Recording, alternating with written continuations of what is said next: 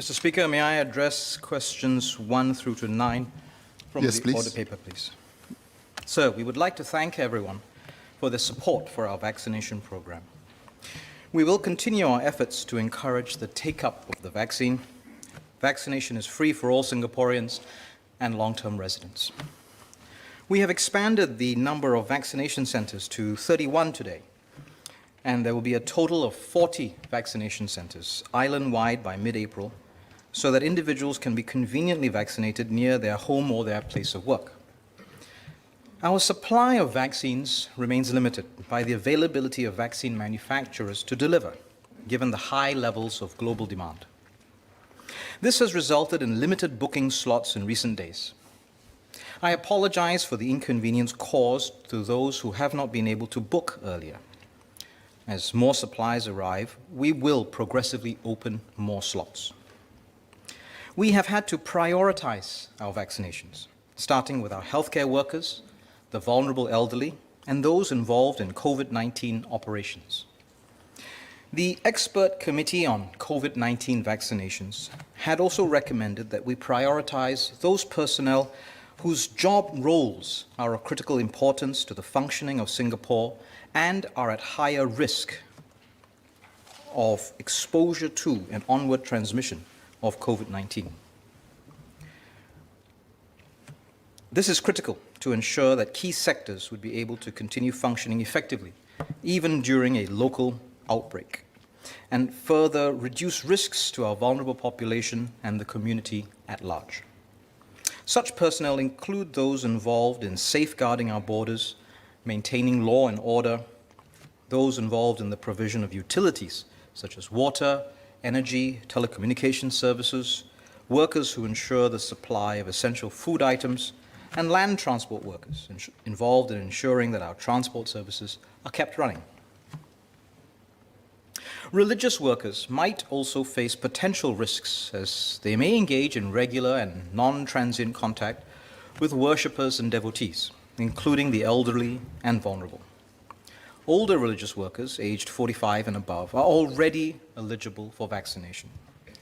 Religious workers are also required to comply with safe management measures in the conduct of religious services and in other engagements with worshippers or devotees. We continue to make steady progress with our vaccination program. As of the 3rd of April 2021, around 1.52 million COVID-19 vaccine doses have been administered. Around 1.05 million individuals have received at least one dose of the vaccine, of which more than 468,000 individuals have received their second dose and completed the full vaccination regimen. To date, about 60% of eligible seniors aged 70 and above, and close to 70% of eligible seniors aged 60 to 69, have received the COVID-19 vaccination or booked their vaccination appointments. We have recently invited citizens and residents aged 45 to 59 to begin to register for their vaccinations, and close to 500,000, or about half, have done so. We're encouraged by this strong response. Those who have registered will progressively receive invitations through SMS to make their appointments for their vaccination. This may take some time given the number of people who have registered. To date, about 17% of eligible individuals have received the vaccination or booked their appointments, and we expect the rest should receive the SMS by the middle of May, and they can expect a booking slot by early June. We thanked everybody for their patience. People under the age of 45 have also been patiently waiting for their turn. Based on the current schedule, we plan to begin inviting them in June to book their slots. If all goes well, we will complete the vaccination program as scheduled by the end of the year. Some members of public may wish to receive the vaccination early for a variety of reasons. Since the 16th of March, we have opened up an appeals channel for Singapore citizens and permanent residents who need to travel overseas on compassionate grounds for employment or study purposes. Applicants will need to meet certain criteria. These are listed on the website www.vaccine.gov.sg/appeal. and they will need to submit sufficient documentation to support their appeal. We will prioritize appeals with earlier travel dates if they are able to complete the 2-dose regimen prior to departure. Close to 98% of those who booked appointments for COVID-19 vaccinations in the last 30 days have showed up for these appointments. We estimate that about 1% of those who turn up were rejected because of concerns about allergies and contraindications. We encourage everyone to be vaccinated when your turn comes and to turn up at the vaccination appointments that you have made so that you do not deny another person the opportunity. However, such cases do not result in vaccine wastage. We closely monitor the vaccine appointment bookings and the historical take-up rate, and we deliver the appropriate number of vaccine doses to the vaccination sites. Unopened vials can be stored at the vaccination sites for at least 3 days. Vaccination site providers will start a new vial only when they have checked that there are individuals awaiting vaccination to avoid vaccine wastage. And at the end of the day, to utilize any balance remaining in a multi-dose vial and further minimize wastage, there are pre-planned lists of individuals who will be invited to be vaccinated. These could be staff who are working at the vaccination sites or frontline volunteers who have an active role in engaging seniors on vaccinations. As with other established vaccines, people who receive the COVID-19 vaccine may experience common side effects, such as pain at the injection site and fatigue. Should these side effects persist or get worse after a few days, they should see a doctor and seek medical attention. In very rare cases, the COVID-19 vaccine can cause a severe allergic reaction, such as difficulty breathing, swelling of face, throat, eyes, or lips, a fast heartbeat, dizziness and weakness, or a bad rash all over one's body. In the event of a severe allergic reaction, please call 995 or visit the nearest hospital immediately. Members of the public can also visit the website, www.vaccine.gov.sg, or the MOH website to further understand post-vaccination symptoms. MOH will be conducting further studies to monitor and review the extent and duration of immunity provided by the COVID-19 vaccines. This includes collecting selected post-vaccination samples from groups such as healthcare workers, frontline staff, and seniors to monitor the persistence of antibodies up to 24 months. Currently, in line with international practices, there are no plans to test the serology of everyone who is vaccinated in Singapore. We will share more details about the studies once they are completed. Vaccination is a key enabler to reduce the risk of community transmission and allow more economic and community activities to resume. As more vaccine stocks arrive, we will continue to expand our vaccination program to more segments of the population so that all Singaporeans and long-term residents in Singapore will have the chance to be vaccinated by end 2021. Thank you, sir. Ms. Fumiha.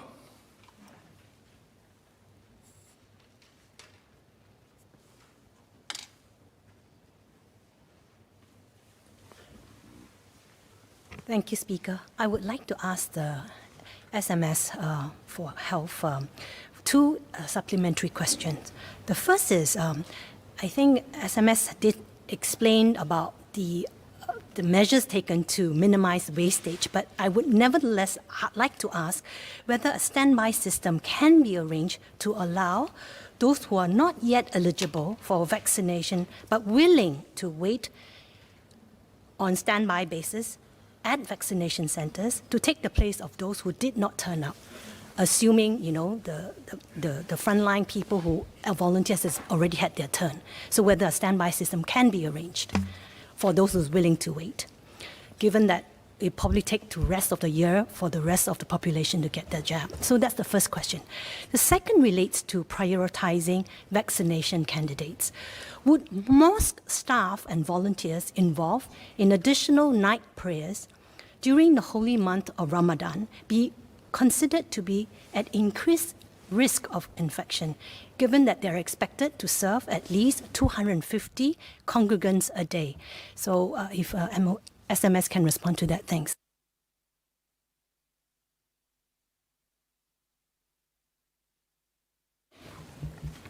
Mr. Speaker, I thank the member for the suggestion of a standby system. We will continue to study how best to deal with the challenges of prioritizing those most at risk, those who have some urgent need, and having some equitable distribution across our population, even as we try to cover as many people as possible before the end of the year. But we will study her suggestion. The point that she makes about the prioritization for workers in certain religious settings highlights the need for continued safe management measures and vigilance from everybody involved. But if there are specific individuals who might have particularly high risk, we will look at their situation and try our best to accommodate. Ms. Sylvia Lim.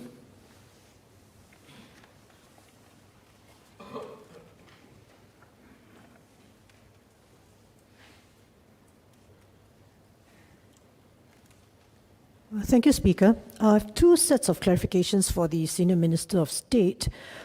Could he, first of all, confirm that there's actually been a change in the advice given to certain groups of people who were initially considered to be ineligible or asked to defer their vaccinations? By that I mean, I think in the initial phases of the online screening, people were asked whether they had allergies and whether they suffer from certain conditions. But I think there's now new advice given that these people who were originally considered not eligible actually can take the vaccination. So I'd like him to confirm that there has been actually an update or a change in those instructions.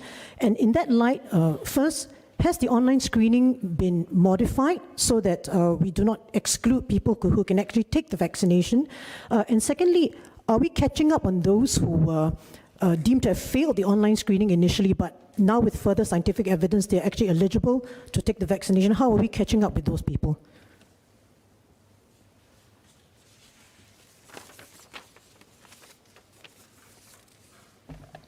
Ms. Lim is correct. Indeed, the advice has shifted, that it is severe anaphylactic reactions that we are most concerned about.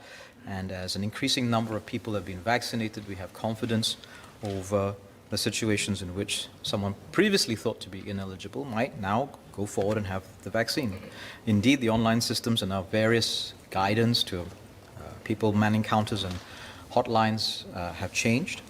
And the way in which we're catching up is that the citizens involved remain as part of our patients, the patients of the healthcare providers.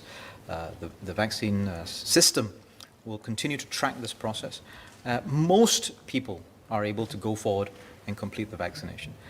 Indeed, if there are individuals who have been deemed ineligible, I would reinforce that this is about deferring the appointment and the consultation to a time where perhaps they might subsequently become eligible, and we will continue to pay close attention to this segment of the population. Thank you. Mr. Murali Pillai.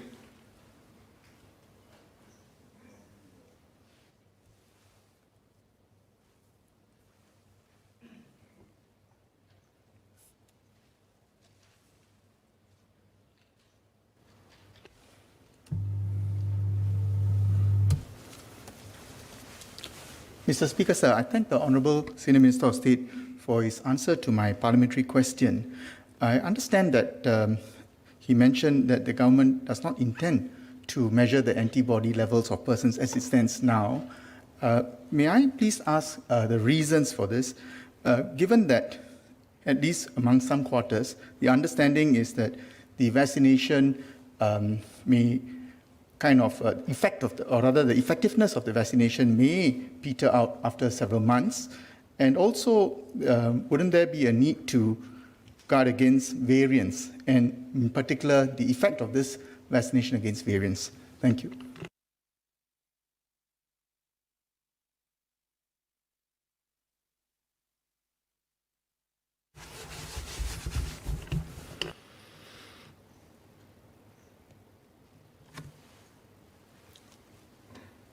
Mr. Speaker, I thank the member for his question. As I mentioned, we are studying the matter of antibody levels. And I think before we make a decision about how we would look at what's happening in the population, let us first do those studies.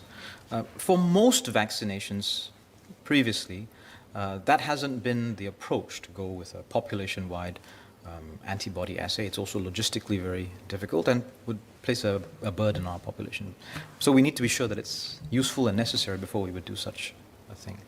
However, with the issue of variants, assaying a set of antibodies to a prior vaccination isn't going to necessarily be useful to inform the clinical risk for a new variant that perhaps wasn't there when that vaccination was delivered.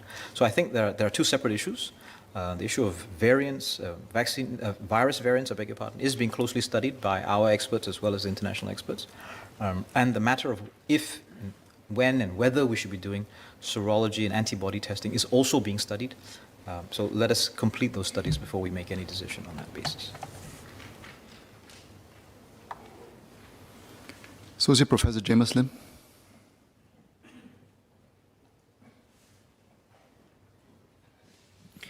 Thank you, Mr. Speaker. Two quick questions for the SMS. Given the diversity of vaccines that will eventually be deployed, I'm wondering if there has been any effort by the government in persuading take-up based on specific types of vaccines.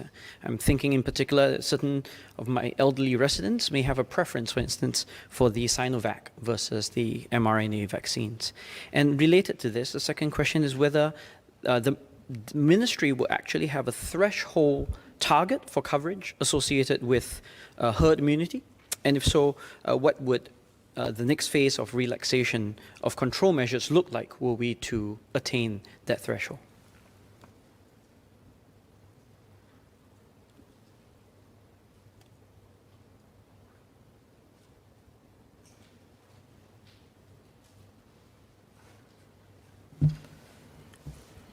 Mr. Speaker, I thank the member for the questions. The take-up rate is healthy across the vaccines that have been licensed and are being used in our various centers. Sinovac hasn't been licensed yet, so it's a bit premature to talk about that at this point in time. The target is for as many of our eligible residents to be vaccinated. Herd immunity indeed is useful, but you can also imagine that we would perhaps want to make sure that individuals who want to travel overseas would also continue to be protected, and that requires them to be vaccinated because once they're overseas, they will not benefit from herd immunity here in Singapore.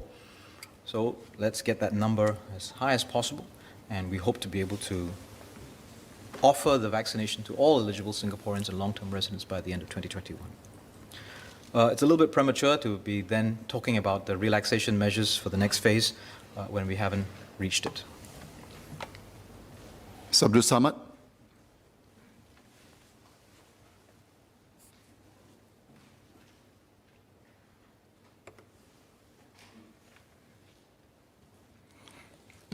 Mr. Speaker, sir, I thank the SMS for the earlier explanation. I just want to check out for the essential services workers, right? Because since when I submitted the PQ, thereafter came the announcement that those who want to vaccinate under a certain age group, but they are workers in the essential service group. How do we then ensure they are all vaccinated for the second dose in the appropriate time? The risk is because we tend to mix with migrant workers a lot, and we also do a lot of engagement. Earlier, as far as I'm concerned, the first group of essential group are those who are working during the circuit breaker period. After that, all is not being given priority to go for the vaccination. Hopefully, MOH can review this part.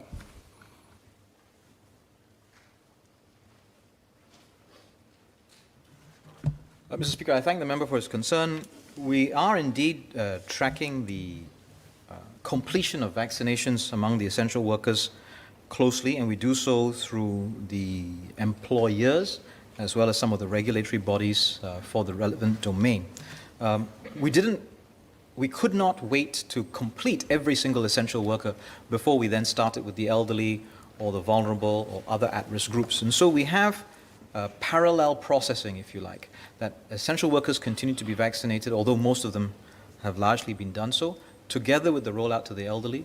And just as now not all the elderly are vaccinated, we've started with the next group, and we will in parallel open up to more and more segments of our population as our vaccine supplies come in. But we will continue to pay close attention to make sure that those who are vulnerable or who are at high risk or who perform these essential functions will get priority. Mr. Lim Biao Chuan.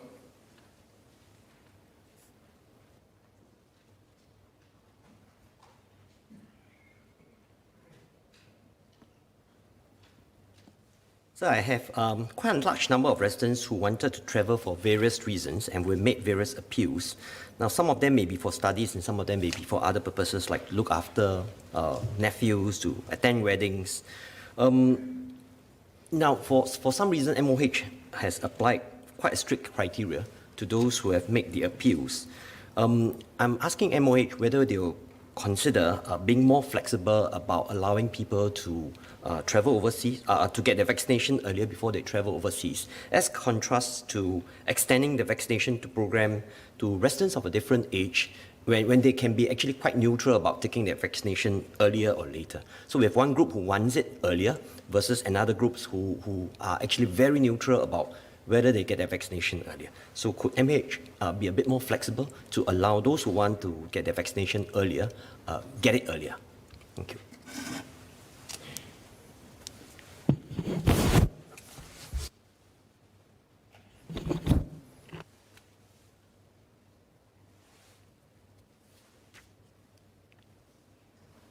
Mr. Speaker, I thank the member for the question. The issue is the limit of our vaccine supplies, and that even though there may be some people who are a little bit agnostic about exactly when they get it and are willing to defer, the reality is that we are vaccinating people as quickly as possible given the supplies that come in. And so if we were to prioritize one group or the, it will be at the expense of another who currently wish to be vaccinated. The slots are booked and the capacity is being used up and the vaccines are being used up. So we recognize that there are people who wish to be prioritized. We do have an appeals channel. We will try our best. There are criteria, and it is very helpful if documentation is submitted to support that criteria, and we will work our way through these appeals to try to help as many people to be vaccinated as soon as possible. But ultimately, the limit is not our wish to force people who perhaps are a little bit hesitant at this point. We do encourage everybody to do it. The limit is actually the rate at which the supplies are coming in. Ms. Joan Pereira.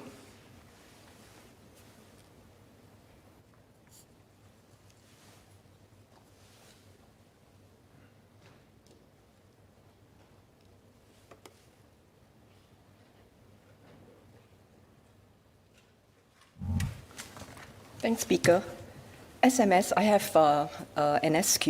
A few elderly residents told me they felt pain in their legs and their knees the day after vaccination, and one even showed me a rash at the vaccination area. So they worry and they wonder if it was caused by the vaccination or would it go away or they needed to seek treatment. So I would like to propose if MOH would consider having a hotline manned by a multilingual team who can speak the mother tongue and dialects. It will be helpful to assure them. Thank you.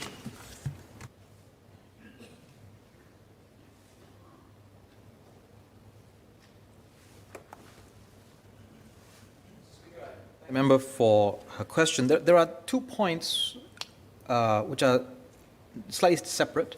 One is the importance of making sure that we make our materials, our transactions, and our interactions available in multiple languages. And indeed, we will pay quite a lot of attention to this, especially on the ground, at the counter services, at the vaccination centers. The separate issue is residents who then experience symptoms after having had a vaccination.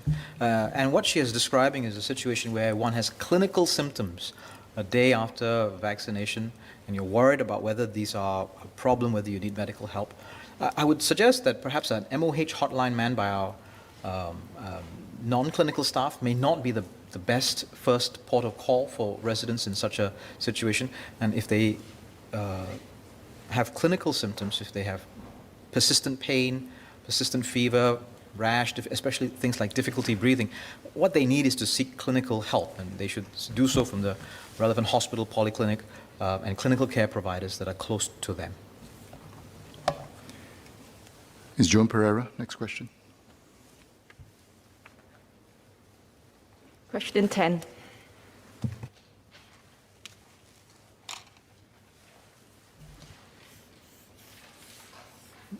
Mr. Speaker, may I take questions 10 through to 13 together, please? Yes, please. Sir, the Health Sciences Authority, HSA, and the Expert Committee on COVID-19 Vaccination will only approve COVID-19 vaccines that have met our high safety, quality, and efficacy standards for use here in Singapore. The effectiveness of the Pfizer-BioNTech and Moderna vaccines, which are currently the only COVID-19 vaccines allowed for use in Singapore, are widely recognized internationally.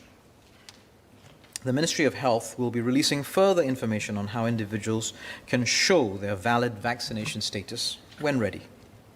We will make it easy and convenient to prove one's vaccination status, including for persons without smartphones. The measures required for the unvaccinated are generally based on public health considerations to prevent infection, and so would not distinguish between those who choose not to be vaccinated and those who were not medically eligible. Other vaccines may be available in the future for those who are not currently medically eligible, and we will continue to evaluate scientific data and review the eligibility criteria accordingly. Data on the duration of the vaccine's protection and its effectiveness in preventing transmission has been encouraging thus far. More data is needed to assess if changes to border measures such as testing and stay-at-home notices requirements can be made for vaccinated individuals. More information is also needed to assess if such measures will be affected by the different types of vaccines. We are actively discussing with international counterparts on the possible mutual recognition of vaccine certificates. However, most countries have only just started vaccinations. Border measures will also take into account other factors, such as the number of COVID-19 cases and the infection control measures implemented in the source countries. Hence, progress on cross-border recognition of vaccine certification may take some time. We will provide further updates when there is significant progress. The COVID-19 vaccination program remains voluntary, and MOH encourages everyone who's medically eligible to get vaccinated. Ms. Fumiha?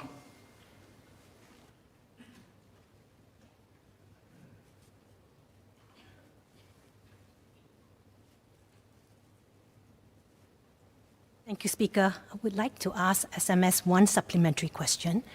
SMS, the federal authorities in the US have updated travel guidelines for fully vaccinated people.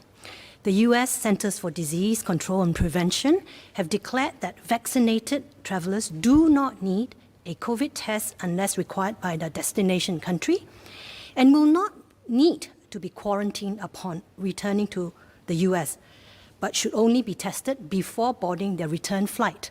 So I would like to ask SMS if our Health Science Authority has reviewed the scientific basis for US CDC's recommendations and whether Singapore may issue similar guidelines.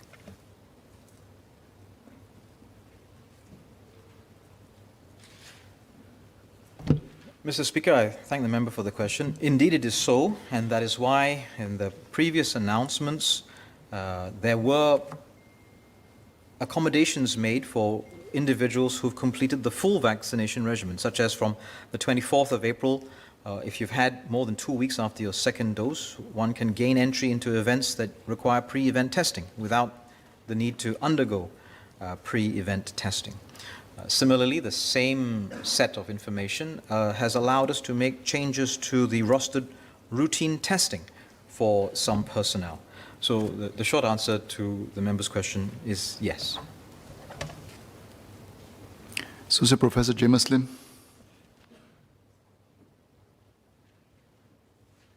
Thanks to the SMS for his responses. I'm just wondering very quickly, does the vaccine passport recognition influence our decision to approve specific types of vaccines? So the concern, of course, is that if we are approving vaccines with much lower efficacy rates, that will affect the overall recognition of our vaccine passports when they were to be issued. And related to that, would the acceleration of vaccine passports recognition be possible for countries that are deploying comparable vaccines to us?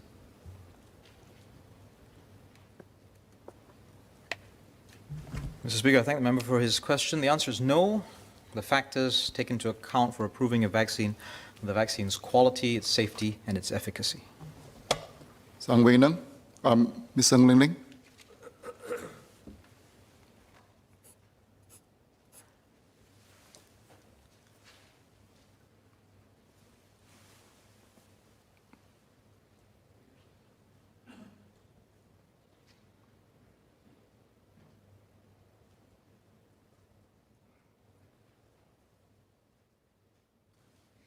Thank you, SMS, for sharing about the progress of discussing the vaccine 19 passports with various countries. Well, we need to wait for this to develop because the vaccination programs are still happening in many countries. Can I check how many countries are we actively in discussion with? And are they mostly unique system of bilateral recognition? And are we expecting a significant public budget to have to be invested when countries open up more for such a recognition system to happen for air travel?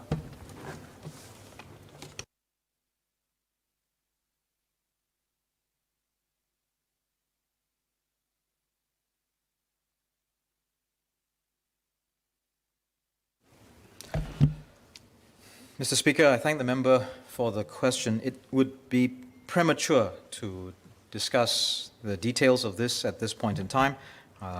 As I explained in my initial answer, the process is very early. Many countries haven't really gotten significant proportion of their population vaccinated. And in truth, we are only getting going and recently, so it's something that we will update as and when we have further information in the future.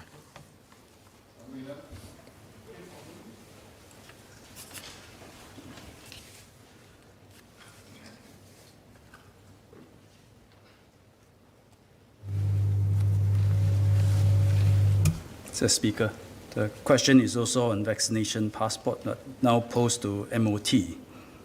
But let me reiterate some of the points that SMS Janil has made. We are exploring with several countries and regions, including Australia, on the mutual recognition of vaccination certificates. The certificates can be physical or digital, and we will need them to be secure, tamper-proof, and verifiable. However, vaccinations are only one aspect of pandemic control. Social distancing, contact tracing, quarantine, testing are also very important aspects which countries and regions have used to control the spread of COVID-19 virus, even as vaccines become available.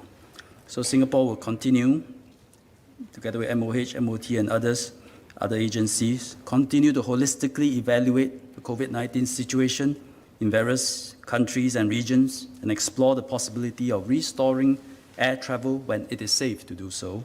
And we have been proactively doing so, given the importance of our global connections. Sang Wei Nang.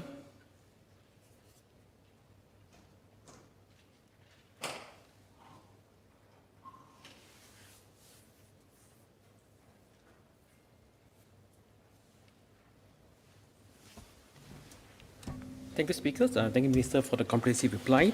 I have two supplementary questions. One is that how would the recent announcement by the Hong Kong government to bar SIA to fly to Hong Kong for 2 weeks affect the negotiation or the preparation of the travel bubble between Hong Kong and Singapore? And two, will the Minister review which are the countries that we are negotiating and preparing for travel bubbles over the next few months? Thank you.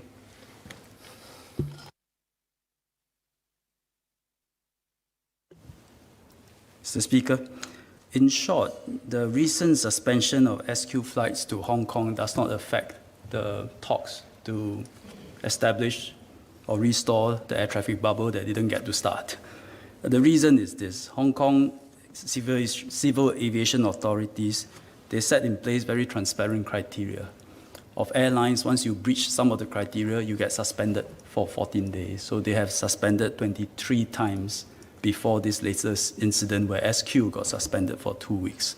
And the suspension came about because of technical reasons, which is one of the criteria was breached. The third one, which is that SQ had a transit passenger not from Singapore, a transit passenger tested negative pre-departure but tested positive post-arrival, so maybe a intermittent shedding. And at the same time, I believe they have 3 or 5, I can't remember, 3 or 5 passengers tested negative but carrying certs from labs. They are not ISO certified. So those are technical breaches combined together. The Hong Kong Aviation authorities enforce this very strictly. So it triggered the suspension. Any travel bubble will not carry transit passengers. Travel bubble operates on the basis that the flights traveling within the bubble carries only what we call OD, origin destination passengers. So actually transit passengers outside of the bubble. So it wouldn't affect. And we continue to want to work with Hong Kong to restore this travel bubble. As for how many countries we are speaking to, there are many. But let me differentiate this. I actually don't quite like the term vaccination passports. It gives you the impression like we carry a passport, we can go anywhere, you know. It doesn't work like that.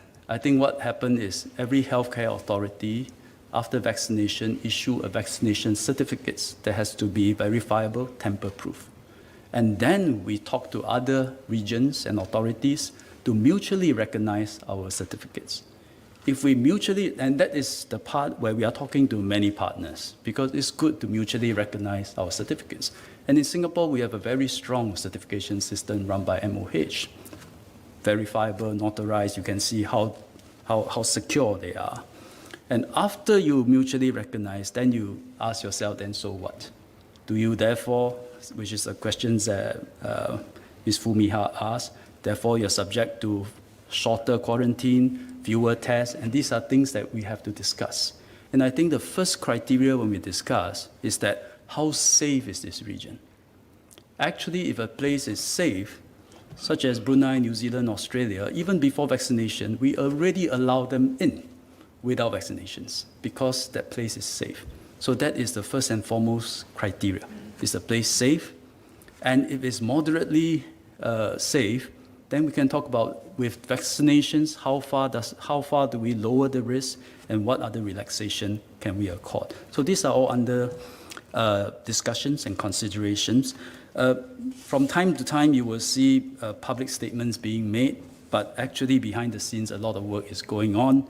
And when there are significant progress and significant things to announce, we will do so and inform the public. Leong Man Wai.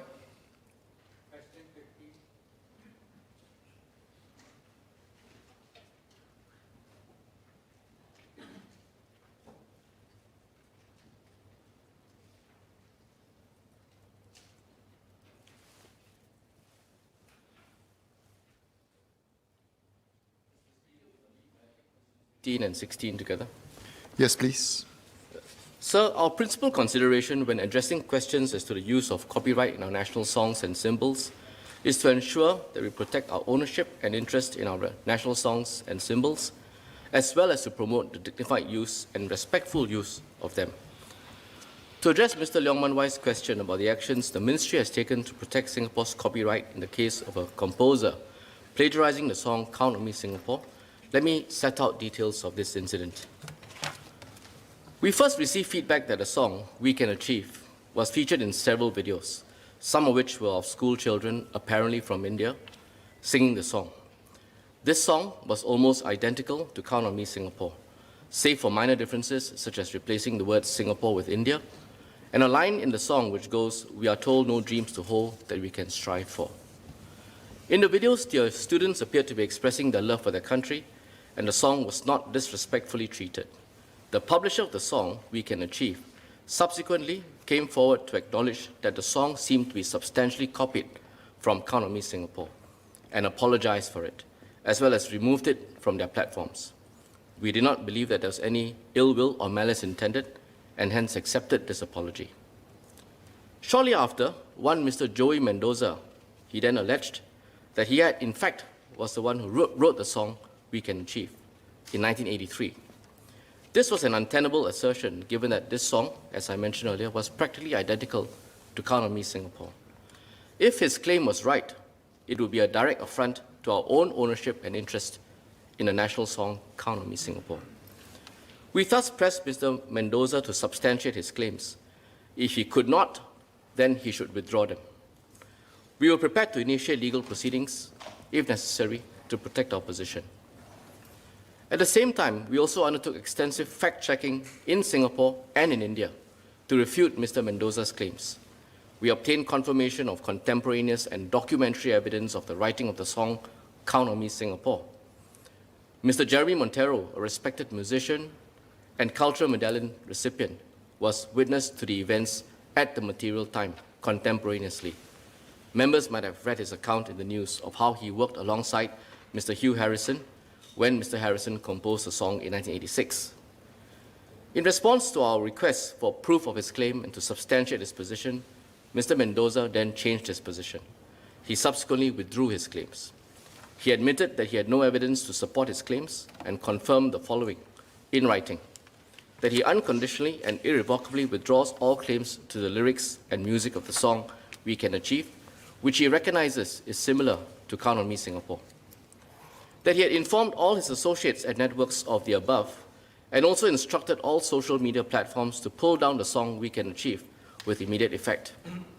And that he had no intention of attacking the integrity or professionalism of Mr. Harrison, the original composer of Count on Me Singapore. Mr. Mendoza's admissions leaves no doubt that Count on Me Singapore was written by Mr. Harrison and that the rights and ownership in the national song remain with us. Mr. Mendoza also wrote to us to confirm that the song We Can Achieve has been taken down from known networks and platforms. We have thus let the matter rest on this basis. Sir, our national songs hold a special place in the hearts of Singaporeans. MCCY takes any challenge to our proprietary rights and interest in our national songs and symbols very seriously, and we will take the necessary steps to protect them. The current legal position for our national songs and symbols includes the Singapore Arms and Flag and National Anthem legislation, the SAFNA as we call it in short, as well as the Copyright Act. The legislation around the use of the national symbols and the government's stance on copyright of the national songs are intended to prevent misuse that might diminish or denigrate the standing of such symbols and songs. At the same time, we should not take umbrage at every such use and resort to legal remedies each time. A careful judgment is made in each case as to whether, and if so, what action is to be taken along the considerations which I have outlined above. To Mr. Gerald Giam's question on whether the government regularly checks for possible infringements of our symbols, the Ministry monitors reports on the use of the national songs and symbols by the media, does online censing, and also takes public feedback. Our symbols have generally been treated with respect and dignity. There have been rare cases of flag burning, which usually involve other forms of misconduct and were dealt with swiftly under the appropriate regulations in the Penal Code. Mr. Giam may be aware that MCCY first announced in September 2020 that it had initiated a review of the rules governing the national symbols. We're also looking into whether there's a need to enhance IP protection for our symbols. Honoring and respecting our symbols, however, is not something that is achieved only by legal regimes or protecting copyright. We must also cultivate and sustain a strong connection and respect that Singaporeans feel for symbols and songs. All of us have a part to play in upholding our symbols and passing them down to future generations. And to that end, MCCY has convened a citizens' work group on our national symbols to seek the public's feedback and views on this review, because these symbols indeed belong to all of us. I would like to take the opportunity to thank Singaporeans who have invested their time and energy to participate in the work group, as well as those who have responded to the survey online, responded to our survey on our national symbols. Thank you, Mr. Speaker. Mr. Gerald Giam.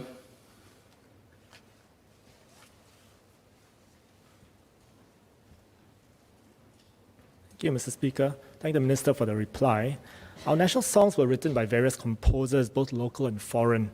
Some of whom were working for advertising agencies contracted by the government.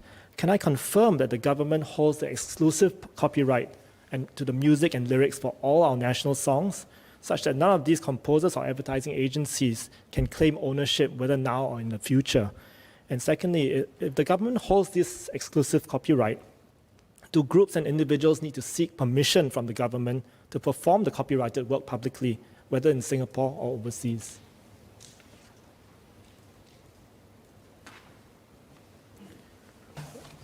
The answer to Mr. Giam's second question is yes. Permission will be sought or needs to be sought, and the legal ambit and regulations that govern this will be set out in the Copyright Act, as with any other ownership of copyright. As for Mr. Giam's first question, most of the songs which were written by third parties, the copyright is with the government. There are some other arrangements where the copyright in the composer and the lyricist might be different, but in all such situations, it's either owned by the government or managed by the government, and to that extent, permission would be sought before any third party uses or performs these songs on any other platform. Leong Mai Wai.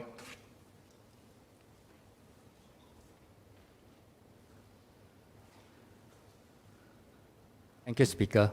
Thank you, Minister, for the clarification. I have two questions. One is, when the FCCI put up the first statement on imitation is the best form of flattery, was it before Mr. Mendoza came out to claim his rights, or before he came out to claim his rights? Second question is, since Mr. Mendoza had came out originally to claim his rights, so after we have done our check on our rights, why didn't we actually press the issue further and ask him to admit plagiarism rather than just letting him go like that? Okay, because in Singapore, we are aiming to be, aspiring to be the global or regional arbitration center. Dealing with such infringement of IP rights lightly will affect our aspirations to be that. Can the Minister clarify, please? Yeah.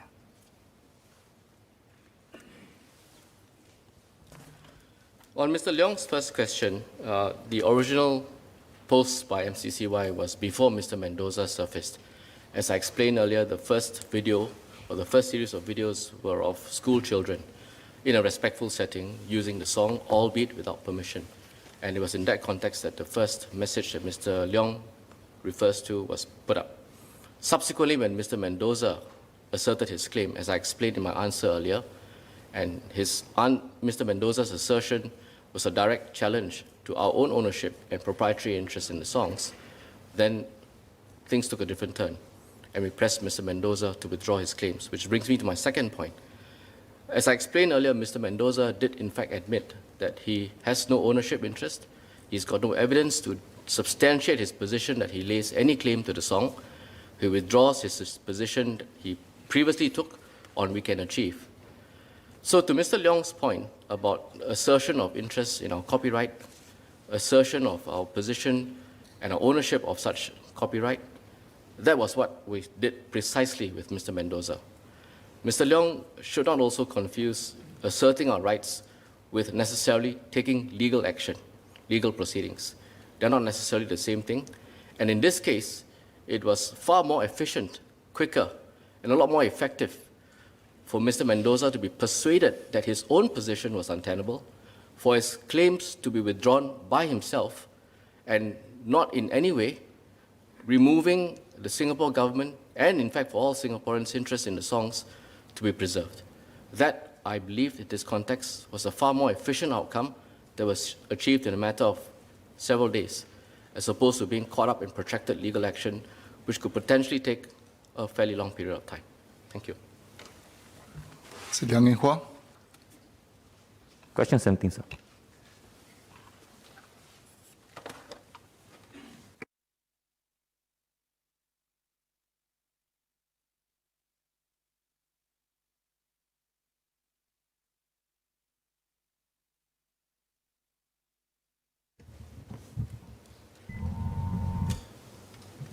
Mr. Speaker, I thank the member for his question, as it highlights an area which some have misunderstood, leading to incorrect conclusions about our fiscal position and the need to raise GST. Let me explain why. There is a distinction between A, cash receipts, and B, revenue that is available for spending. Cash receipts reflect all the cash that comes in. Every year, the Department of Statistics, or DOS, reports our cash receipts and indicates whether we have a cash surplus or cash deficit. But not all our cash receipts constitute revenue available for spending. The largest difference between our cash receipts and revenue comes from the sale of state land.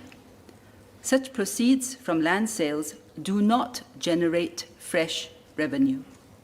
They are simply a transformation of one asset to another. When land is sold, the asset is converted to cash. State land that are not due for immediate development are typically leased out for interim use. This yields revenue for the government too, in the form of rental income. So selling land does not increase the government's revenue, and if we were to spend all the proceeds from land, it would deplete our store of wealth. Think of a family that has a house. So long as the family owns the house, it can rent out some of the empty rooms to generate income. But if the family sells the house and uses the proceeds for day-to-day expenditure, it will soon have nothing left. However, if it invests the proceeds of sale wisely, it will still have the original sale proceeds plus a constant stream of income from those proceeds. This income can then be used partially for expenditure and partially reinvested to help sustain both present and future members of the family.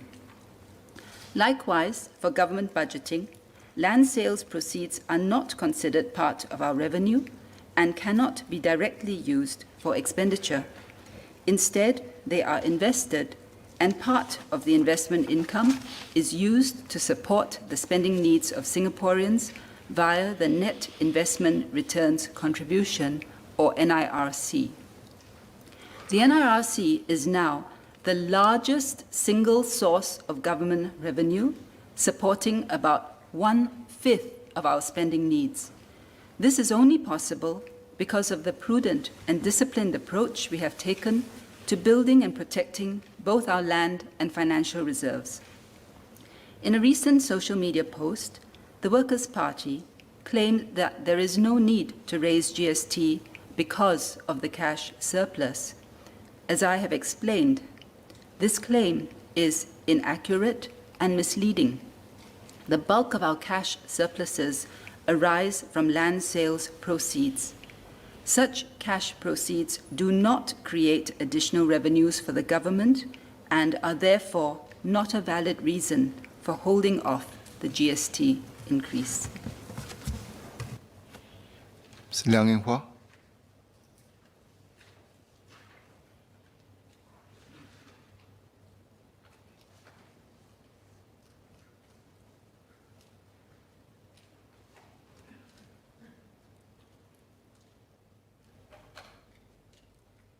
So I thank the Minister for his clarifications.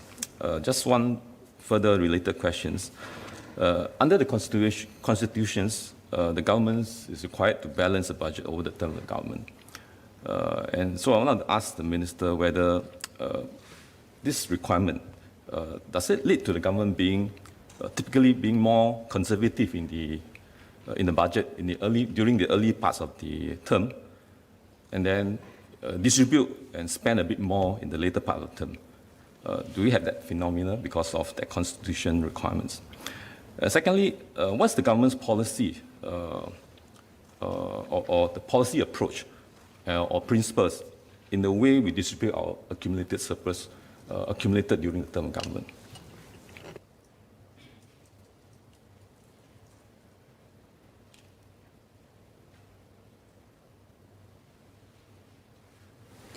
Mr. Speaker, I thank the member for his supplementary question.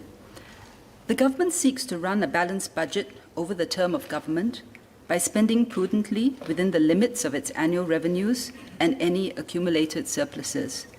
The government has generally adhered to this in line with the constitutional requirement. In general, this means that we avoid running deficits early in the term of government. This is not only to avoid a draw on past reserves, which should be reserved for exceptional situations, it also helps the government to preserve fiscal headroom to deal with unexpected spending needs during its term of government.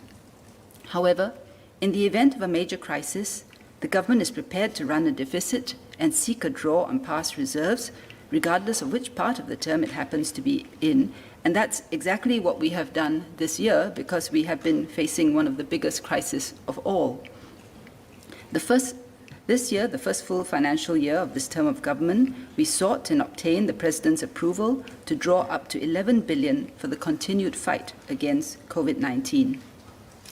If and when we have unexpected surpluses, we have used them in 3 ways. First, we share some of the surpluses with Singaporeans.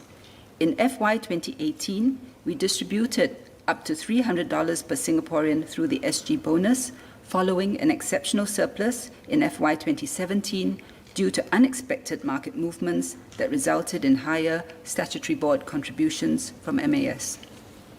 Second, we save for anticipated future needs, such as the Railway Infrastructure Fund and the Coastal and Flood Protection Fund. Last, any unutilized fiscal space becomes part of past reserves, which is invested and supports future spending needs via the net investment returns contribution. Mr. Louis Chua.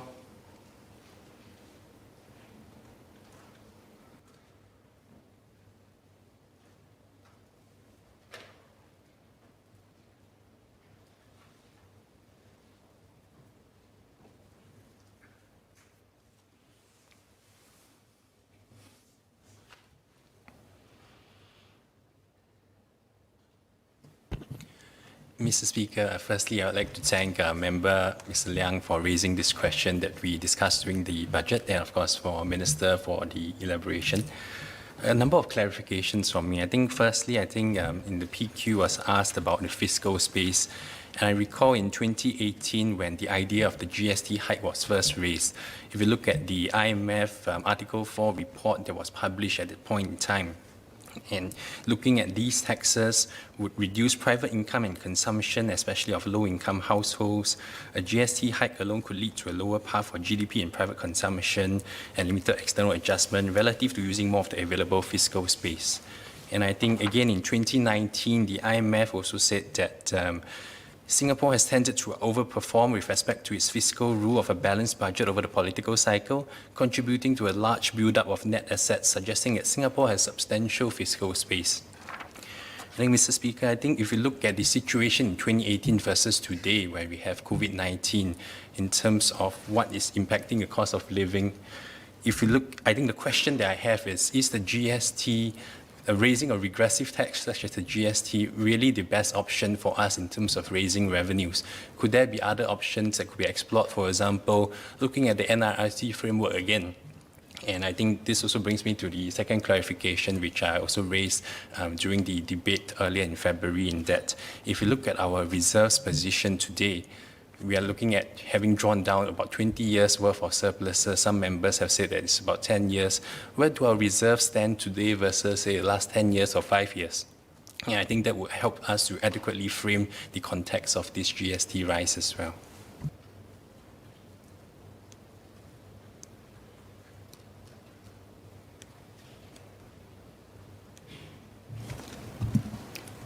Mr. Speaker, I thank the member for his clarification. He opened by saying that we had discussed this topic during the budget. Actually, we hadn't. During the budget, the Workers' Party touched peripherally on the budget.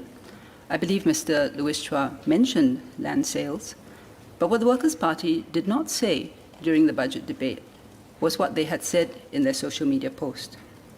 And in their social media post, what they had actually said was that the government says that the government expects a deficit of 11 billion, and they said the deficit should only be 3.5 billion.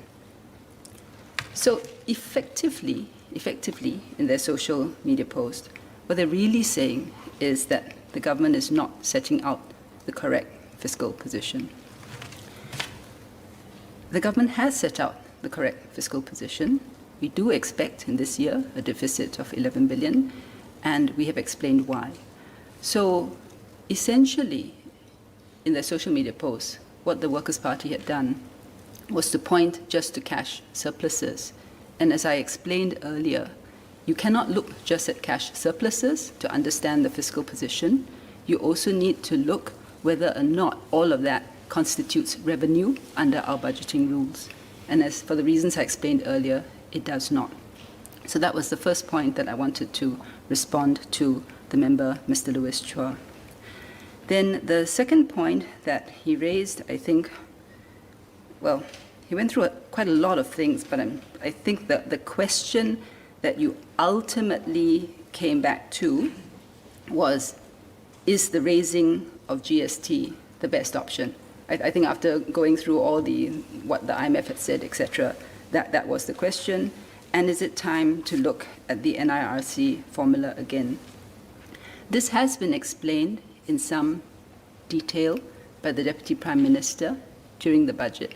And in fact, this question should have been brought up during the budget, because then it would have given the government the opportunity to explain the position. But in summary, we all know we are so badly constrained.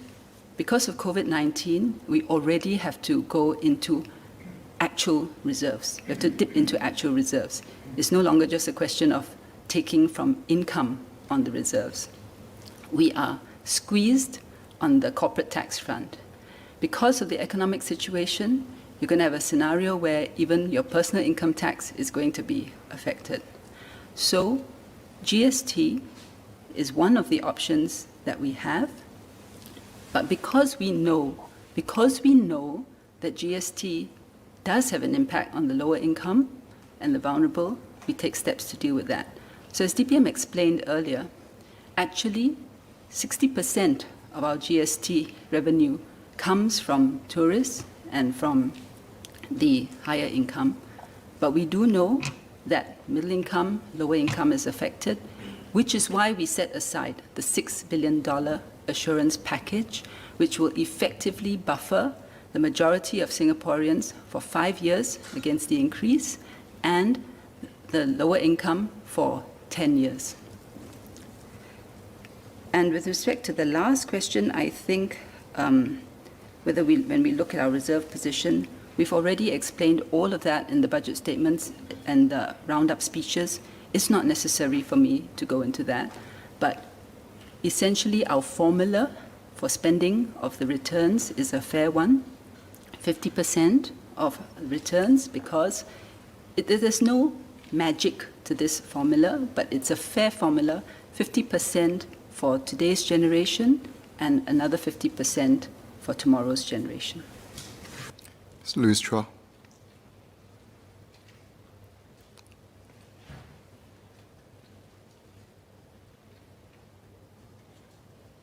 Thank you, Mr. Speaker, and thank you, Minister, for the elaboration. I think the first point is that actually during my speech, I did set out the, in terms of the revenues and expenditure, as well as how I actually arrived at some of these numbers. But I think the question is really also about whether or not this, looking at this NIRC framework, that is something that we can revisit again. I mean, as I agree with Minister that because of COVID-19, this has actually impacted a lot of Singaporeans, a lot of corporates. And I think all the more, I think a regressive tax such as GST, I think that should be something that we should reconsider, because while the assurance package could offset the impact of the increase of 2% for a number of years, I think this is going to stick with them for the rest of, basically for the rest of their lives. And if you look at, I think I recall Minister Lawrence Wong mentioning in 2018 that we should never say never. So, I mean, if you look at the past constitution amendments that we have done in 1991, I think this was when the Reserve Protection Framework was introduced. 2001, we had the Net Investment Income Framework.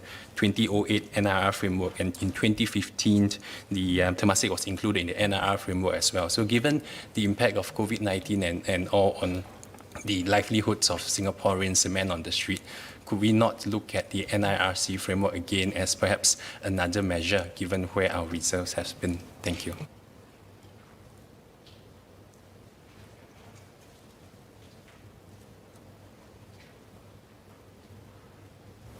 Mr. Speaker, again, I thank the member for his supplementary question. In essence, what the member is saying is this. He's saying that you have the NIRC framework. Can we not relook it? Now, we all know that things are not set in stone always, but we also know that when it comes to a matter of public policy and when you have frameworks, especially frameworks for expenditure, you cannot just chop and change every other year. So it would make instructive reading for members and anybody who is interested in this to actually go back to the time when we did set up the framework. And this was dealt with in the speech by Prime Minister when we did the amendments. And it's a very instructive speech. Let me just read some parts of it. He said, Parliament is considering an important constitutional amendment to our reserves framework. The immediate issue before us is just a formula change. How much income can the government draw from the past reserves? We're changing the formula. The new formula will allow us to spend somewhat more, but the deeper significance of this amendment is to establish a more sustainable and equitable basis for spending out of the investment returns. Sustainable and equitable so that we have resources which can benefit both the present generation and future generations. While we spend for our needs, we also put aside a solid buffer for contingencies for the proverbial rainy day. That is the deeper meaning. But the most fundamental significance of this amendment is that it affirms the importance of protecting our reserves. And in that speech, the Prime Minister takes us through the history of how originally it was just protecting the principal amount. Then after that, we had the NII framework, and we spent 100% of that. Then we went to 50%. And the last amendment really encapsulated the formula that we want to use, or the principle, which is that on the returns, we use 50% for now, 50% for later. So I cannot say whether 50 or 100 years from now we change that. But what we should not do is just every year or every 2 years, when something looks like this, the scenario will need a bit more expenditure, we just change the framework so easily. The framework took a long time to come to, and it was very carefully considered and thought through, tried and tested many steps. And once you have a framework in place, you should not easily change it. But, and this is the real point which I have mentioned, we know that there is an impact on lower income and middle income, which is why we have taken the steps that I mentioned earlier. The member talks about, the buffer or the assurance package will last for 5 years and 10 years, but the impact will be longer than that. Don't forget, we have also said that we will enhance the permanent GST voucher scheme when the GST rate is raised. This will provide a permanent cushion for lower and middle income households even after the temporary support ends. And also, over 5 and 10 years, there is time for incomes to rise. So it's been thought through very carefully, understanding that there is an impact on middle income and lower income, but we have taken the steps to ameliorate that, to buffer that, to make sure that they are okay. But this still brings me back to the point I started off with, which is that it is not correct to suggest that because we have a certain amount of cash surpluses, that we therefore, that our fiscal position is better than we have stated, or that we do not need to raise GST. Mr. Patrick Tay.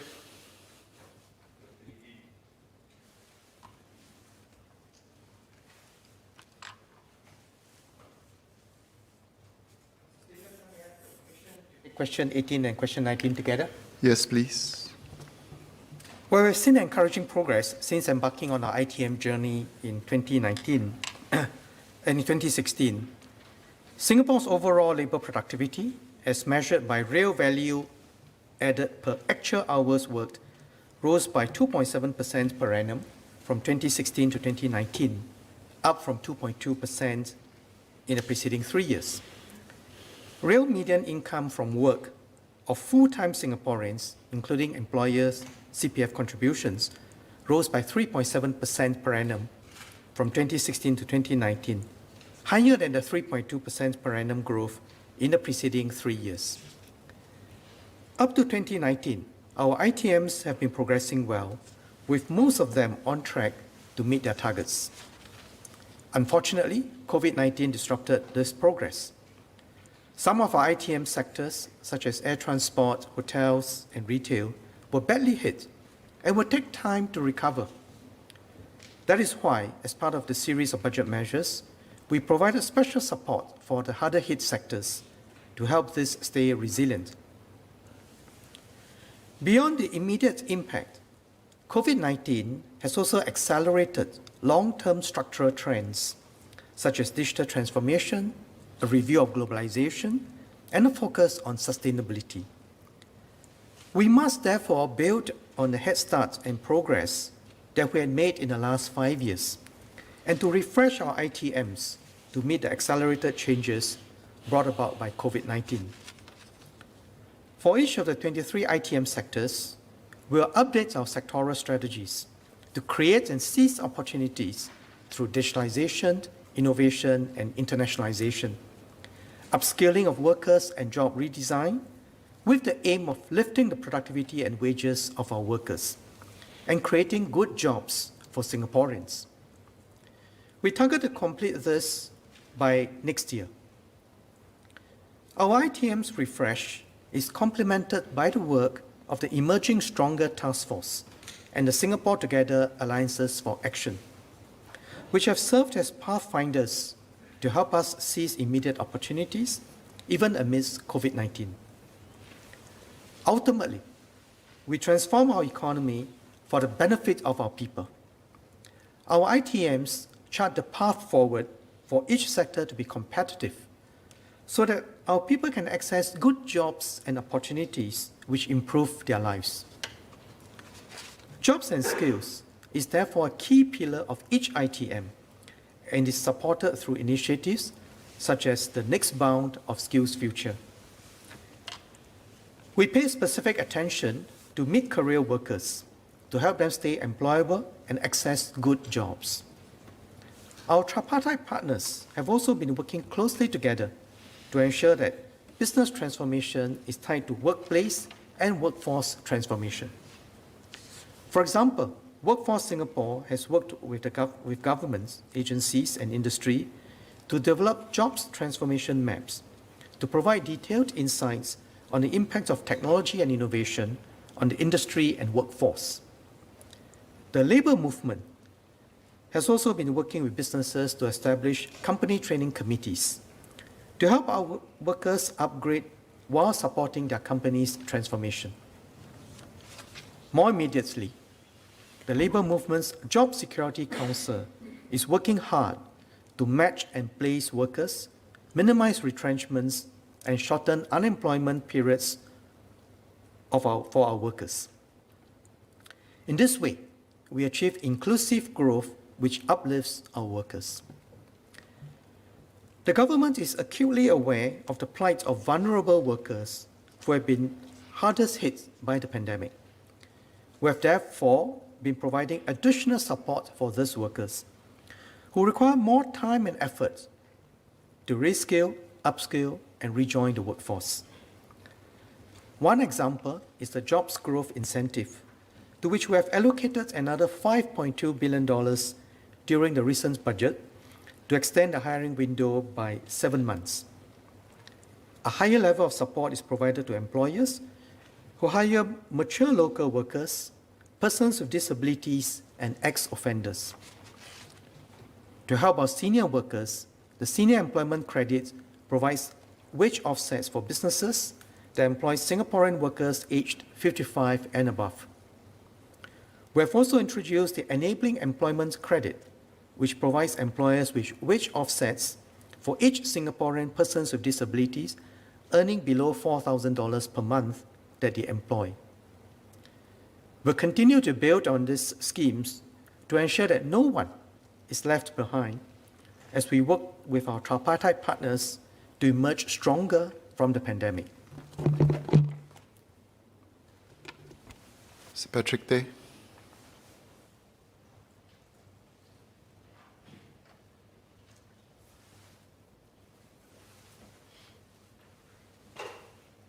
Thank you, DPM, for the update on the ITMs. I just have two supplementary questions. Firstly, in particular, the ITMs, I think two key focuses were on jobs growth, as well as strengthening the Singaporean core. I hope as MTI and the respective sectoral ITMs flesh out their updates and do their revisions to share where the jobs growth opportunities are as we overcome and emerge stronger together after post-COVID. The second supplementary question I have is with respect to the ITMs. I think different ITMs have varying successes. I hope to see more best sharing of good practices and the successes and the key success factors as well. But I also want to urge MTI as we look at the 23 industry transformation maps and as we prepare for next bound, to continue the good work of the tripartite, the sectoral tripartite committees, because I felt being personally involved in some of them very useful in overcoming the sectoral challenges. So I urge that as we prepare for the next bound, to continue the good work and these sectoral tripartite committees. Thank you. Well, I thank Mr. Patrick Tay for your supplementary questions. So your first question on providing looking for new growth opportunities, I fully agree with you. And in fact, as I mentioned in my reply earlier, I think a post-COVID world would be a very different world. We're already seeing many of these changes. The changes have been accelerated. And in particular, technological trends have also been accelerated, especially with regards to digitalization.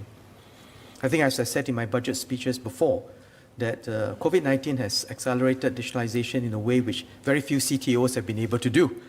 So with that, you find that there will be significant changes in the nature of work and even in the nature of the way in which businesses conduct themselves. And I must say that our agencies are already responding to that quite well. If you take, for example, the whole digitalization trend, already we are not waiting for the update of these ITMs before we act. So in the digitalizations part, we have increased the number of digital leaders and performance, especially among SMEs, from 9 to 12% from 2019 to 2020. And the share of digital starters also fell from 68% to 62%. So some of our MNCs and large local enterprises are on par with our global peers in this digitalization. Now, what this digitalization trend means is that the nature of the jobs and the nature of the skills will be very different, and which is why it's critical that we develop the skills of our workers in this respect. And at the same time, for this to meet this jobs growth, the answer is not just in the government deciding which are the sectors that will grow and which are the sectors that would not. And the significance of the jobs growth incentive is exactly that when companies decide that they are going to grow, we incentivize them to draw in more workers. And that's what the whole SG United Jobs and Skills package is all about, which is for those who are able to hire, we incentivize them to hire, and that's why a big part of the budget was tilted towards the jobs growth incentive. There's another part which is about the attachments program, so that workers can get attached to get a sense of the nature of the job, and companies can have a chance to evaluate the workers. And for workers in newer areas, they can also go for training. So those are different ways in which we are preparing our workers and to meet to grow our Singaporean core, to move Singaporeans to jobs in which there are growth opportunities. On Patrick's second questions about the varying success of the ITM. Now, in fact, whether you do ITM or you don't do ITM, the nature of economic growth cannot be predicted in advance. You can't say that in 5 years this sector will grow, in 5 years this sectors will shrink. There are sectors which will face more challenging conditions for which we are helping them to stay resilient. I mentioned that air transport is one area. Air transport and tourism are the most obvious areas from this COVID crisis. But at the same time, even in normal times, you'll find that some sectors will grow faster than others. Therefore, the way that we are helping our workers is to ensure that we provide as much training as possible, and that's where I want to commend our labour movement for the very good work that they are doing, both in starting the company training committee, so that when companies are looking at how they will change and transform, they are at the same time, the union is working together with them to look at how the workers can be retrained for that. And this is not something to be taken for granted. I think this tripartism, where our labour movement is not there to just oppose change, but in fact to facilitate change, so that at the end of the day, whatever changes that are made can be sustainable, in that you have the support, full support for workers, and our workers can have a better life. So this is really the crux of this, and I want to thank Patrick and your team for your very hard work in the labour movement in doing this. Now, you asked whether would there be sharing of good practices. Indeed, in fact, I have just made some changes in the way we organize our ITM work to link it to our work on R&D, so that as technology and innovation plays a more critical role in our economic future, we can work on both simultaneously. How can we help companies to transform, to be more technologically savvy? And in turn, I mentioned about the jobs transformation program. How do we look at how do we design programs to enable our workers to have better skills in order to access those better jobs, so that not only do the companies have higher productivity, but our workers can look forward to higher wages and better employment prospects. Now, on Patrick's point, Mr. Patrick Day's point on sectoral transformation, the committee, and the tripartite committee, rather, sectoral tripartite committee, I fully agree with you. These are important work in which we bring all our stakeholders together, so that we put our efforts together to achieve a greater impact. And so I'd like to thank Mr. Patrick Day and Mr. Sharul Taha for your question. Thank you. Mr. Sharul Taha.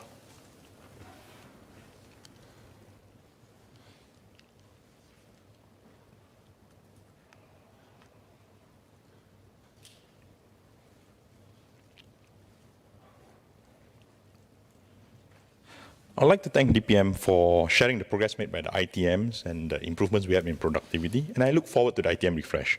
I'd like to pose 2 supplementary questions on ITMs. Given that ITMs began a few years ago, much has changed since then, and we've learned a lot in the past 1 year from the pandemic and changing macroeconomic situation. Are we incorporating these lessons learned and revising the ITMs to better prepare ourselves for the future? For example, in the manufacturing ITM, should we be incorporating capability for vaccination production or preparing for PPE production in preparation for the next pandemic? And for the healthcare ITM, should we explore the use of technology or develop more skills to build latent capacity in our healthcare system that can be called upon and scaled up quickly when the next pandemic arises? For the second question, coincidentally today marks the first day after close to a year where working from home is no longer the default work arrangement. In an earlier ST poll, 3 in 4 respondents do not wish to return to the workplace full-time. Work from home or apologies.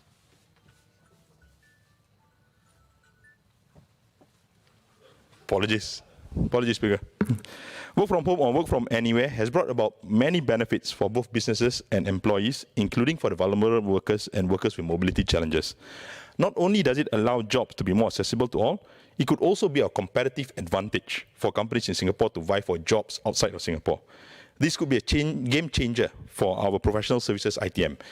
Can we lock in the gains of remote and flexi work arrangements before we revert back to the pre-COVID norms? Can we relook at the opportunities to incorporate this into our ITM moving forward? Thank you. I thank Mr. Sharataha for your question. Indeed, not only can we work from home, we can work from anywhere, and you get calls anytime as well. Now, you mentioned about whether we should take into account the lessons learned from the pandemic and as well as the lessons from these few years of implementation. Indeed, we should do that. And to your specific question, for example, on manufacturing, what are the new opportunities for production of vaccines, for example, or even some way in which we can play a role in the vaccine. The economic agencies have been working very hard on this, and I would leave the economic agencies to provide the announcement. All I can say is that I've provided sufficient budgetary support for us to secure some of these sites, some of these projects. Now, on your question about the skills, for example, healthcare, and for us to move towards a digital, indeed, that should be the way. And as I said, digitalization has been accelerated, and we must take this opportunity to look at how we can not only digitalize as much of our company's processes as possible, but also help our workers to build that new skills to be able to access those opportunities. And in fact, I think beyond that, I've seen in many of our CCs, for example, our community centers, that many seniors are being taught how to use the digital tool, and I just did one over the weekend, as well as the projects to help our hawkers go digital, help our stallholders go digital, and all this are achieving good progress. So I'll say certainly we must think to account the changes. As to your second question about work from home and work from anywhere, and that this is a game changer, I fully agree with you that it's a game changer. But let me add that this is a game changer that cuts both ways. If you can work from home, anybody in the world can also work from home. And I have seen, for example, videos of how workers in very, very depressed areas being able to access jobs in very advanced economy because all they needed was a knowledge of English, a knowledge of basic skills in doing what they were good at doing, a laptop and an internet connection. And I've seen companies that have actually chopped up a very complex project into different bits and different parts for which they put it online for bidding, and then you have workers all over the world bidding for those projects.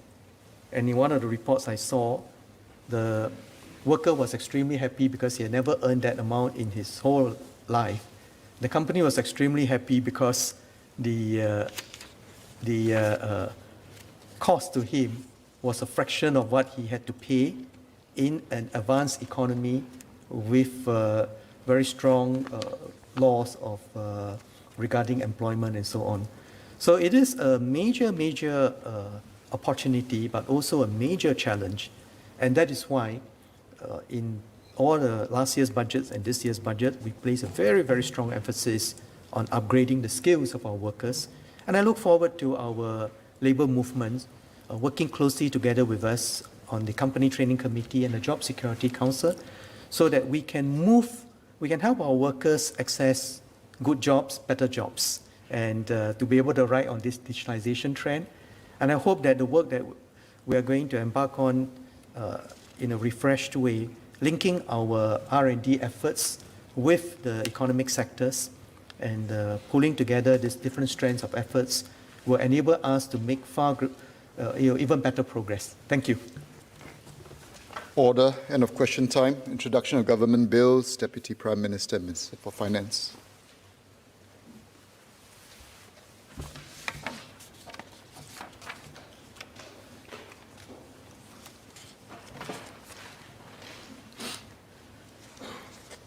Mr. Speaker, I have the President's recommendation for the introduction of the bill. I beg to introduce a bill entitled An Act to Authorize Loans to be raised by the government for the purposes of the Development Fund in relation to nationally significant infrastructure and to make related amendments to the Development Fund Act, to make related amendments to the Financial Procedure Act, to authorize capitalization of expenditure on nationally significant infrastructure, and to repeal and make consequential and other related amendments to certain other acts.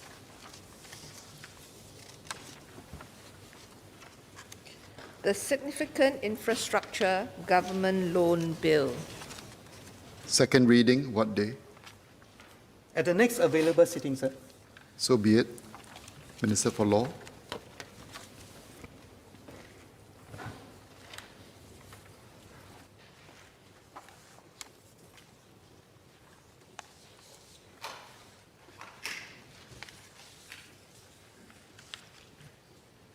Mr. Speaker, I have the President's recommendation for the introduction of this bill.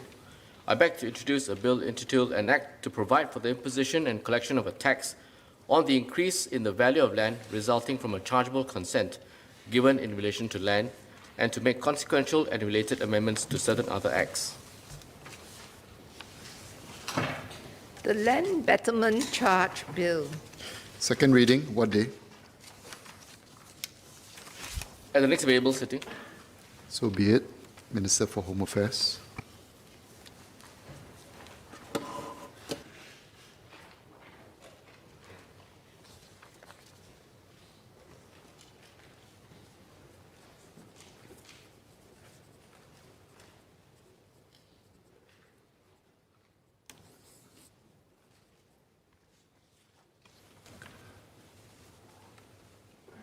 Mr. Speaker, on behalf of the Minister for Home Affairs, I signify that the President's recommendation for the introduction of this bill has been obtained, and I beg to introduce a bill entitled An Act to Amend the Road Traffic Act regarding road safety, passenger transport security and vehicle taxes, and to make related and consequential amendments to the Active Mobility Act 2017, the Rapid Transit Systems Act, and certain other acts.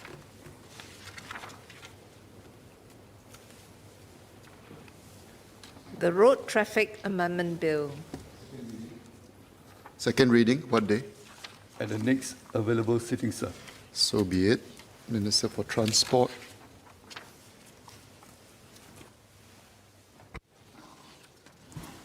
Mr. Speaker, I beg to introduce a bill entitled An Act to Amend the Land Transport Authority of Singapore Act to promote the use of electric vehicles and to make a related amendment to the Electricity Act. The Land Transport Authority of Singapore Amendment Bill. Second reading, what day? At the next available sitting, sir. So be it. Minister for National Development.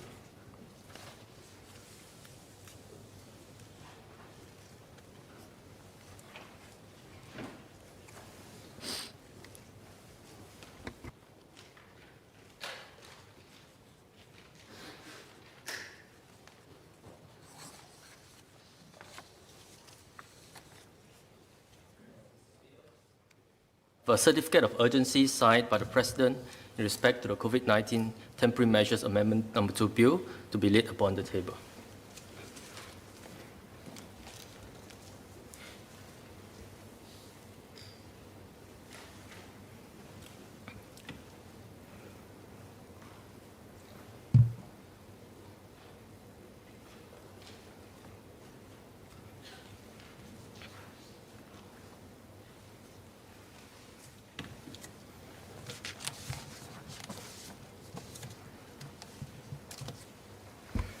The certificate is in order. Minister, please proceed.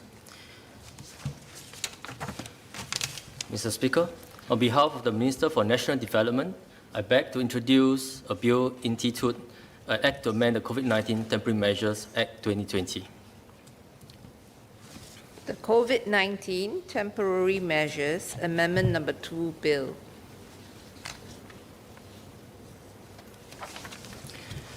Mr. Speaker, copies of the bill have been provided to the clerk, who will now distribute it to the members. Minister, second reading when? Now, sir. So be it. Please proceed. Mr. Speaker, sir, on behalf of the Minister for National Development, let me now move the bill to be read a second time. Sir, let me first sketch out the context of this bill before outlining the key amendments. The built environment sector, especially the construction industry, has been severely impacted by COVID-19. Almost all construction work stopped during the circuit breaker period last year.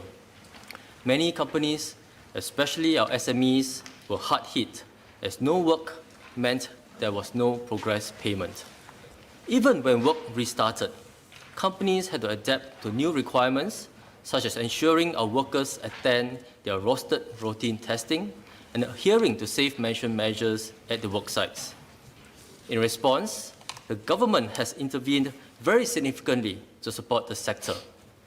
Amongst other measures, we introduced a 1.36 billion construction support package, extended waivers and rebates of the foreign worker levy, and provided wage subsidies under the job support scheme. The most recent measure announced last week include the waivers for foreign worker levies for construction workers, work pass holders as well as S-pass holders during the SHN period of 14 to 21 days upon entry into Singapore for a period between 1st January 2021 to 30th September 2020. We have also put in place legislation through the COVID-19 Temporary Measures Act to provide temporary relief to businesses and individuals who are unable to perform their contractual obligations due to COVID-19. This ensured that no one single part of the built environment value chain has to bear a disproportionate share of the burden brought about by the pandemic. To recap, Part 2 of the Act provides temporary relief from stipulated types of legal action and also provides firms with a defense against breach of contract and damages due to COVID-19. Under Part 8, we provided a mechanism for firms to seek relief from additional rental costs that are incurred due to construction delays due to COVID-19. Under Part 8A, we legislated for a universal extension of time of 4 months or 122 days for construction contracts. Under Part 8B, we required the players in the value chain, from builders to contractors to subcontractors, to co-share additional costs for delays also due to COVID-19. And under Part 8C, developers who face construction delay can seek relief on the dates of delivery of possession. We also provided for the co-sharing of costs between developers and purchasers of the out-of-pocket expenses incurred by purchasers where developers are not able to deliver the units by the committed delivery dates due to delays caused by COVID-19. And we are working closely with the industry partners to get the sector back on its feet. I'm pleased to share that almost all our construction S-pass and work permit holders have returned to work, although the numbers have decreased by about 15% in January 2020 compared to the year before. The last infection case for construction S-pass and work permit holders in our dormitories was more than 30 days ago. Construction activities at the work sites have largely resumed to approximately 85% of pre-COVID levels. And the construction demand is expected to rebound to some extent in the next few years. BCA estimates that $23 to $28 billion worth of projects will be awarded this year. However, despite this steady progress, firms in the built environment sector continue to face significant pressures in the near term. Construction projects have to manage with lower productivity on-site due to safe management measures, which are needed to keep our workers and the broader community safe.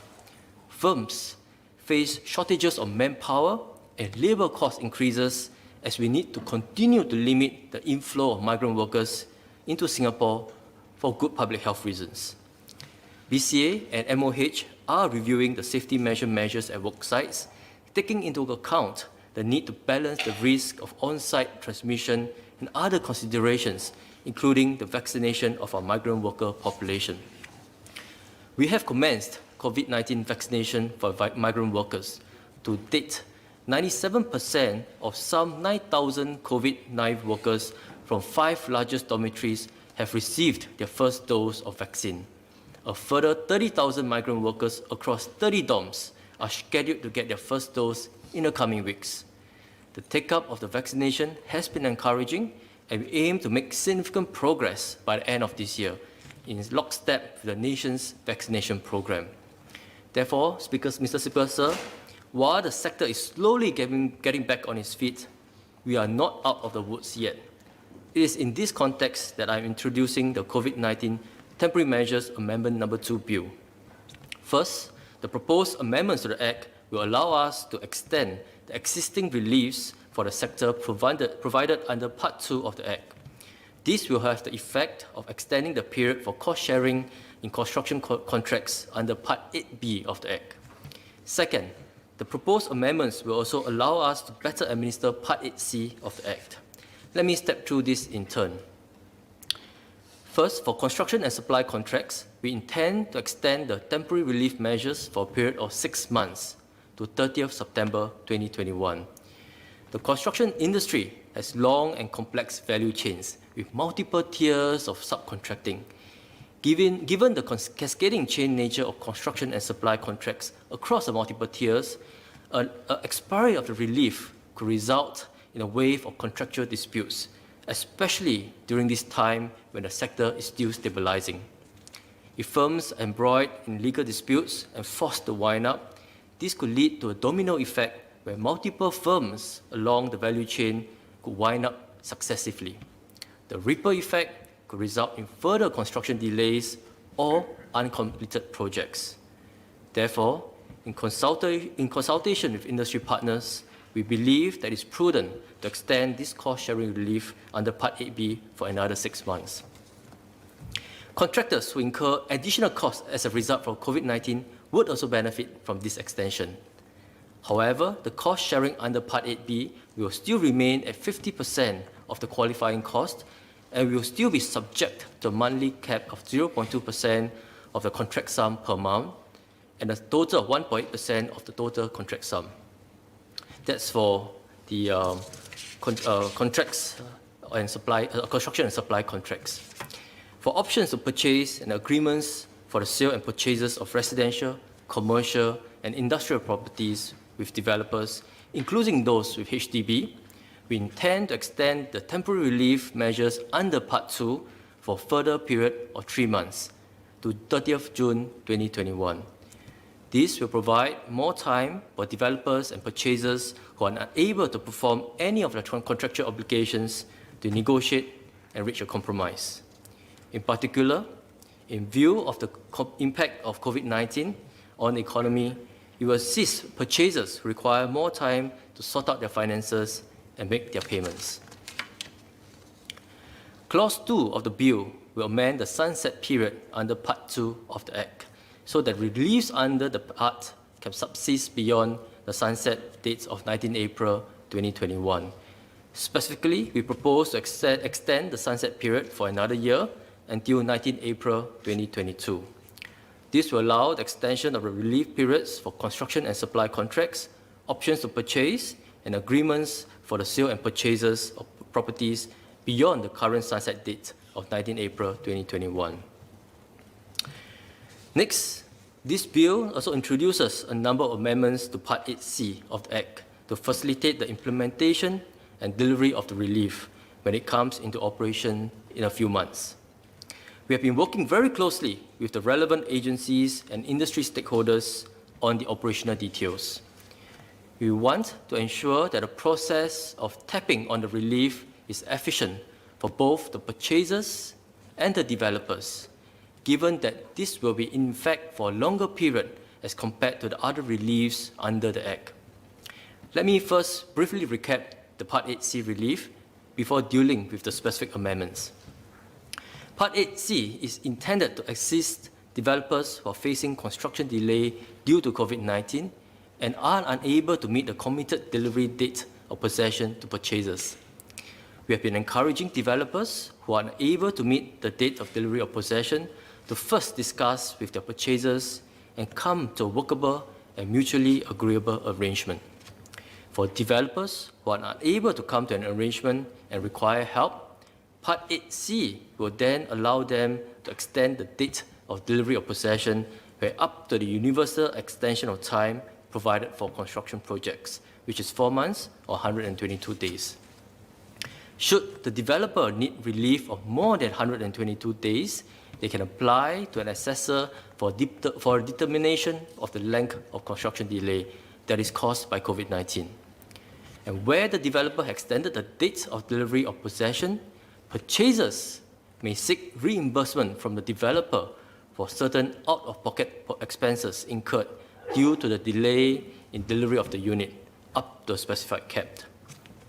This allows for co-sharing of such costs between the developer and the purchaser, and if there are any disputes, parties can apply to an assessor for a determination. The assessor will consider the facts of the matter and make a fair and just determination of the cost that the purchaser is entitled to claim from the developer. Let me now just highlight the key amendments. Clause 4 amends the Act to provide for the different manners in which the purchaser may claim and obtain reimbursement of qualifying costs. For example, after the amount has been determined, the developer can directly reimburse the purchaser, or the purchaser can offset the amount of reimbursement against any installment or other payment payable by the purchaser to the developer under the affected agreement. These will provide more options for purchasers and developers to settle between themselves the reimbursement that is due, based on what works best for them. Clause 5 introduces a new provision to empower the Registrar of Assessors to, on such terms as the Registrar of Assessors thinks just, extend the period within which a person is required under Part 8C to do anything. There may be instances where parties have genuine exceptional circumstances for requiring more time to carry out an action in relation to the relief. And this provision gives the registrar the flexibility to extend the time for these parties if the extension is justified. Clause 6 amends the Act to provide that a minister is to appoint one or more authorized nominating bodies for the purpose of providing assessors to hear and determine applications. As Part 8C will be operational for a few years until the projects of all qualifying contracts are completed, we can expect personnel changes amongst the assessors. Allowing the authorized nominating bodies to appoint assessors who satisfy the requirements prescribed will facilitate a more efficient management of personnel turnover. Clauses 8 and 9 deal with the miscellaneous matters relating to proceedings before an assessor, including subsequent determinations and the confidentiality of information and documents and the making of regulations under this part. Sir, let me conclude. The built environment sector builds our homes and workplaces, lays our essential infrastructure like roads and utilities, and develops our recreational and green spaces like malls and parks. An impact to the built environment sector goes beyond the stakeholders in the value chain and will affect other industries and Singaporeans in one way or another. While the sector has been severely impacted with the onset of COVID-19, it has shown grit and resilience to get back on its feet. The government is committed to partner the industry to ensure that the ecosystem continues to function, construction work continues to progress smoothly, and we do not lose important industrial capabilities even as we transform the sector. This bill is an important part of this effort to ensure the sector stays on its feet and emerge stronger. With that, Mr. Speaker, sir, I beg to move. The question is that the bill be now read a second time. Henry Quek.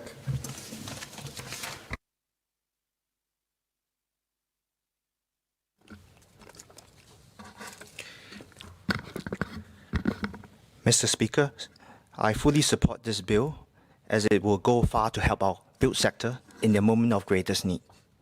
I spoke to a number in the industry, of players in the industry, and they voiced appreciation for the government's COVID-related support. This include controlling the pandemic despite all odds, reducing foreign workers levy during the height of COVID, pushing forward additional government support projects, getting banks to provide much needed support, proceeding to pay for some government projects even as constructions were delayed, and through this bill today, pushing for a moratorium in legal actions arising from the delay. The recent announcement to remove foreign workers' levy during quarantine is also very welcomed. Nevertheless, COVID represents a big and complex crisis for the industry. Beyond this bill, it is necessary to arrest the manpower cost surge, which has led to a dramatic increase in construction costs.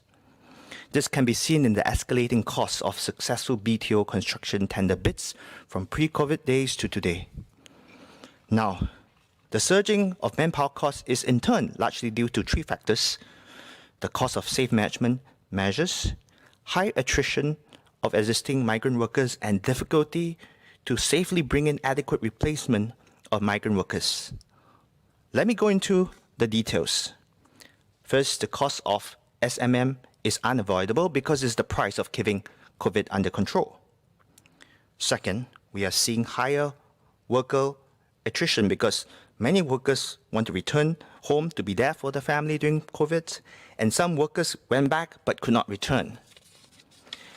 And some industry players are also worried that after vaccination, some of our workers may leave Singapore and seek what they believe is greener pastures, given the widespread migrant worker shortage in other advanced economies.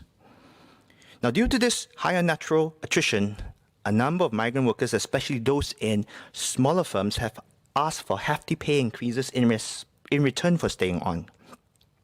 MOM has recently limited the number of workers that companies can poach from one another, and this has reduced the pressure. But the real solution is to ensure the safe replacement of sufficient number of migrant workers. And so that brings me to my third point, the challenge of bringing in replacement workers. The industry faces high quarantine costs of $2,400 per migrant workers, which has not decreased even as we move quarantine from hotels to dedicated non-hotel facilities. And despite the COVID insurance, many firms fear the potential extra medical costs in the range of tens of thousands of dollars should any of the incoming workers suffer from severe COVID symptoms. As such, while large companies working on projects with healthy margins and has the financial muscle and the cash flow to absorb this cost in the short run, we need to urgently resolve the safe replacement to help the rest of the industry along. After discussing with some industry players, I would like to propose this. Given that a large number of general construction migrant workers come from countries such as India and Bangladesh, is it possible for the government to work with the built sector to forward deploy resources in key cities in these countries, given that COVID vaccination is proceeding very slowly in Asia? For example, can we run commercial processing centers in those cities that this will give us full operational control to ensure that testing is done by vetted vendors? The workers who have passed the test or who have already acquired immunity can be immediately transported to Singapore safely. And once they arrive in Singapore, they can be immediately get tested and vaccinated during quarantine. Mr. Speaker, sir, let me conclude. COVID has brought upon an existentialist threat to the built sector. Decisive and effective government action has put off the worst outcome for the industry, and the extension of the temporary measures today is very much needed to give the built sector more time to achieve a soft landing. Moving forward, the built sector is grappling with surging costs, which means higher construction costs for Singapore, diminishing margins for most part of the industry, and increased risk of project delays and chain bankruptcy. Even as we push for the built sector to achieve higher manpower productivity in the long run, it is necessary for us to do more to bring in adequate replacement migrant workers in the immediate future. And this will ensure that as much of the recent construction cost surge is transient rather than permanent. With that, I stand in support of the bill. Thank you. Mr. Willem.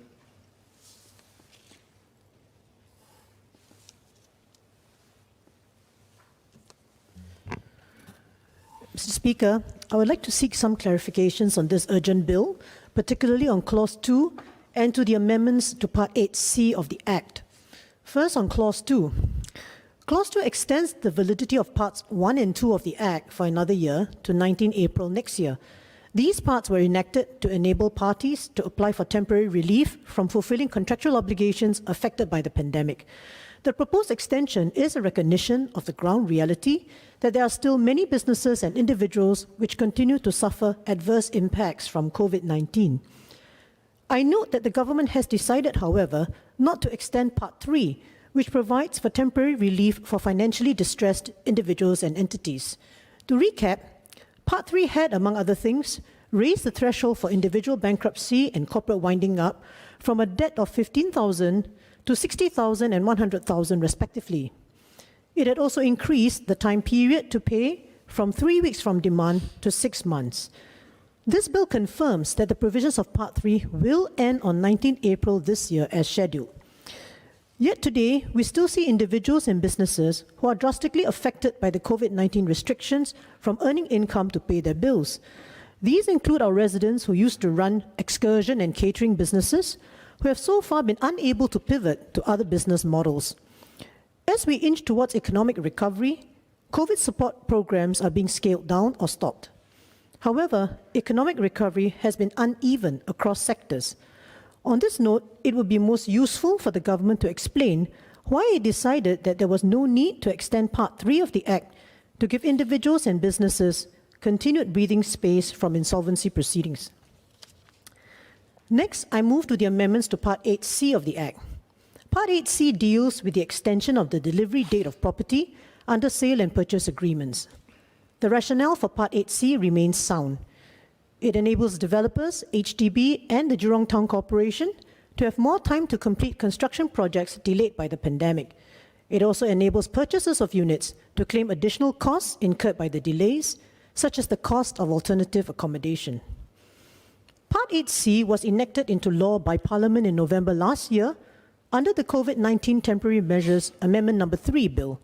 From what I understand, Part C has not come into operation yet, and I believe earlier the Minister of State did say it would be operational in a few months' time. I wonder why this is so, since the amendments in November last year were brought to the House on a certificate of urgency. In comparison, the amendments relating to Trace Together were brought to Parliament only in February this year and are already in force. In addition, could the Minister explain why the amendments to Part 8C are being made even before the provisions become operational? I recall that at the November sitting, the Minister had assured members that those provisions were drafted after wide consultations with the industry and were supported by the industry associations. Next, I wish to make two observations about Clause 8 of the bill. I particularly welcome the new Section 39(0)A, which provides for a subsequent determination by an assessor based on new information. This is an important avenue to correct any injustice caused by an original determination, which has later proved to be unwise. Clause 8 also introduces a new Section 39(0)B, which provides that parties coming for an assessment cannot be represented by an advocate and solicitor unless special permission is given. Such a no lawyers allowed clause is not novel and is present in other legislation that aim to provide low-cost and less formal dispute resolution mechanisms. Despite the good intention behind this no lawyers allowed rule, I wish to point out that experience has shown that this can inadvertently lead to unfairness. Residents who have gone through such hearings have highlighted to me that parties who are corporations have the advantage of sending their legally trained employees to represent the corporate entity, thus somewhat circumventing the no lawyers allowed rule. This has happened in the Employment Claims Tribunal and before FIDREC, the Financial Industry Dispute Resolution Center. Corporate employers and financial institutions send their in-house counsel, who are not considered advocates and solicitors, while the employee or bank customer has to appear in his own capacity. This imbalance of knowledge and power has the potential to lead to an unjust outcome. For this bill, it is foreseeable that developers, HDB and the JTC will send legally trained employees to present their cases in front of assessors, while the purchaser has to prepare his own case. I would like to ask if the assessors are alive to this risk of unfairness and how to address it. Thank you. Mr. Lewison.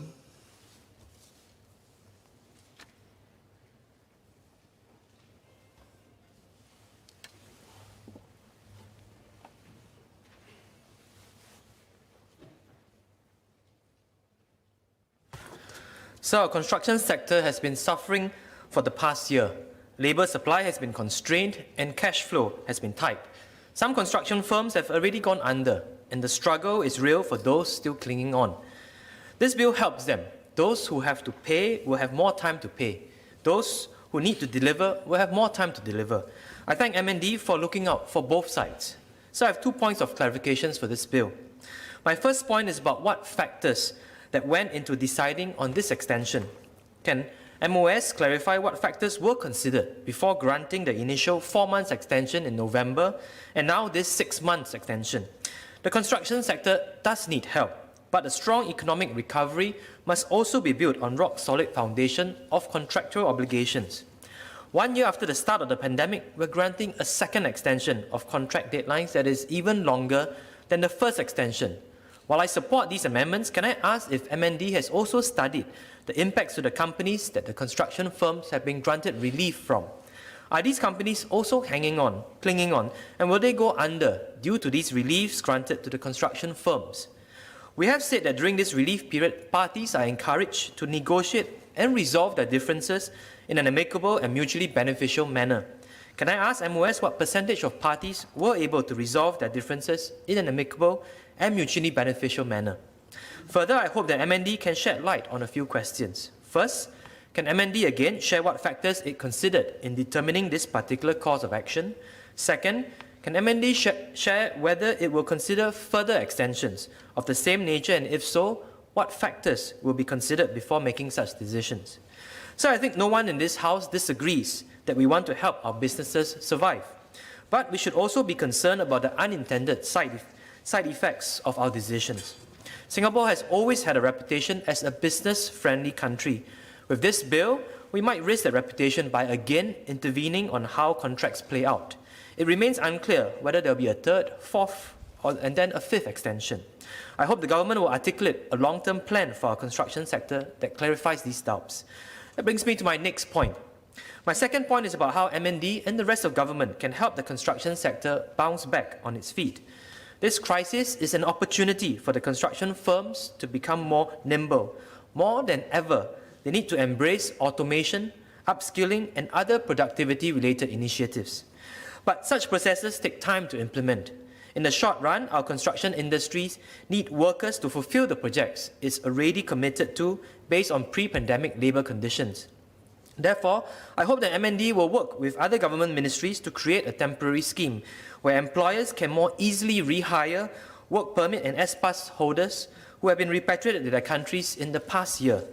MND has taken some steps in this direction by allowing workers that have previously obtained the necessary skills evaluation certificate knowledge tests, qualifications in a particular trade to return and work in the same trade in Singapore without retaking the test. The unfortunate reality of COVID-19 is that many companies have shut down.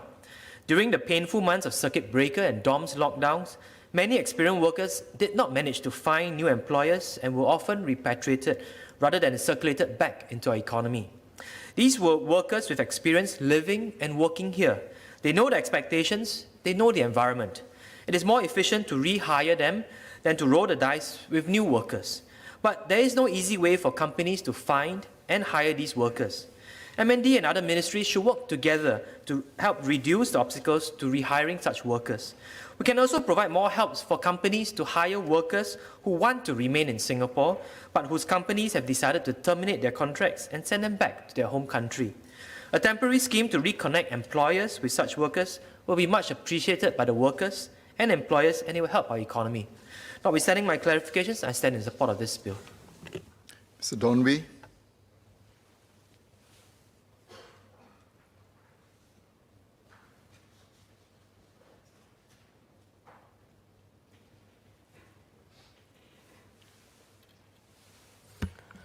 Mr. Speaker, sir, I declare that I'm working with a Singaporean bank. I have many corporate clients in the construction industry.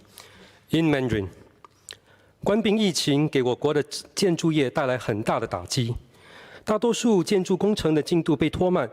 除了建筑发展公司与员工，相关的供应商、承包商和施工的蓝领工人，甚至屋主、买家、卖家和租户都受到波及。许多期待新主屋的国人也必须延迟搬入新家。冠状病毒疾病临时援助措施法案的目的，是为受影响的所有利益相关者提供可行的合理解决方案。我想请问部长，要是发展商是建屋发展局，而主屋申请者因为主屋建筑工程延后至法定完成日期，无法搬入新家，必须另外租房子，或因为继续住在已经售出的旧房屋，必须赔偿买家，建屋局是否会为这些额外的租金赔偿而负责呢？法案第3条规定，发展商只能在已经根据该条例原交付日期延长一共122天后，才可再延长交付日。请问国家发展部是如何获得这122的数字？这122天比阻断措施期间的3个月还要长。至于政府指派的评定员，部长是否可提供关于他们的细节，例如背景和专业资格，和该部门如何确定评定员是独立的？大多数的总承包商都会通过银行向发展商签发银行保函，以履行合约义务。既然法律允许发展商延迟项目，这些发展商就不应该向下游的承包商进行索赔与诉讼，这只会对这些中小企业雪上加霜。国家发展部能否可以与相关的商业团体和金融管理局来告知业界和本地银行呢？防止以后出现类似延误的一种方法是通过提高生产率和提升国内制造能力，生产更多的预制混凝土建筑部件，减少对外国劳工和国外供应商的依赖。我相信政府已经开始着手这些改变了和措施。为了这法案的辩论做准备，我咨询了一个成功的导街，多加了解建筑行业。我开玩笑地问李先生：“你已经如此富有了，尽管面临不断的挑战，你为什么还要追求每一个招标和每一份利润呢？”他答案是：“我需要养很多人 ，I have many mouths to feed。”事实上，像我们的政府一样，许多本地建筑公司的老板都有很强烈的责任感，要照顾员工。他们当中许多是家中独挑大梁、养家糊口的工人。根据劳动力市场报告，截至2020年12月，约有11万6300名新加坡人和28万8700名外国劳工在建筑业工作。我相信政府会与业界合作，头中共济，通力合作，解决有关问题，确保我国的建筑发展不受影响。尽管以上的疑问，我是支持这项法案的。谢谢。Mr. Vikram Nair.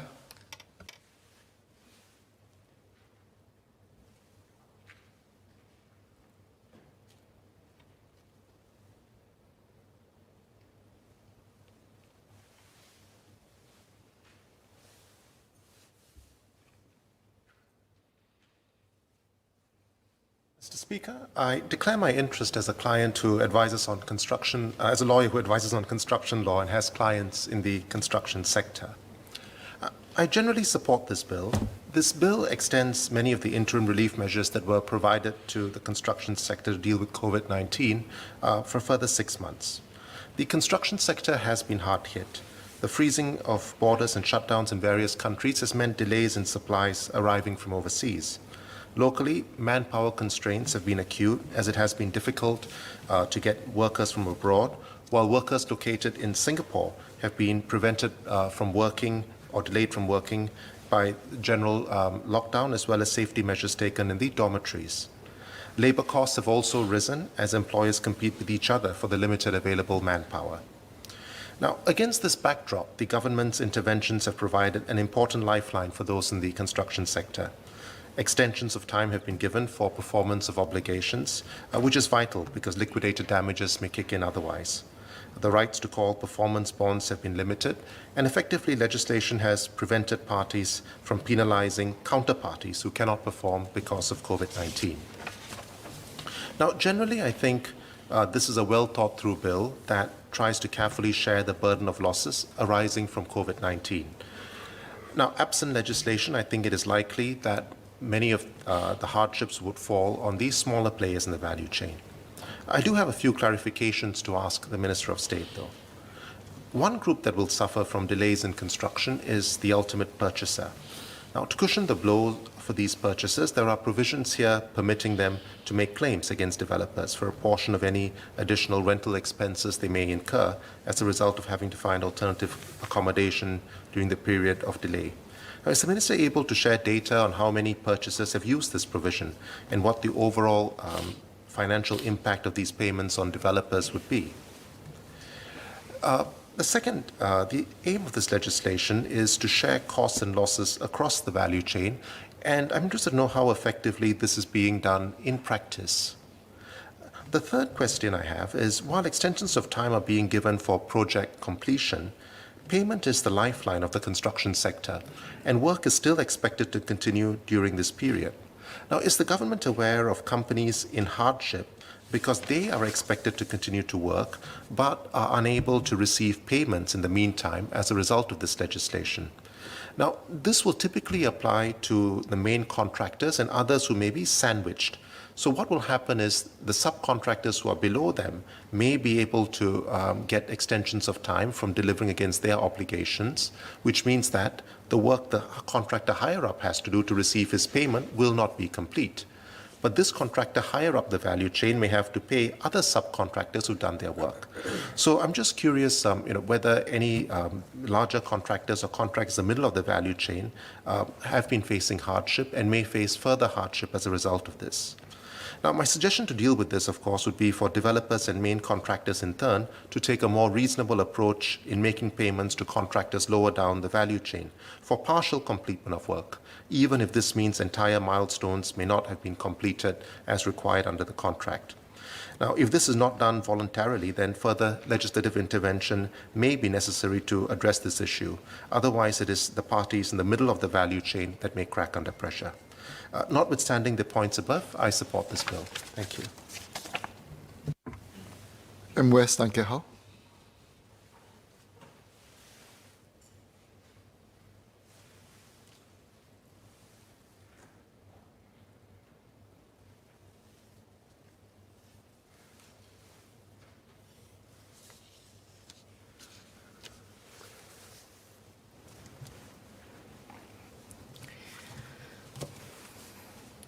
Mr. Speaker, sir, I thank the members for their comments and support of the bill.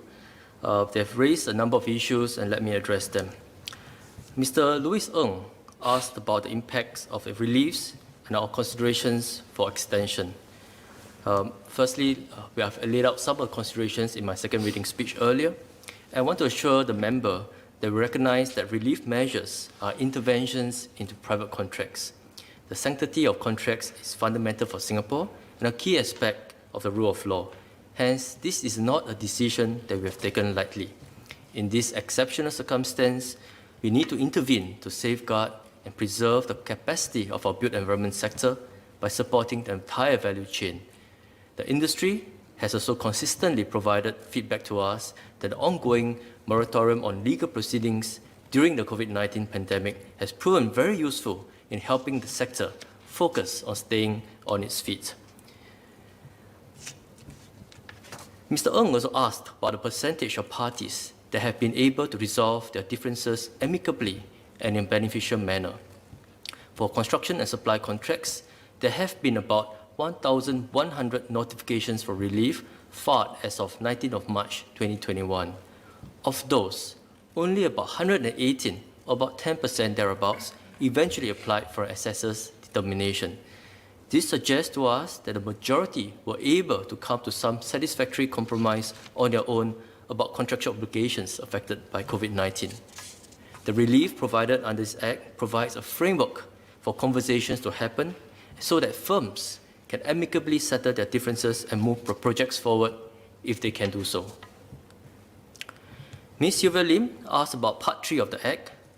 To clarify to the member, while the sunset period for Part 3 ends on 19th of April 2021, nonetheless, the measures relating to insolvency in Part 3 had already lapsed into October 2020, as the prescribed period was from 20th April 2020 to 19 October 2020. These are exceptional measures that temporarily suspended creditors' rights to provide breathing room for financially distressed debtors to negotiate with creditors and pursue next steps, including for personal bankruptcy, the individual voluntary arrangement and debt repayment scheme, for corporate insolvency, out-of-court walkabouts, schemes of arrangements, judicial management, and simplified insolvency program. For sole proprietorships and partnerships, the sole proprietor and partnership scheme. Such exceptional measures should be carefully monitored because the measures also affect creditors and therefore flow of credit to other businesses. There has been no significant increase in number of personal bankruptcy and corporate insolvency applications comparing the figures for applications pre-COVID and the post-lapse of Part 3 measures in October 2020. We have been monitoring the situation and will continue to monitor it. Mr. Henry Quek and Mr. Louis Ng brought up the immediate challenge of the manpower shortage faced by the industry. And I agree with both Mr. Henry Quek and Mr. Louis Ng that beyond the temporary relief measures, it is important to address this situation.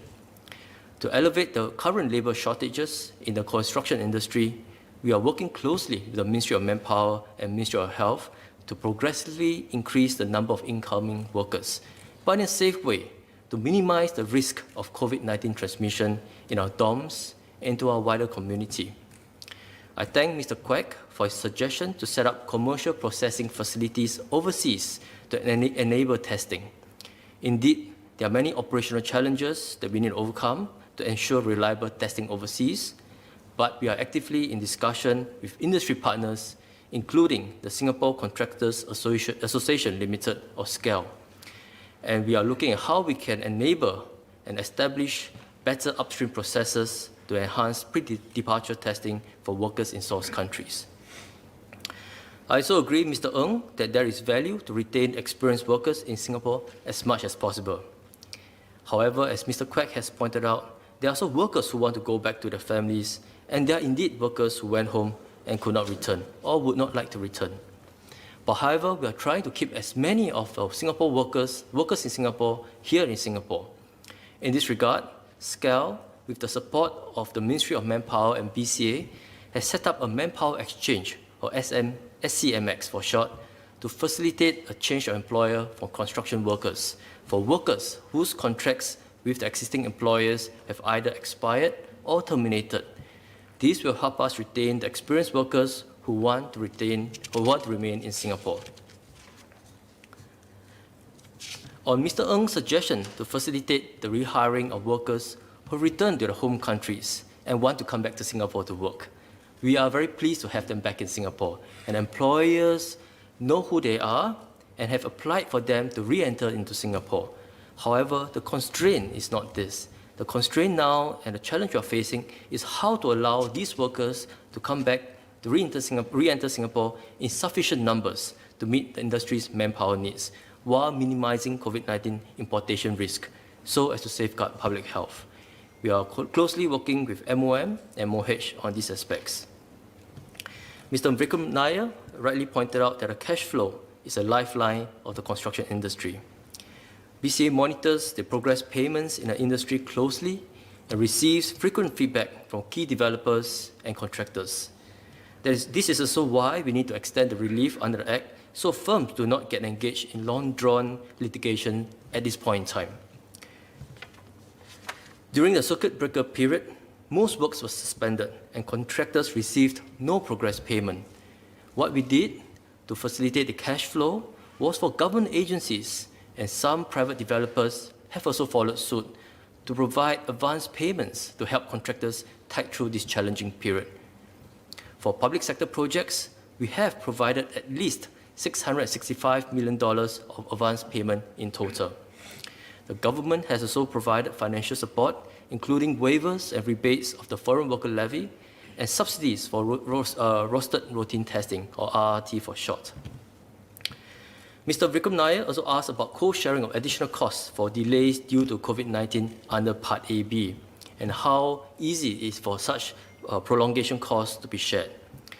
To facilitate such claims, BCA and SCAL have jointly developed a claims template and detailed guidelines which are available on BCA's website. In addition, BCA has been working with SCAL and other trade associations and chambers to streamline the claims process. This includes introducing an accepted method to estimate the delays to projects due to COVID-19. We'll continue to work with the various stakeholders, including SCAL and other government agencies, to expedite the claims process. Lastly, under Part 8B, contractors can also seek recourse for cost-sharing amounts that are due but not paid through the existing education mechanism under the Security of Payment Act, or SOPA, which the industry is very familiar with. Mr. Donwy suggested that we inform the industry and banks on the extension of a period where developers are prevented from calling on the performance bonds or contractors. Mr. Wee may be pleased to know that a provision for deferment of call of performance bonds is already provided for in the Act. MND and BCA have been in close contact with the industry, and we have updated the industry on extension of the arrangement under the Act, including through a press release. Mr. Donwy also brought out the impact on the construction industry and how it has affected home buyers whose premises under construction have been delayed and who have to make alternative arrangements. And Mr. Vikram Nair has also asked about the extent to which these purchases have been affected. The number of purchasers seeking reimbursement under Part 8C, the number of purchasers seeking reimbursement after Part 8C comes into operation in a few months will depend on the number of projects delayed and whether developers need and choose to tap on this relief. It is in the interest of the developers for projects to be completed in a timely manner without having to tap on the relief. Currently, based on updates from developers for projects expected to be completed in 2021, most are still on track to meet their respective dates of delivery of possession. We have also been encouraging developers who are unable to meet the date of delivery to first discuss with their purchasers and come to a workable and mutually agreeable arrangement, and this may result in a better outcome for both parties. Let me assure members that even as we provide relief to developers, we recognize that purchasers face challenges on their end as well, and we have structured Part 8C accordingly. Under Part 8C, developers who face construction delays due to COVID-19 and require relief may serve a notice for extension of the delivery date for up to 4 months or 122 days, which is aligned with the period in Part 8A. Mr. Donwy asked why 4 months, why 122 days? This was also shared during the second reading of the COTMA bill. It's because construction work stopped for approximately 2 months due to a circuit breaker period, and works were further delayed by at least another 2 months as all the dormitories were cleared in early August 2020. Therefore, adding 2 months together, 2 plus 2, that's 4 months and 122 days. Should a developer need further relief for the delivery date to be extended by more than 122 days, they can apply for an assessor's determination of the length of construction delay, that is, to a material extent caused by COVID-19.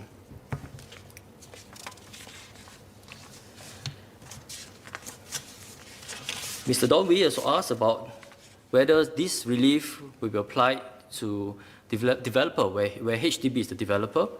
I would like to share with Mr. Wee that for HDB flats, purchasers can similarly claim up to 70% of the prescribed LD formula, which will be aligned with that for the formula stated in the Housing Developers Rules for private residential properties. This allows for co-sharing of such costs between the developer and the purchaser. And if any disputes over reimbursement, both parties can seek an assessor's determination. To also reply to Mr. Donwy's query regarding the assessors, similar to Part 2, the assessors making the determinations under Part 8C will be professionals with qualifications and working experience in the relevant fields, such as law, accountancy, finance, or building and construction. There will be mechanisms put in place to ensure the assessors declare any conflict of interest upfront. Ms. Silva Lim asked why Part 8C is not in operation yet and why amendments to Part 8C are being made at this juncture. There are many urgent parts to the amendment that we moved in November last year, including Part 8, Part 8A and Part 8B, and we have made sure that those parts are in operation as quickly as we can. For Part 8C, we have been in active discussion over the last few months with the industry and partners that will run and operationalize the relief framework, and we are making amendments now as we incorporate their feedback in preparation for the operationalization. We aim to streamline the process and help it be implemented more smoothly and more efficiently, given that it will be in fact for a longer period of time as compared to other acts, other reliefs under the Act. Ms. Lim will be pleased to know that the relief will apply to all affected agreements for the sale and purchase of housing, commercial, and industrial property that meet the criteria stated in the Act, regardless of when Part 8C comes into operation. Hence, developers will be able to tap on it after it comes into operation in a few months, and purchasers will be able to seek reimbursement then.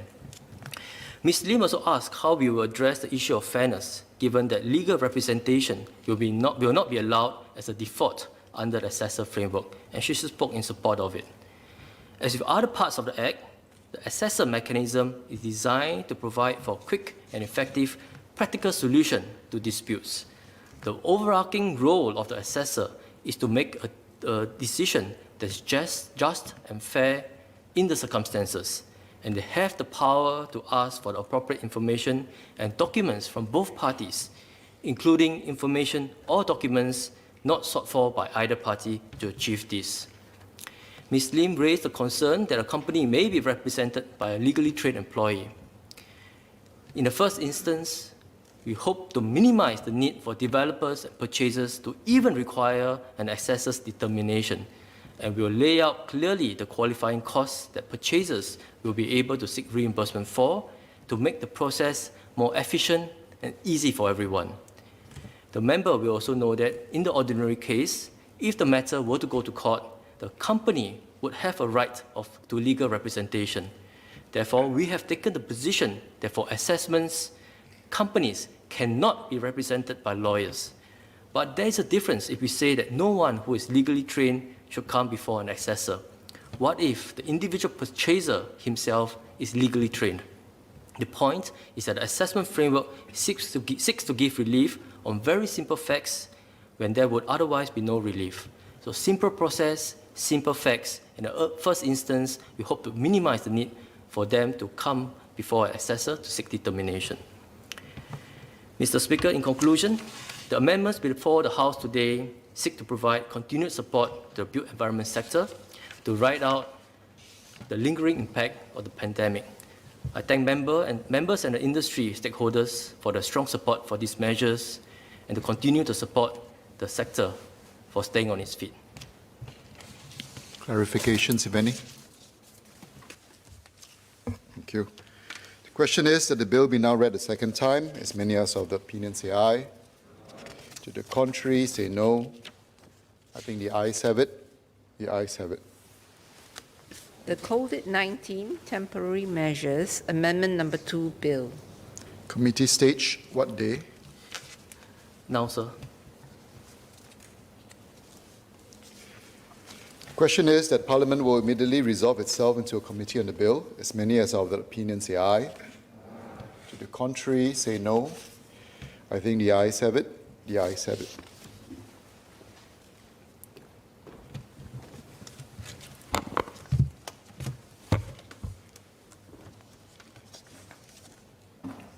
The question is that clauses 1 to 9 stand part of the bill. As many as of the opinion say aye. To the contrary, say no. I think the ayes have it. The ayes have it. Bill to be reported.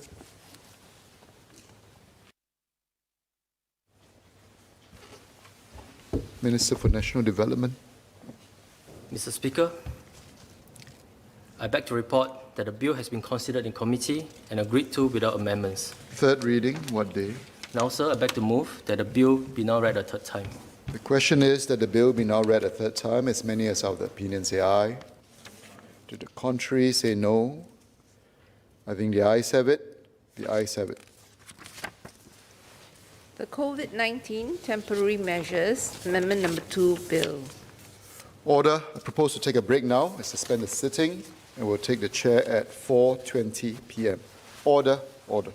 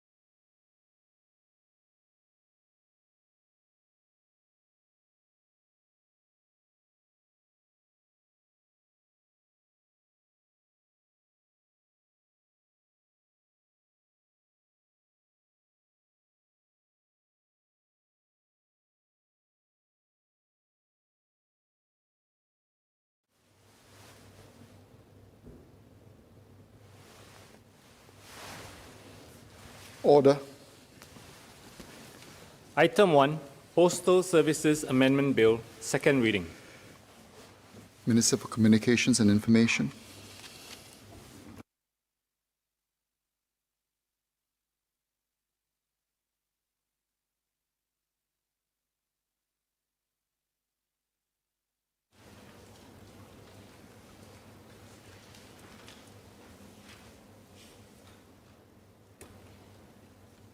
Mr. Speaker, on behalf of the Minister for Communications and Information, I beg to move that the bill be now read a second time. Sir, the Postal Services Act, or PSA for short, was enacted in 1999.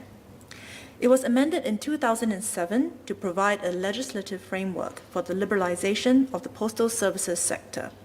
Since then, market and technological changes, especially the rise of e-commerce, have transformed the postal landscape. While we might receive fewer letters now, more of us are shopping online and parcel deliveries have become part of everyday life.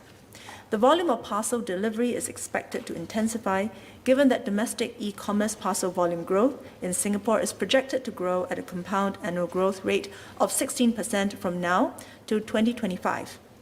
The existing letterbox infrastructure is not designed for parcel delivery, and the current market for locker infrastructure is fragmented and unable to support projected growth. It is thus timely to update the PSA in response to the evolving landscape of last-mile delivery amidst increasing digitalization. Parcels are typically delivered to the doorstep. However, based on industry estimates, about 7% of deliveries are unsuccessful, causing inconvenience to consumers and reducing the productivity of delivery service providers or DSPs. Self-collection parcel lockers are also currently concentrated in high-traffic commercial areas, catering to only 5% of total parcel volume and leaving residential areas underserved. These parcel lockers, which are operated by individual DSPs, are also not accessible to other operators, resulting in a fragmented market and infrastructure duplication. To enhance DSP's productivity and the efficiency of Singapore's urban logistics sector, my ministry previously announced that 1,000 parcel lockers will be rolled out in HDB estates, MRT stations, bus interchanges, and community centers and clubs by the end of this year. We carefully considered the options available in arriving at this solution. Currently, SingPost is the only public postal licensee, or PPL, and this arrangement has served us well in a time where the postal service was used predominantly for the conveyance of letter mail. The rise of e-commerce and a multitude of players in the logistics sector innovating and seeking to deliver value to consumers have ushered in a different era. The vibrant last-mile delivery sector has thrived with open and free competition and should be given room to flourish. It is therefore our priority to facilitate an environment where all players can participate equitably. An open access nationwide parcel locker network, or network for short, which any DSP and e-commerce marketplace can use, will provide greater convenience and options for parcel deliveries while complementing the existing letterbox infrastructure. To best serve the interests of consumers and the industry, and to avoid conferring an unfair competitive advantage upon any single player, PIC Network Private Limited, or PIC, was set up as a fully owned subsidiary of IMDA to establish, install, operate, and maintain the network as public infrastructure. This will ensure the neutrality of the network and also allow it to be freely accessible to the industry and all consumers.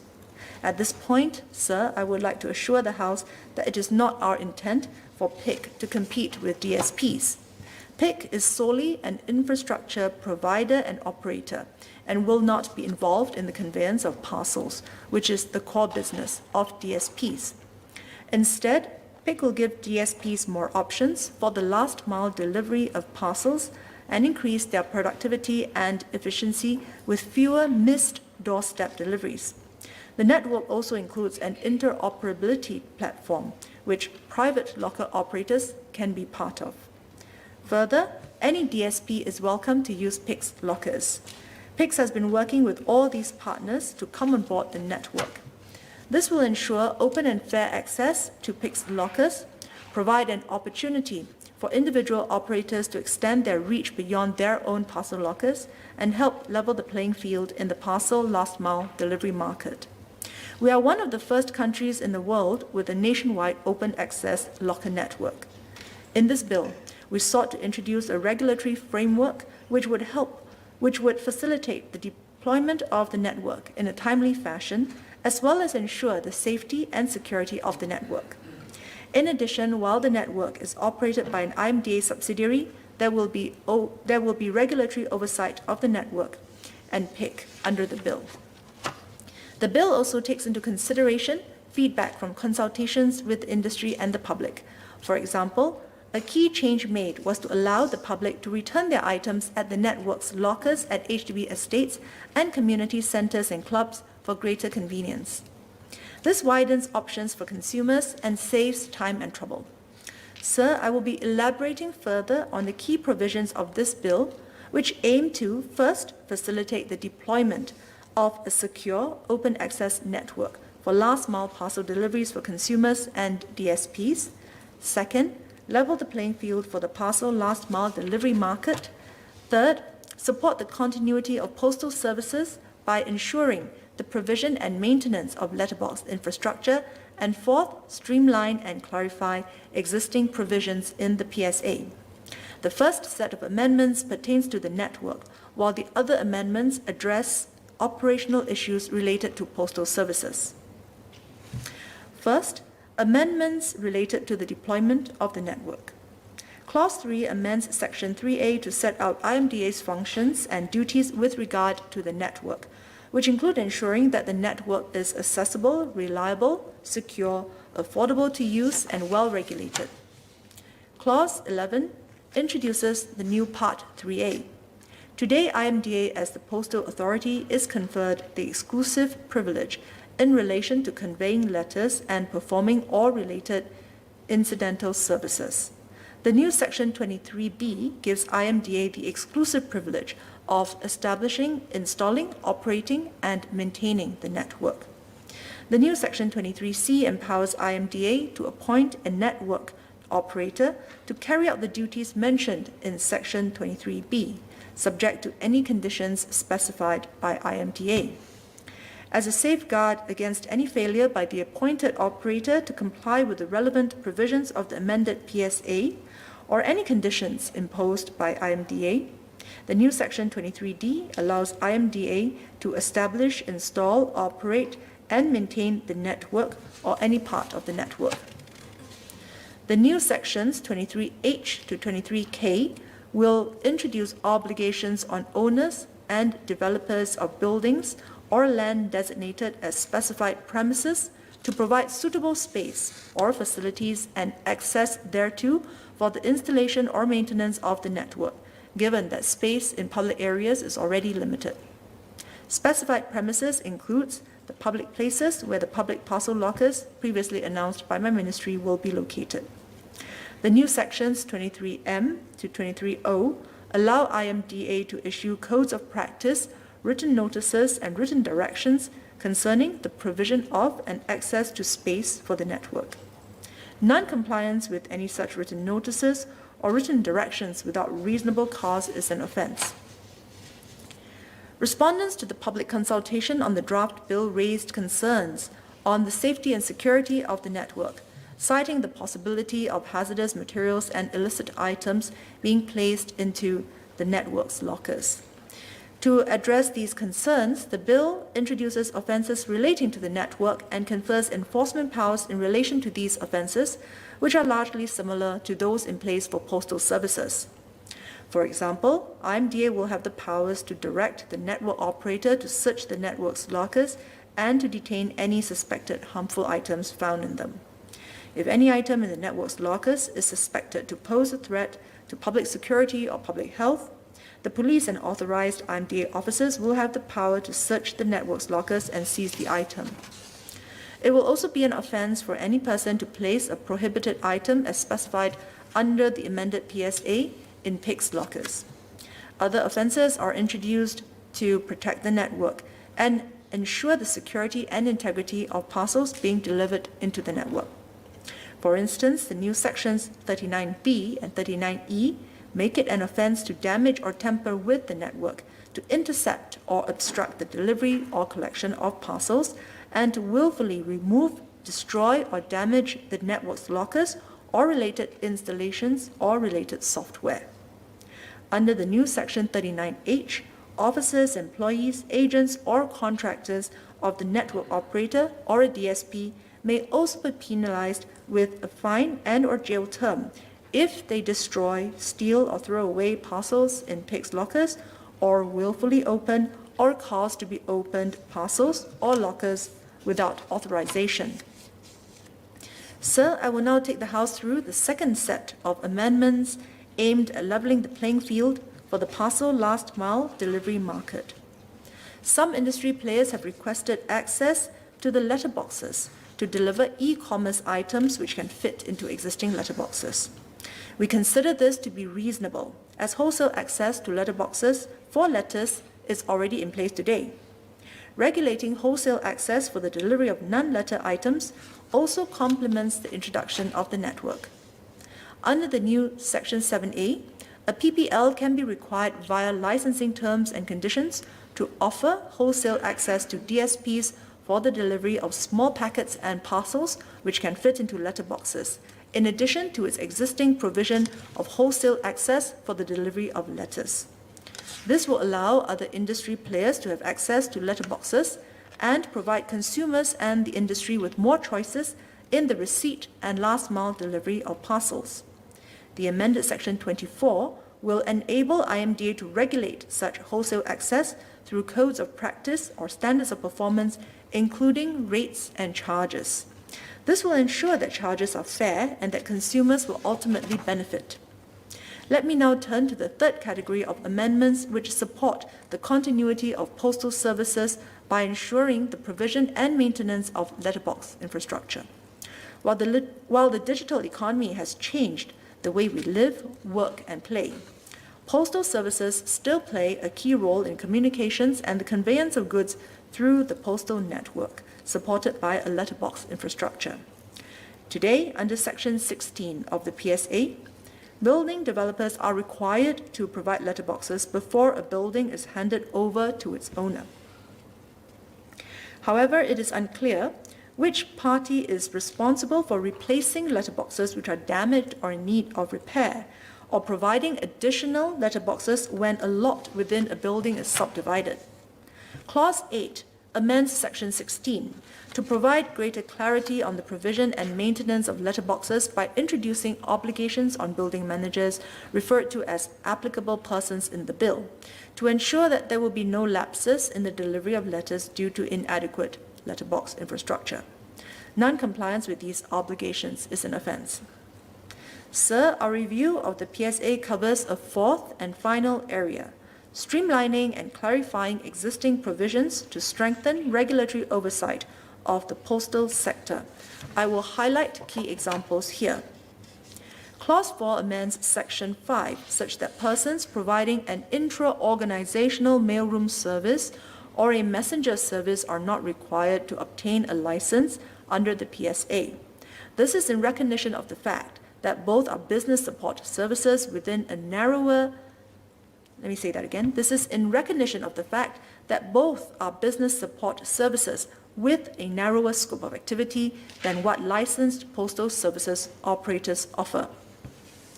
Mail handling by such services is also not the core business of an organization, and mail volumes are typically low, at around fewer than 50 pieces a day, compared to the 3 million mail items that Singpost handles daily.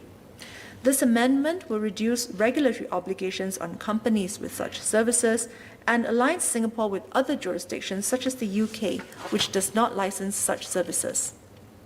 Clause 6 amends Section 11 to clarify that only specified PPLs authorized under their licenses may provide for the postal remittance of money. Similarly, Clause 10 amends Section 19 in relation to the issuance of postal stamps bearing the word Singapore. These amendments cater to a scenario where there is more than one PPL.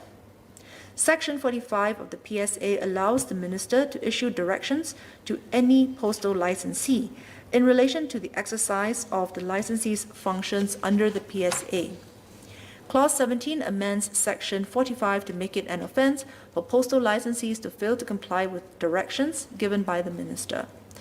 The maximum fine for such an offence is $1 million, and a maximum further fine of $100,000 for each day or part of a day should the offence continue after conviction. Sir, the proposed amendments to the PSA will ensure that a robust regulatory framework is in place for the network, which will be key public infrastructure in our new e-commerce landscape. The amendments will provide the industry and consumers with the confidence to use the network's lockers and create an improved experience for DSPs and consumers alike.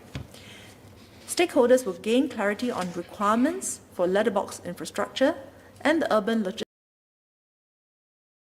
logistics sector will also stand to gain from access to letterboxes. As e-commerce is a sector that looks set for further growth, these amendments are timely and will put us in good stead to capture opportunities in the digital future. Sir, I beg to move. Question is that the bill be now read a second time. Mr. Patrick Tay.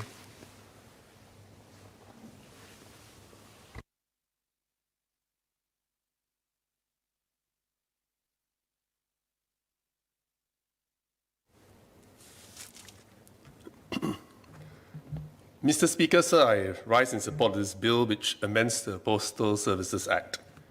The amendments are a timely response to the evolving postal landscape due to growth in e-commerce deliveries and accelerated by the COVID-19 pandemic. During the circuit breaker period last year, there was a sharp decline in face-to-face social interactions.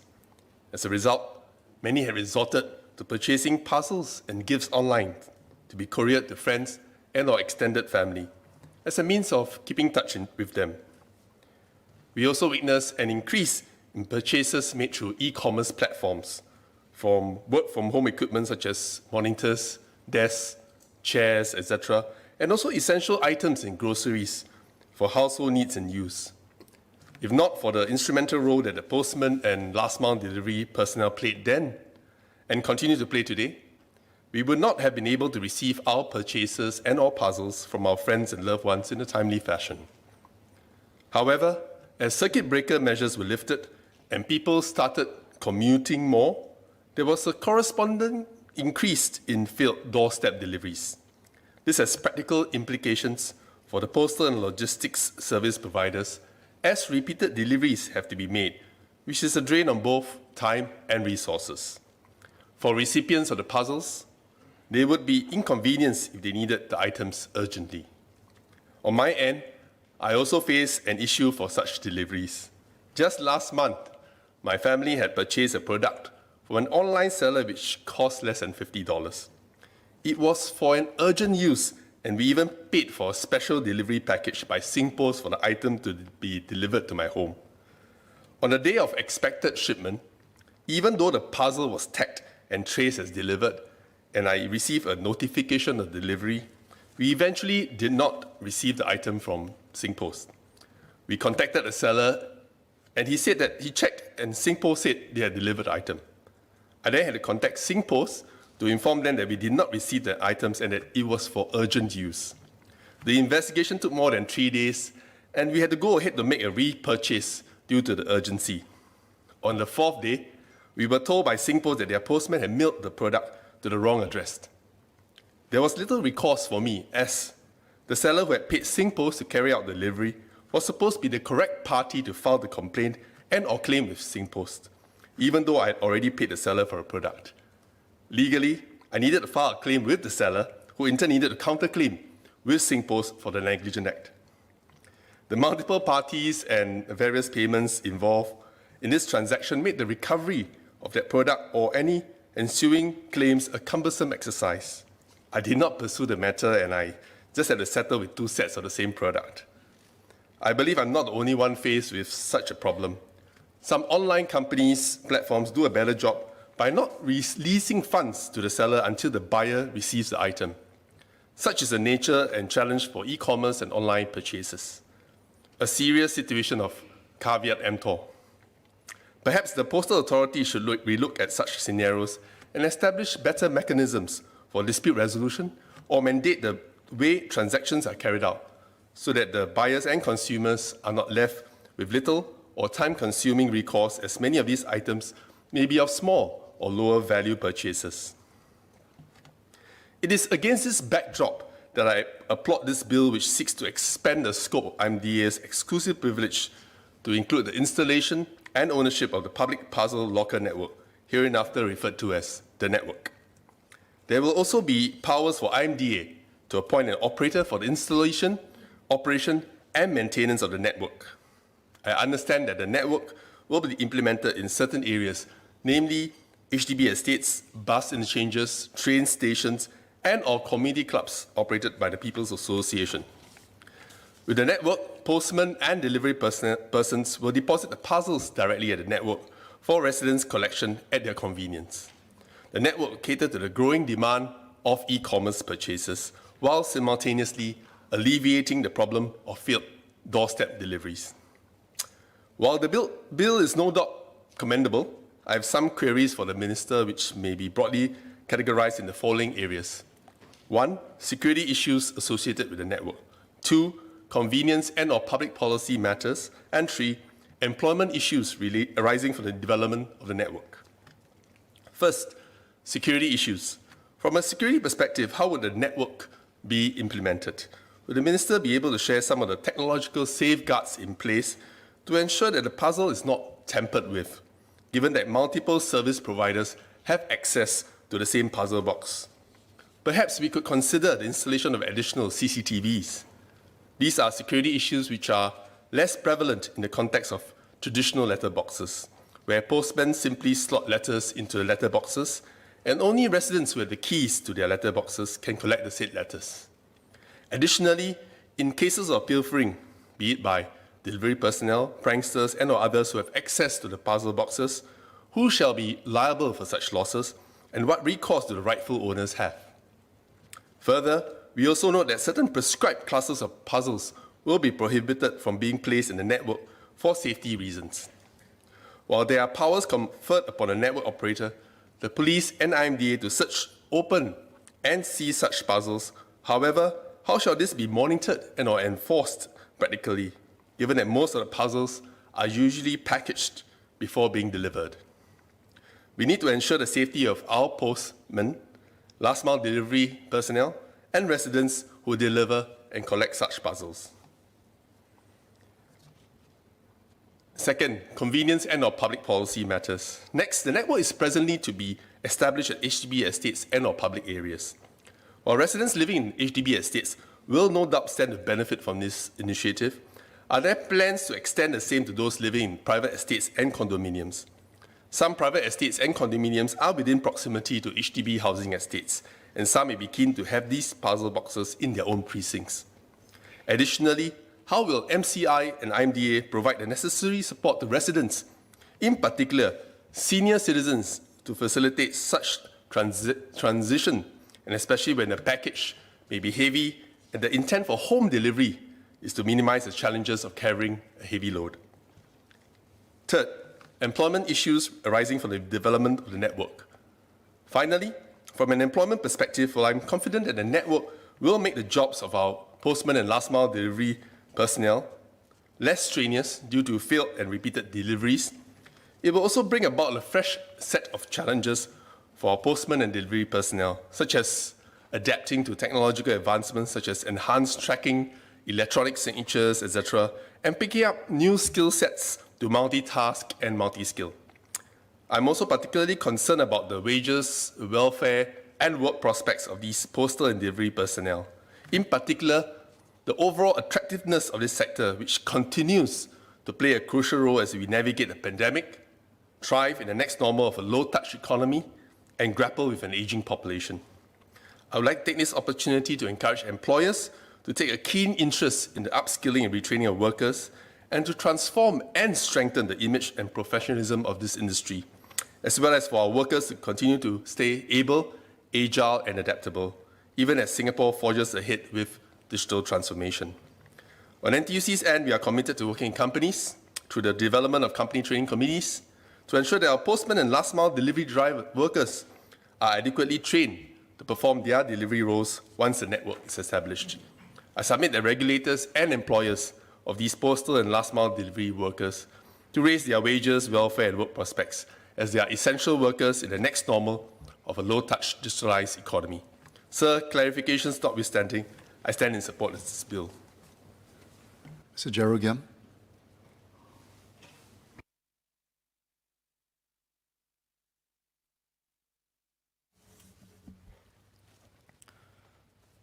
Mr. Speaker, I can see the need for more parcel lockers to be set up near housing estates. Sometimes deliveries get delayed because residents are not at home to receive the parcel, or they don't hear the courier at the door. This would require rescheduling to another delivery date. I also remember occasions when I would receive a delivery note in my mailbox to pick up a package from a pop station, which is a 30-minute round trip by bus and foot from my home, when I had made it a point to be home when the original delivery was made. The pandemic, ironically, seems to have eased this problem because couriers now simply leave the package outside the door in the name of contactless delivery to prevent the spread of the virus. However, I worry that these delivery issues may return once safe management measures ease. In any case, especially in public housing estates, leaving packages unattended at the door risks parcel theft. I therefore support the plans to situate more parcel lockers near housing estates. However, I have several queries which I hope the SMS will address. These cover the effect of the creation of a public parcel locker network on market competition and innovation, and the coverage of parcel lockers in all housing estates. First, on market competition. While I welcome the creation of the network, I would like more clarity on the role of PIC Network Private Limited in the existing ecosystem. PIC is a wholly owned subsidiary of IMDA, which is a government statutory board. SingPost currently has pop stations, and Blue World Private Limited has a network of Blue Lockers. They are part of an existing parcel locker network, the Locker Alliance, which has already set up parcel lockers in various locations across Singapore. What was the reason why IMDA didn't contract these private sector players to provide more public parcel lockers near housing estates? They already have the experience of running parcel lockers and could take on the investment risk and bear the cost of expanding their network. Is PIC's mandate to fulfill a need that is distinct and complementary to the services already provided by the private parcel locker providers, or will it be competing with them? If competition is part of its mandate, will it be contravening the Yellow Pages rule? This rule dictates that government agencies should exit from market segments which already have active private sector players. I note the SMS said that it is not the bill's intent for PIC to compete with delivery service partners. But does this non-competition extend to providers of parcel lockers? Going back to first principles, I would like to find out more information about the process by which PIC was created and contracted to run the network. Was there a public tender for the deployment and operation of a public locker network, which PIC eventually won? How long will the initial contract be for? Are there plans for a subsequent tender in which another public postal licensee or licensees can participate in? Is PIC expected to be profitable in future? If not, how much has IMDA spent and how much will it be budgeting every year to subsidize the operations of PIC? Next, I have some questions for the SMS about the location and coverage of the network lockers. While residents living in HDB estates will be served by the network, how will the network be implemented in condominiums and landed estates, if at all? Will parcel lockers be set up in condos or in public spaces near condos? Given that 16% of resident households live in condos, we should strive to ensure coverage of this segment. Another 5% of residents live in landed housing. Will they be served by public parcel lockers? Next, I understand that PIC will be in charge of the maintenance of these lockers.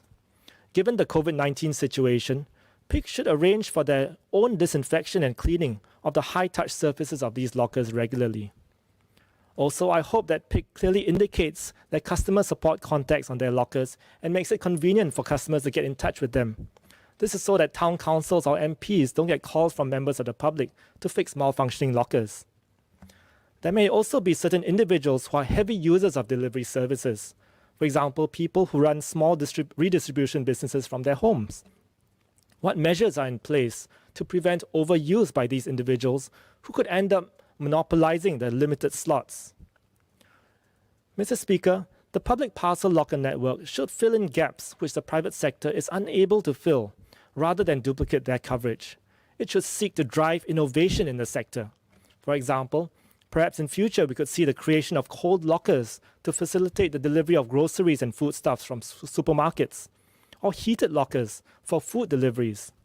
Locker operators could also consider providing dual functions for their lockers, for example, as receptacles for return items, or even depositing electronic waste, given that existing e-waste bins are even less accessible than private parcel lockers.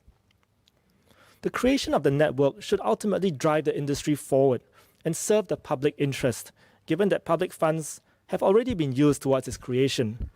ROI must come in the form of more convenient and affordable parcel pickups for consumers, not just profits for a select few players, whether publicly or privately owned. Thank you. Ms. Joan Pereira.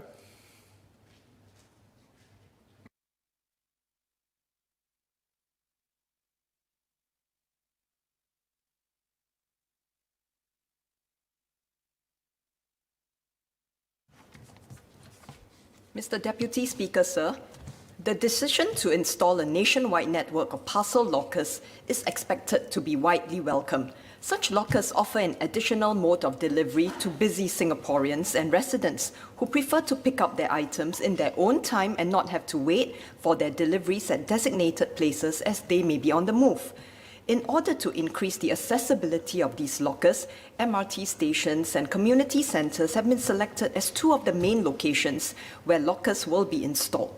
This will indeed provide much convenience. As these are places where traffic is high, my concern is that hazardous materials which might cause harm and danger to commuters could be deposited there. How does IMDA ensure that no hazardous materials will be sent via the network? Would the ministry share with us the security process undertaken by the vendors? Next, the bulk of these deliveries are transacted online. How do the vendors protect its customers' data from cyber threats? Example, hacking of their databases. Also, how can the vendors ensure the security of the deliveries so that the items can reach the intended recipients? Had there been incidents where the locker systems were breached and thieves were able to make off with any parcels? Finally, I would like to ask if the design of these lockers will be user-friendly for the elderly. With our rapidly aging population, it is important to ensure that from the design stage, consideration of the needs of our senior citizens is taken into account so that they can benefit from the setup of these parcel lockers. For example, will it be possible to indicate elderly and disabled-friendly lockers which are positioned at the appropriate height levels so that recipients can choose to have their parcels sent to such lockers? I realize that many elderly may not know how to use these parcel lockers to retrieve the delivered parcels. Thus, it is important that a step-by-step guide in large fonts be placed at the parcel locker station area, which is very visible and at eye level so that they can read the guide while unlocking the lockers. Sir, in Mandarin. 大部分的包裹都是通过网上交易订购的。供应商如何保护其客户的数据免受网络威胁？是否有发生过包括字体柜系统被破坏或被偷？由于人口迅速老化，我们必须确保从设计阶段考虑年长者的需求，例如在包裹字体柜旁边放置一个大字体的使用指导指南。Sir, I conclude with my support for the bill. Thank you. Ms. Ng Ling Ling.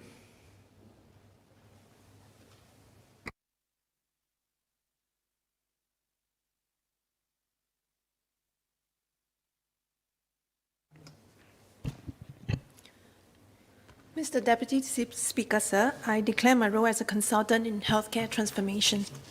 I would like to begin my speech by sharing three numbers: 176,000, 16,000, and 11. What makes these numbers worth mentioning is that they are the numbers reported by Lazada from the 11/11 sale in 2020 for Singapore alone. Specifically, in the first 11 minutes of the online sale, 16,000 items were sold every minute, amounting to about 176,000 items purchased by Singaporeans in the first few opening minutes of the sale. The 2020 e-commerce payments trends report for Singapore by JP Morgan estimated that the value of business to consumer e-commerce has grown from US dollars 4.8 billion to 6.1 billion, or a US dollar 1.3 billion rise between 2017 and 2019. The growth of e-commerce has resulted in more deliveries. Delivery service providers have had to step up to meet the increased volume and maintain service standards throughout the delivery process. We can expect this to be the new norm moving forward, and hence the introduction of the Postal Services Amendment Bill is a welcome one. The Postal Services Amendment Bill establishes a framework to build and operate a nationwide parcel locker network, or I call MPLN for short, to help domestic last mile delivery at scale. This is intended to benefit Singaporeans as delivery services will hopefully improve with increased access and reliability. However, I have three clarifications to ask the Ministry in this proposed amendment bill. Like the Honourable Member, Ms. Joan Pereira, firstly, I would like to ask will the parcel lockers have senior and disability-friendly features and access, so that our seniors and persons with disabilities can also benefit from convenience like everyone else. I would like to suggest adoption of assistive technologies as a requirement in the MPLN, so that persons with disabilities and seniors can easily access the parcels lockers safely and confidently. Some specific accessibility consideration can include placement of touch screens that are convenient for the wheelchair-bound, pre-selection and designation of certain lockers for the wheelchair-bound so that they need not worry about not being able to reach the locker for their packages, and to include speech and tactile interfaces for the hearing and visually impaired. Another usage is for our aging population. With more seniors aging in place, self-management and home-based care for the management of chronic diseases will become increasingly common, and the last-mile delivery of medication will be useful. SingHealth, together with the Integrated Health Information System, or IHIS for short, have developed their prescription in locker box or PO box stations to allow patients to collect their medication refills anytime without having to queue at the polyclinic pharmacies. While this is a good solution, PO Box currently is only available at 5 polyclinics under SingHealth. I would like to ask how far the MPLN can also be used to scale objectives like the PO Box for medication delivery to bring convenience to our seniors. My second clarification is similar to the Honourable Member Mr. Patrick Tay's concern on how the security of the MPLN will be effectively managed.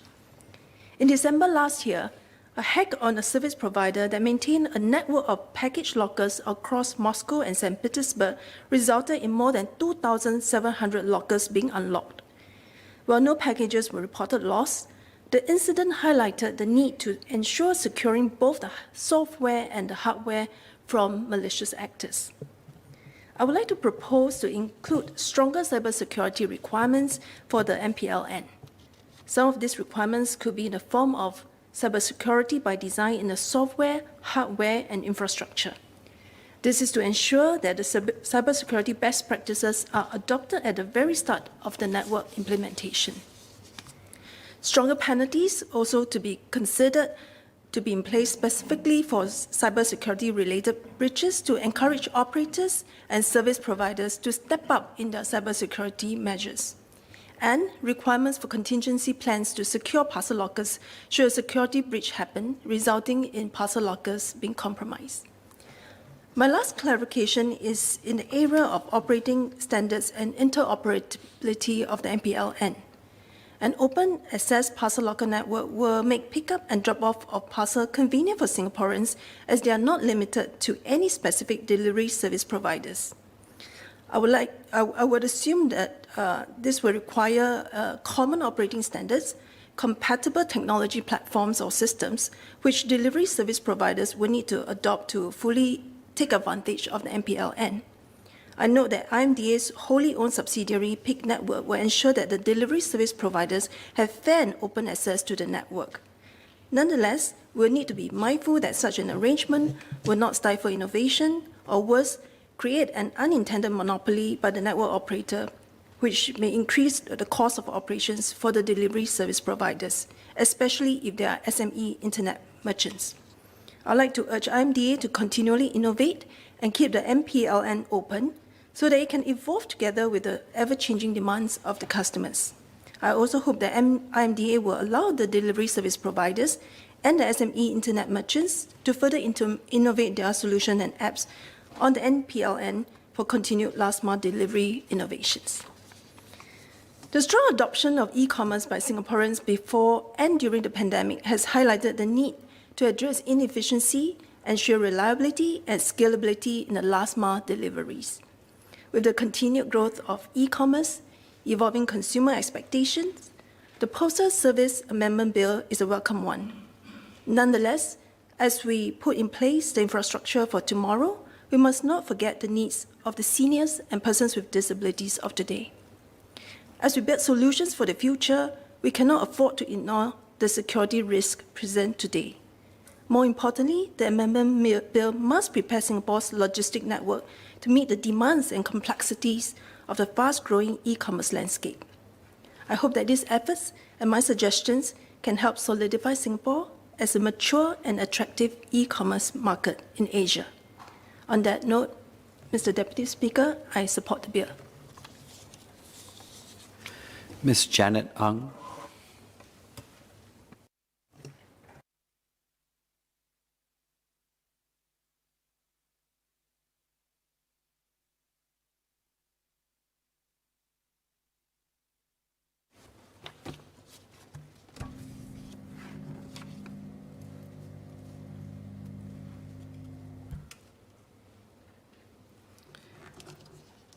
Mr. Deputy Speaker, most of us would have experienced staying home to wait for a package to be delivered, and it can be frustrating. Deliveries mostly happen during work hours, so customers often miss the delivery window, then worry that their packages aren't safe. And with the increasing volume of e-commerce transactions, which is projected to reach US $2.9 billion in 2021, according to Statista, the urban logistics of getting the packages to the intended recipients is going to grow in complexity and very likely so in cost and carbon emission. I recall that back in 2017, when I was still with IBM, the IBM Garage worked with the Singapore startup Fresh Turf to study the issues from the first mile to last mile logistics and to explore technology solutions like blockchain to design the concept of federated locker networks and to create a secure way of making these lockers available to any delivery company wishing to use them. While this prototype never got commercialized, Fresh Turf co-founder Kevin Lim did share that they learned much from the prototyping and went on to develop solutions targeted for specific logistics problems. Well, we have come a long way since 2017, and COVID-19 has accelerated e-commerce even further. Hence, the amendment to the Postal Services Act is very timely. Here are my thoughts on the 3 key points in the amendment. The nationwide parcel locker network will transform Singapore's last-mile delivery infrastructure. And the good part is that IMDA has implemented pilots in collaboration with e-commerce and logistic industry players in 2 HDB estates, and the study has shown benefits for both consumers and industry players and a potential of a sustainable delivery ecosystem.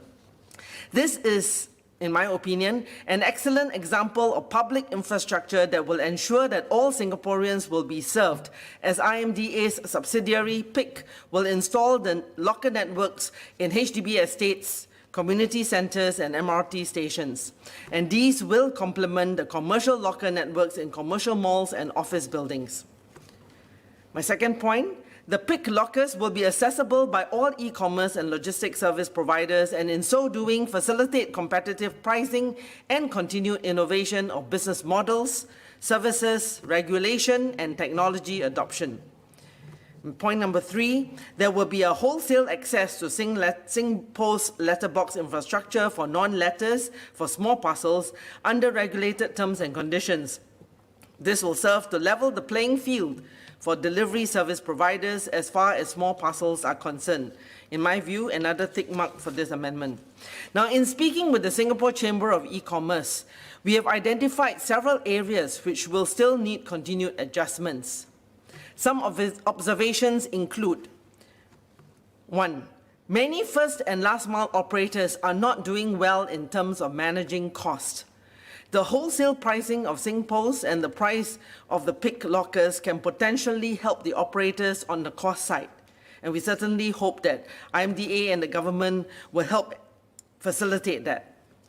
2. Visibility of track and trace data of the packages for the consumers, coupled with the easy access for self-collection at lockers conveniently located near the consumers, will enhance end-user experience. Better user experience will increase the value consumers will be willing to pay for the service. So my question is, how will IMDA ensure that PIC support the smaller SME delivery operators to embrace digitalization and improve productivity and thereby reduce costs? Point number 3, logistics is a business driven by scale.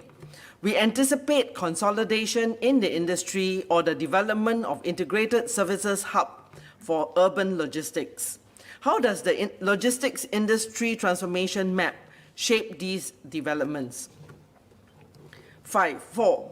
Security is of increasing importance, and as my honorable other members of parliament have mentioned ahead of me, how will PIC and SingPost and IMDA handle the security checks of packages to ensure that there is no mischief?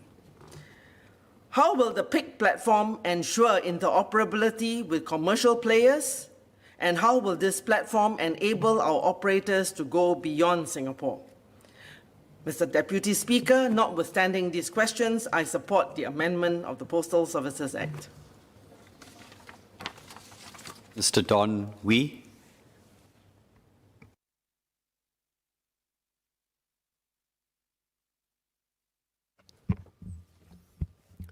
Mr. Deputy Speaker, sir, in Mandarin. 我非常支持修正法案，授权资讯通信媒体发展局安装和管理我们的全国开放式储存包裹自提柜网络。由政府管辖网络，我们可以更好地利用运送聚集的好处，并减少竞争的私人运营商在某些地段的互相重叠设施。鉴于网络购物的迅猛增长和送货上门次数的不断增长，这是一个及时的发展。据估计，包裹自提柜系统可让送货司机每小时多送高达目前送货量的4倍，这大大提高了生产力，将有助于解决该行业的人力短缺问题。这也将极大减少我们的碳排放量，与我们的环保目标一致。目前，包裹自提柜大多位于商业区，而住宅区的这类服务不足，因为私营机构认为在住宅区内安装储存柜是无利可图的。我欢迎在主屋区内安装800个开放式存取包裹自提柜站的计划，这将给我们的居民带来很多方便。对于中小企业供应商，包裹自提柜能让他们合并交货，这既高效又节省成本。我想问通讯及新闻部是否考虑进行测试，允许限量，例如约10%的储存柜进行批量预订，以便某些零售商，例如在线杂货店，可以将储存柜作为其店面，和在包裹自提柜站登广告。Would the ministry also consider installing cold storage parcel lockers, such as those set up in Finland? Groceries and temperature-sensitive parcels can be stored in closed, temperature-controlled lockers, which include freezer units. I share the same hygiene concerns with member Mr. Gerald Giam earlier. The COVID-19 pandemic has highlighted the importance of hygiene. In some countries, lockers are sanitized with UV light and disinfectant after each use. I would like to ask about the maintenance and cleanliness of the lockers. Will the minister share the main details about which entity will be responsible for the cleanliness and how standards will be maintained? I'm concerned with the security of these locker stations. I'm glad that SMSN had addressed the security-related concerns when she explained the policy intent just now. Next, what technology will these lockers be equipped with for access?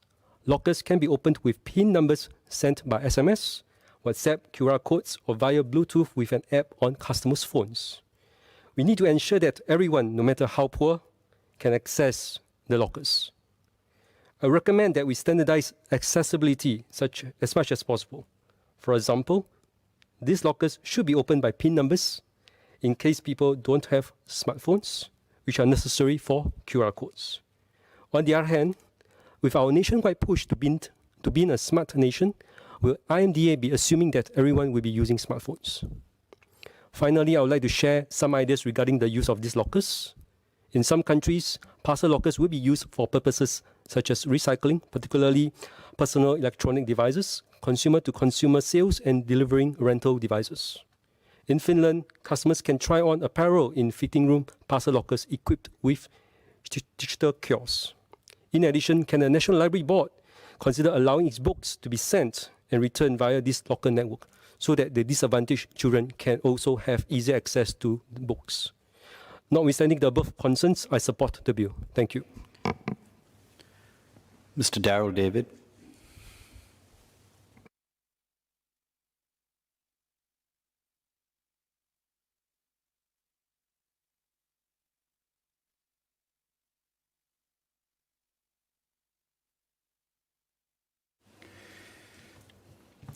Mr. Deputy Speaker, sir, as Singaporeans become increasingly reliant on digital communications enabled by the internet and various mobile messaging apps, the male profile in Singapore has correspondingly changed substantially.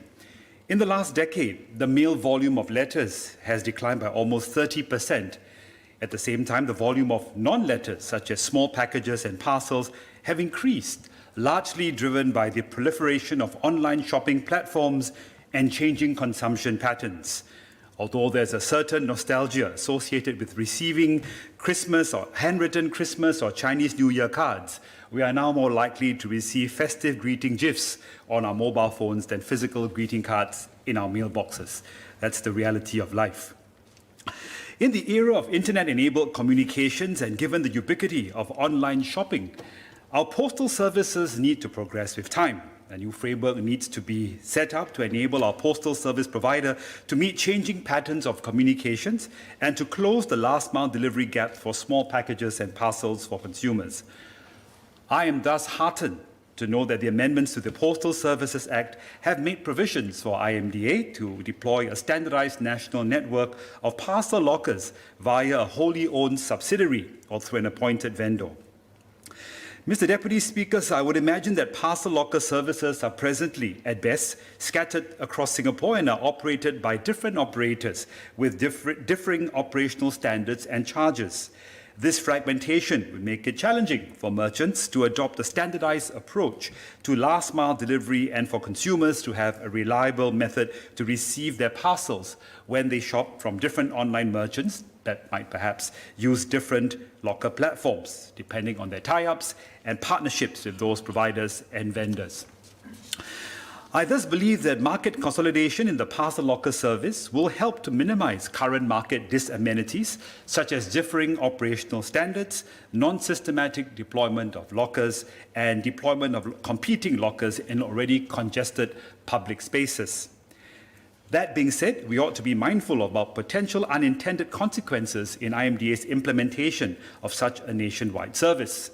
First, is there the possibility that a single player will end up dominating the market, and thus the market is not subject to competitive market forces?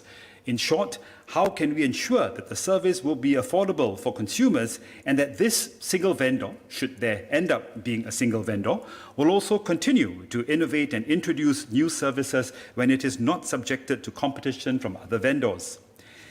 Ensuring long-term affordability of such a locker service is important because such a service is an effective alternative solution to door-to-door delivery. We've already heard from some of our colleagues about the challenges of waiting at home to receive some of their parcels and their deliveries. At the present moment, door-to-door delivery requires some degree of coordination also between merchants and consumers to ensure that someone is at home.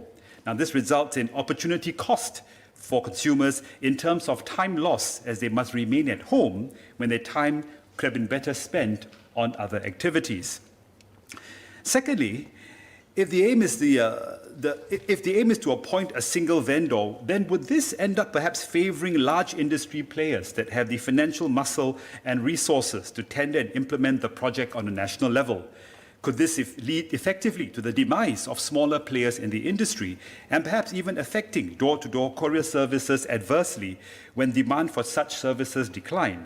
Would IMDA thus consider working with some of the smaller industry players that might not necessarily run the nationwide network but are still able to contribute to its running in meaningful ways? Thirdly, since the early 2000s, the government has tried to minimize the installation of dustbins, for example, in crowded confined spaces such as MRT stations or bus interchanges, as these receptacles could be used to hide improvised explosive devices, or IEDs, which could cause mass casualties. I'm surfacing a point that has been, I think, repeated quite a few times already by my other parliamentary colleagues. So the question is that how would IMDA ensure that the locker service will not be misused by nefarious individuals to hide hazardous biomaterials or IEDs that could cause mass casualties or widespread panic during an incident? How would the authorities ensure the safety and security of such a locker system?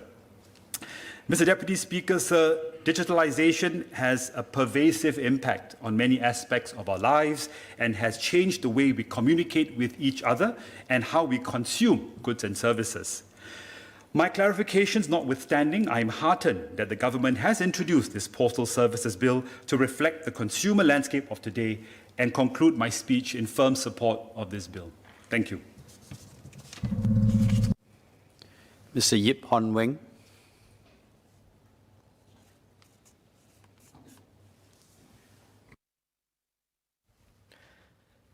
Mr. Deputy Speaker, sir, this bill is timely with the growing popularity of e-commerce. It strengthens our last-mile parcel delivery infrastructure. Most parcels today are delivered to the doorstep. It is convenient, but it comes with its own set of challenges. Delivery workers are always rushing to meet the deadlines for deliveries. This can compromise their work quality and safety when rushing from one point to another. And parcels are left at the door, with contactless deliveries being encouraged. This opens up risks of theft. As such, having a better self-collection strategy in place is useful. This is particularly so in the current climate, when social distancing is necessary and where there is an increased reliance on delivery services. For this initiative to work, the government needs to ensure the sufficiency of the lockers at the local level. We also need to work out the processes to determine if a particular item should go into a locker, mailbox, or direct to door. I will touch on two groups of people who are likely to be more affected by the bill. First, Mr. Deputy Speaker, sir, we have to cater to homebound residents, and many of such residents in Yio Chu Kang who may have difficulties leaving their homes to collect their deliveries. These include seniors, and especially those with mobility problems. It also includes caregivers looking after babies and family members with special needs. One senior in my constituency, Madam Lim, is homebound due to severe arthritis. Living alone, she does not leave the house. She relies on VWOs for meal deliveries under the Meals on Wheels program. She seldom checks her letterbox given her immobility.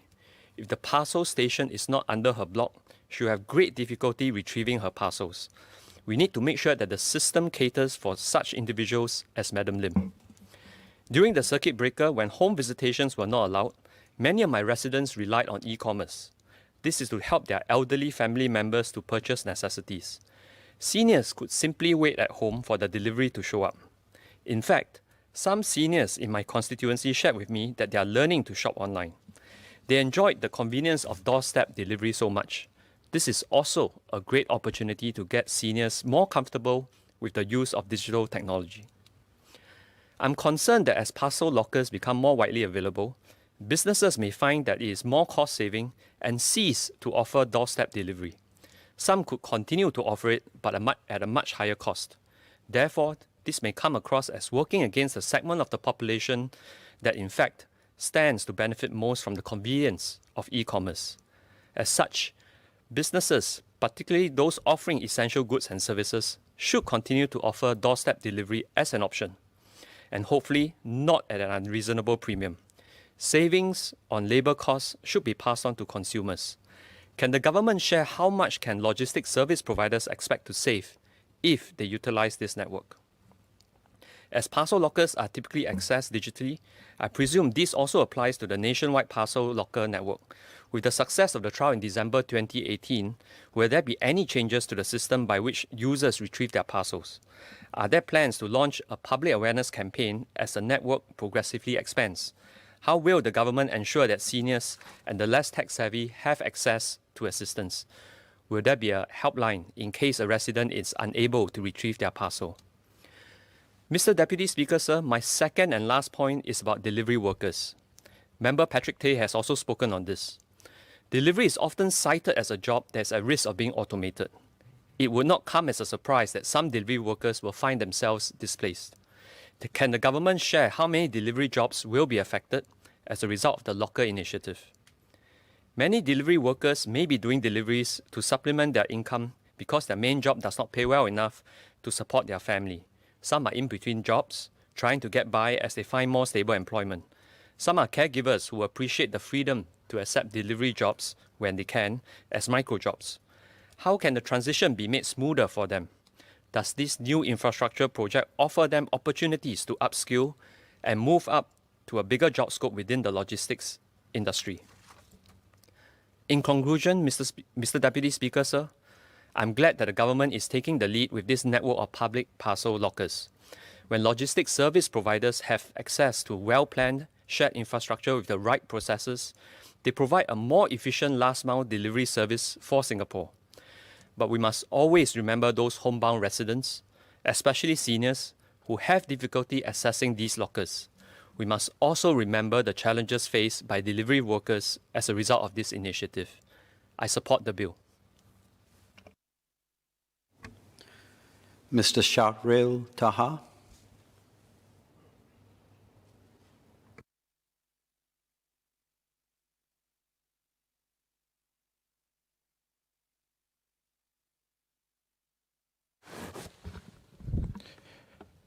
Thank you, Mr. Deputy Speaker, sir.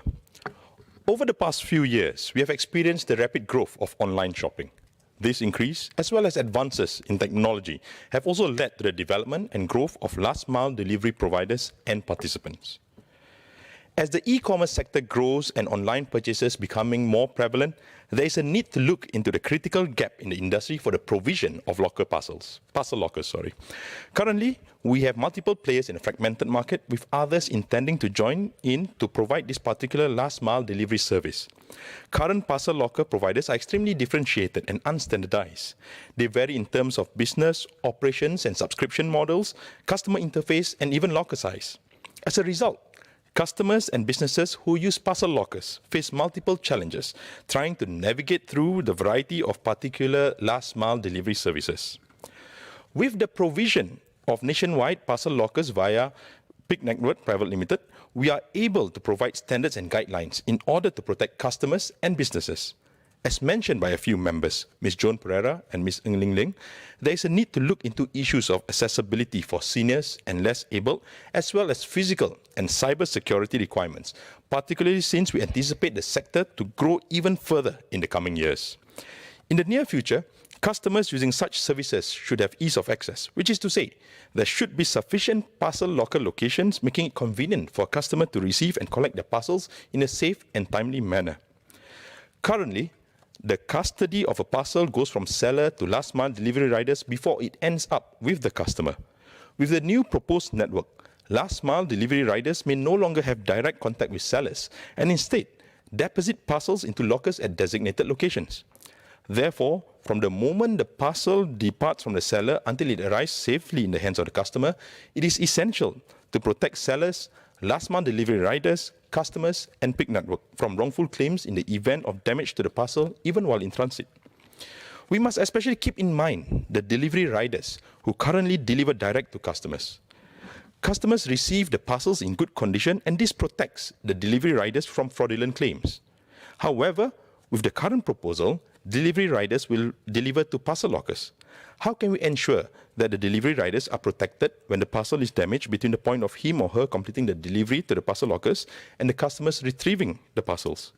I've met a few delivery riders who are exceptionally cautious when delivering parcels and resort to taking pictures of the recipient receiving their parcels to ensure that he or she is safe from any claims of damages to the parcels, as such fraudulent claims may pose a significant financial loss to the delivery riders. Assuming delivery riders earning less than $5 per successful delivery, if a fraudulent claim of a damaged parcel worth $100 is made on him, it will mean he loses his entire income for a day or two. Thus, we must ensure a robust and reliable system of parcel delivery with proper recourse should parcels be damaged or lost. Notwithstanding the need for a robust and reliable system to safeguard all the stakeholders involved, through the provision of such lockers, the common practice of delivery staff taking pictures of customers receiving parcels or even taking pictures of customers' homes upon delivery of parcel to avoid being unfairly penalized for parcel damage or as proof of delivery will no longer be necessary. This will be a great benefit in terms of protecting the customer's privacy too. Another consideration that we should take note of is that in the current market, each service provider operates independently, providing their own physical lockers, which varies in terms of size and accessibility. They also often service only their own proprietary platform, for example, Ninja Van lockers. If two or more competing service providers are at the same location, such as with Ninja Van and Blueport, it may result in an underutilization of lockers and inefficient use of space. Provision of a nationwide parcel locker network and allowing access to these assets to last mile delivery operators will help promote more effective use of valuable space. This is in line with the current trend of co-sharing assets to promote its efficient utilization, such as that seen on platforms like Airbnb, Grab, and Mobike. Additionally, in locations that experience high volume of parcel delivery, we can also consider piloting the use of automated storage retrieval systems, ASRS, that are more volumetrically efficient at storage and has a more efficient physical footprint. With economies of scale, ASRS may also enable the use of technology to capture the condition of parcels at the point of delivery to ensure that there are no wrongful claims and disagreements between buyer, seller, third-party last-mile delivery providers, and PIC network. Current businesses and customers face a 7% failed delivery rate at doorstep. Access to network of lockers will enable last-mile delivery providers to increase their successful delivery rate. Hence, delivery companies can do more for the same amount of resource. There is the potential for less failed delivery and hence less wastage on travel times, leading to savings in fuel and operating costs. Consequently, this will also be beneficial for businesses and deliverymen who may only be paid upon successful delivery. Parcel lockers also help improve individual productivity. Customers are better off as they no longer have to remain at home in anticipation of a delivery. We can also consider an accompanying messaging app to inform recipients that the parcel has been safely delivered at the respective collection points so that they can be retrieved. The faster the turnaround time for these lockers, the higher the capacity for the network. With this in mind, will there be a time-bound constraint for the use of these lockers? Will customers be charged accordingly? Are there any other costs incurred by businesses and customers using this facility? Beyond costs, there are other considerations to these parcel lockers. Firstly, who will have access to these parcel lockers? Will it be limited to only some last-mile service providers? Will small businesses or home-based businesses that do their own delivery for cost reasons have equal access to these facilities, as it can potentially help with their operations and costs? How viable is it for us to extend the use of such facilities to them? Can we also consider extending this service to parcel pickups and parcel returns too? This is an additional service that is provided by current parcel locker players, and I think we should provide such a service too. A final consideration would be the increased use in packaging, which will inadvertently increase with the growth in e-commerce. How do we use these platforms to promote our green plan recycling effort? Can we have reminder posters at parcel lockers or else incentivize the proper disposal and recycling of packaging? Mr. Deputy Speaker, sir, in Malay, please. Dalam beberapa tahun yang lalu, kita dapat melihat pertumbuhan yang pesat bagi pembelian dalam talian. Kenaikan tersebut dan juga kemajuan dalam teknologi telah menyumbang kepada pembangunan dan pertumbuhan dan peserta khidmat penghantaran last mile. Dengan pertumbuhan sektor e-dagang dan kenaikan dalam pembelian secara online, ada perlunya bagi kita untuk memeriksa semula kelopongan yang serius dalam industri last mile delivery. Kini terdapat berbagai-bagai peserta dalam pasaran yang berpecah dengan pihak lain yang ingin menembusnya untuk menawarkan khidmat itu. Dengan adanya rangkaian loker bungkusan di seluruh negara, kita dapat menyediakan piawai dan garis panduan tertentu untuk melindungi para pelanggan dan juga peniaga. Dengan penumbuhan rangkaian loker bungkusan, ia juga penting bagi kita untuk mempertimbangkan bagaimana kita boleh melindungi para penghantar. Sebelum ini, apabila penghantar mengirim terus kepada pelanggan, para pelanggan akan menerima bungkusannya dalam keadaan yang baik dan ini juga melindungi para penghantar daripada tuntutan kerusakan yang palsu. Namun, dengan usulan ini, penghantar akan meletakkan bungkusan ke loker yang tersedia. Bagaimanakah boleh kita memastikan bahawa para penghantar terlindung apabila bungkusan itu mengalami kerosakan dari masa ia diletakkan dalam loker ke masa pelanggan mengambil bungkusan mereka? Untuk penghantar yang menerima kurang dari $5 untuk setiap penghantaran yang berjaya, tuntutan palsu boleh menjejas pendapatannya. Kerana tuntutan palsu, penghantar mungkin kehilangan seluruh pendapatannya selama beberapa hari. Oleh itu, kita mesti memastikan sistem pengiriman yang mantap dan sistem tuntutan yang adil kepada semua pihak. Walau apapun, dengan adanya peruntukan rangkaian loker bungkusan di seluruh negara, kita dapat menggalakkan penggunaan ruang dengan lebih berkesan.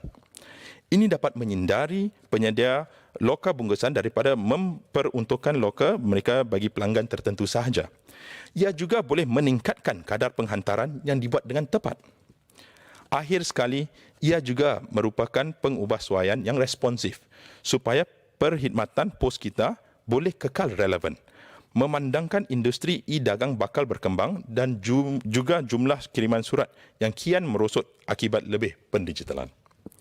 In conclusion, Mr. Deputy Speaker, sir, the deployment of a nationwide network of parcel lockers in specified premises has many advantages and benefits to businesses, customers, and last-mile delivery providers. It is also a responsive adaptation of our postal service in light of the growth of e-commerce and the decline of mail volume as a result of increased digitalization. The amendments to the Postal Service Act will ensure the continued relevance of our postal service to future generations of Singaporeans. With that, Mr. Deputy Speaker, sir, notwithstanding the clarifications above, I support the bill. Mr. Gan Thiampo.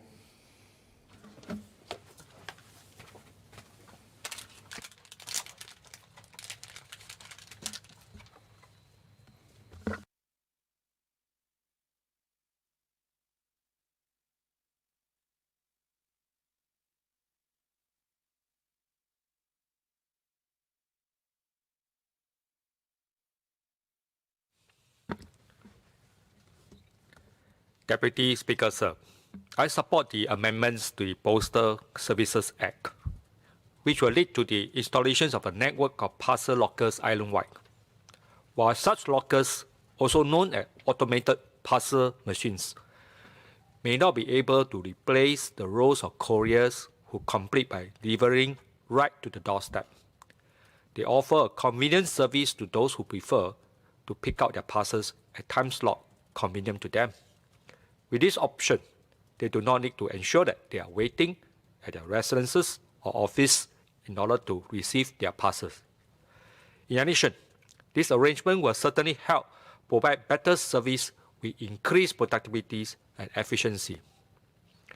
I would like to suggest that IMDA consider developing a nationwide network of pick-up and drop-off points, in short called PUDO, in collaboration with neighborhood shops, convenience stores, retailers, petrol stations, RC and NC clubhouses to supplement the APM network. PUDOs, which require no installations, can be set up flexibly and can help to cope with increased delivery volumes during peak hours when the demand for APMs is high and they get filled up quickly, such as during the Christmas season. I also hope that Ministry will work with condominiums and private estates to enhance the out-of-home delivery option for them through accommodations or APM and PUDOs locations. Deputy Speaker, in Mandarin. 包裹自提柜会疏缓这行业的人手短缺问题。我想请问，我国有多少邮递员，以及目前有多少邮递员受雇于私营物流和快递公司？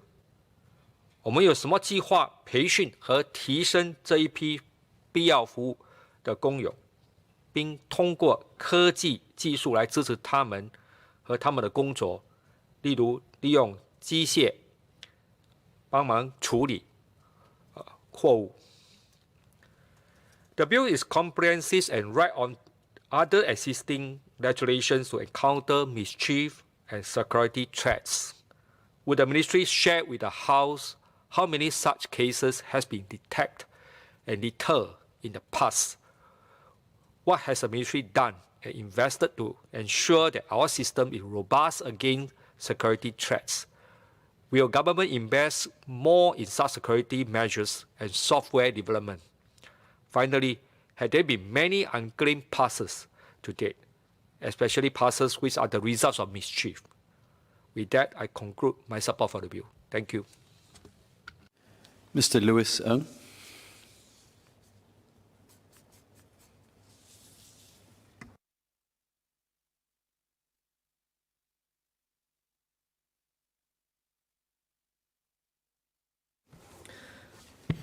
So this bill ensures that our postal sector remains responsive to trends in the market.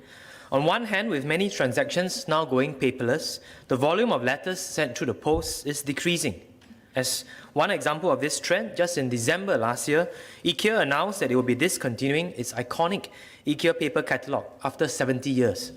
On the other hand, parcel deliveries have grown with the booming e-commerce sector. A study done in 2020 noted that Singapore's business-to-consumer e-commerce market has been growing at a double-digit rate since 2017. Already, the growth of e-commerce has strained our postal system, which was mainly designed for letters.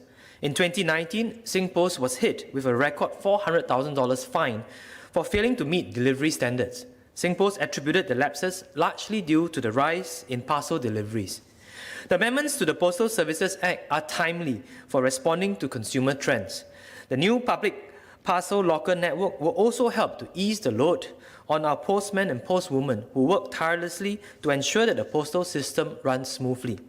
So I have 3 points to raise on this bill. First, the bill will introduce a nationwide network of public parcel lockers at HDB estates, public transport hubs, and community spaces. Ahead of this bill, IMDA announced that it will roll out 1,000 parcel locker stations. The public parcel locker network is intended to complement commercial parcel locker networks in private residential and commercial spaces. However, the scope of the public parcel locker network is extensive. This locks the private parcel locker networks out of a significant portion of the market. As a result, this may stifle innovation by the private players. Private parcel locker operators have been in the market for some period of time. The industry is also fairly competitive, with many options available to consumers. With the introduction of the public parcel locker network, how will the government continue to ensure that both public and private public locker network players remain competitive and continue to innovate?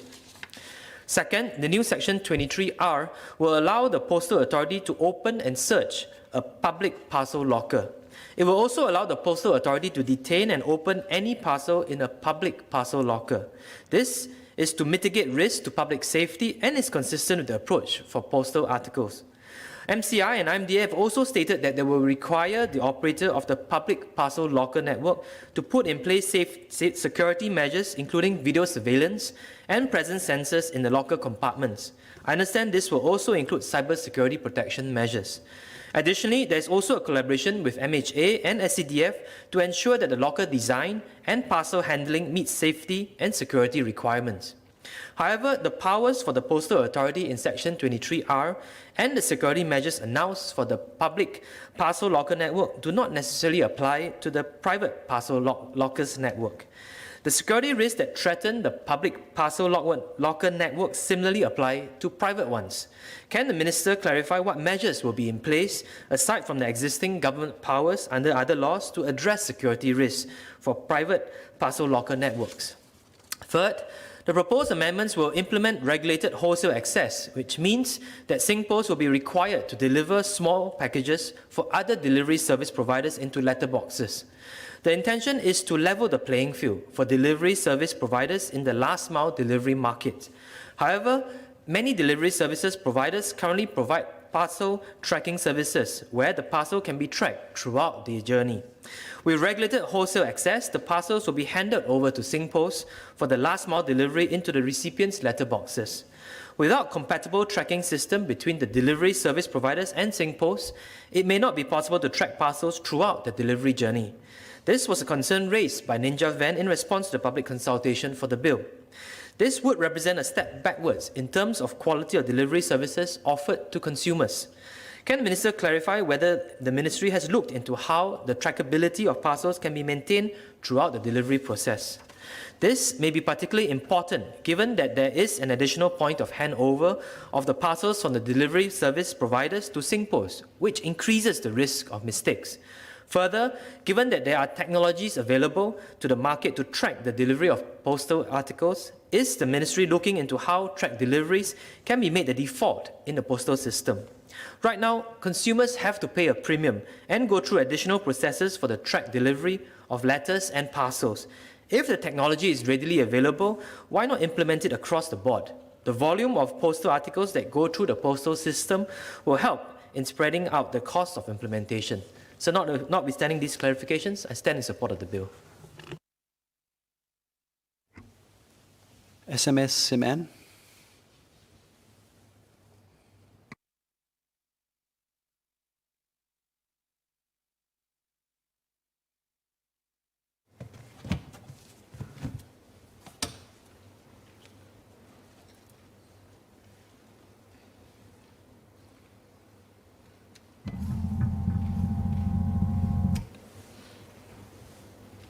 Thank you, Mr. Deputy Speaker. I thank members for their support for this bill and for their questions on important issues that the bill seeks to address. Members' responses and questions fall into two broad themes, namely, first, what we're doing to ensure citizens and consumers can fully benefit from the deployment of the nationwide parcel locker network or the network, and two, what we are doing to enable businesses to reap productivity gains from the network while safeguarding it against cybersecurity threats. Let me begin with the first theme on providing a convenient, secure, and inclusive network that can be used by residents of all ages. In my opening speech, I spoke about how the network is an efficient solution that provides greater convenience and more options for parcel deliveries beyond doorstep delivery. We note Mr. Patrick Tay and Mr. Gerald Giam's queries about whether there are plans to deploy PICS lockers at private estates and condominiums. Parcel lockers can help achieve efficiency in residential estates with sufficient density and which are currently underserved. This is why PICS rollout plan is focused on HDB estates. Some private condominiums are already being served by a commercial parcel locker operator who has agreed to join the network. PIC will encourage its partners to expand their deployment wherever feasible so that more locations, including private condominiums, can be served. Private estate dwellers, including those who live in less dense estates, which might not be ideal for parcel locker deployment, can also benefit from PICS lockers deployed near them, especially those at public transport nodes and community centers or community clubs. There was also a question raised by Mr. Gerald Giam about the siting of the parcel lockers. PIC will focus on rolling out the network in areas that will be convenient for the public. And in looking for ideal locations for these parcel lockers, PIC has taken on feedback from the ground, including all town councils, in determining suitable locker sites in HDB estates.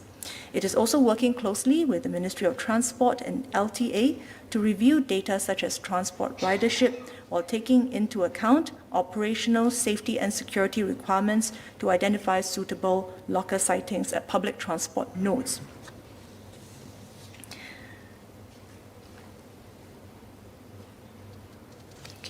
Mr. Darryl David has also raised a concern about the pricing for parcel locker use. I should highlight here that the charges for the parcel locker will be charged to the DSPs, and the consumer may or may not actually see what these charges are, because usually the consumer will interface with the e-commerce marketplace. And as to how this is then translated into the consumer price, we leave this to the workings of the e-commerce marketplace, the sellers, as well as the DSPs. However, I should highlight that from PIC's perspective, in order for us to achieve the kind of efficiencies that we envision for the entire urban logistics sector, it stands to reason that the prices offered to the DSPs has to be affordable. Because if it's not affordable, there's no way to make a good business case ultimately to the consumers, and we might still default to doorstep delivery, and that's what we're trying to change here. So PIC is very conscious of the importance of making the numbers work and to offer a very attractive business case so that the DSPs will find it worth their while to use these parcel lockers. Mr. Ip Hong Weng has expressed a concern that widespread use of parcel lockers might cause businesses to cease offering doorstep delivery. In fact, it is precisely because doorstep delivery is manpower intensive and not sustainable as a long-term default that we believe businesses are likelier to continue to offer doorstep delivery at a reasonable rate to consumers if they are able to achieve productivity gains elsewhere, such as the kind of productivity gains we anticipate from the deployment of the network.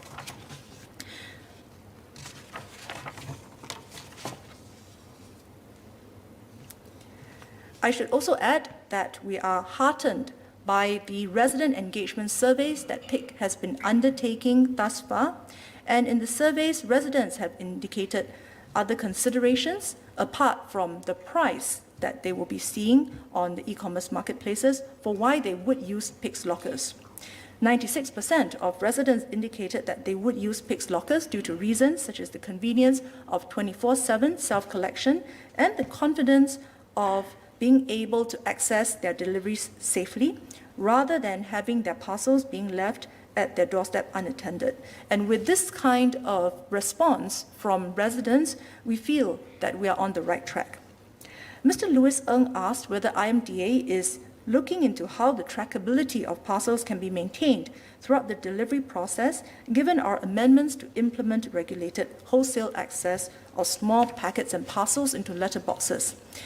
Please allow me to clarify that today, other DSPs are already able to hand over their packets and parcels to SingPost for delivery into letterboxes on commercially negotiated terms on a tracked basis. Hence, consumers' ability to track the delivery of their packets and parcels to letterboxes will not be affected by this amendment.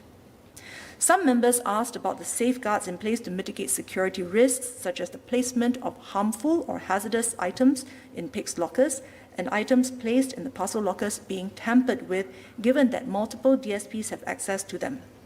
The Act already contains provisions upholding mail security. Similarly, we will also guard against mischief and tampering in the parcel locker setting. We are working closely with MHA and SCDF to develop security guidelines and requirements to ensure that the locker design and parcel handling workflows meet required safety and security standards.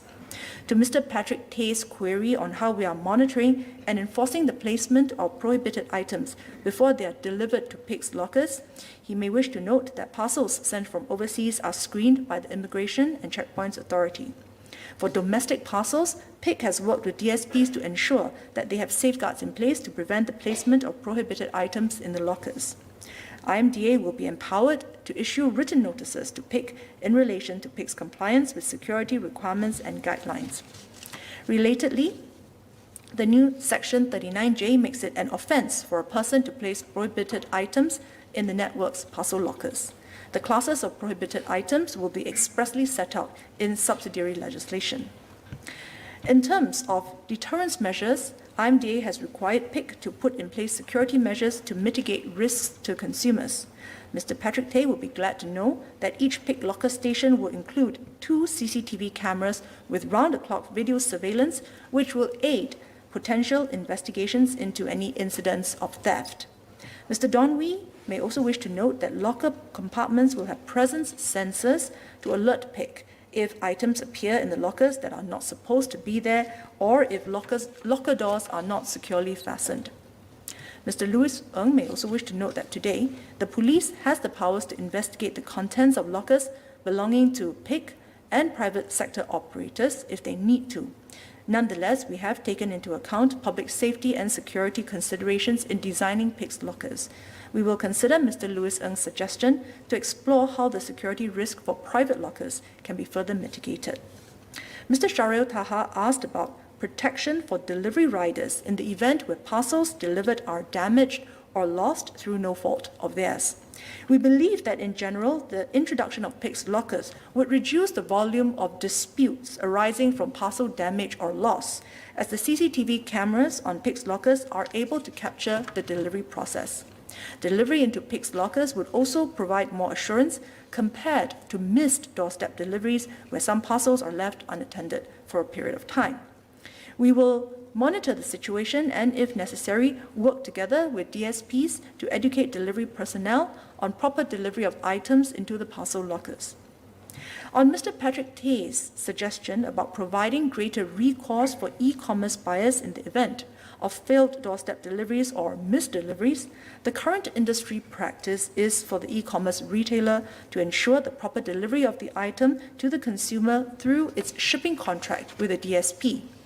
In this regard, Enterprise Singapore and the Singapore Standards Council have launched the Technical Reference 76 or TR76, which outlines e-commerce retailers' responsibility, among others, on the handling of lost or damaged items during delivery to protect consumers' interests. My ministry and IMDA are cautious about introducing a formal regulatory framework for parcel delivery services at this point, as we do not wish to raise compliance costs unnecessarily, which could also translate into an increase in prices faced by consumers. Given the existing measures, we will work with CASE on how to promote the adoption of these best practices among e-commerce businesses and to improve consumer awareness of their rights in e-commerce transactions. As we transform our infrastructure to support greater digitalization, it is important to ensure our efforts are inclusive. To this end, Mr. Sharil Taha, Mr. Don Wee, and Mr. Ip Hong Wing may wish to note that access to PIC's lockers will be a simple affair even for those without a smartphone.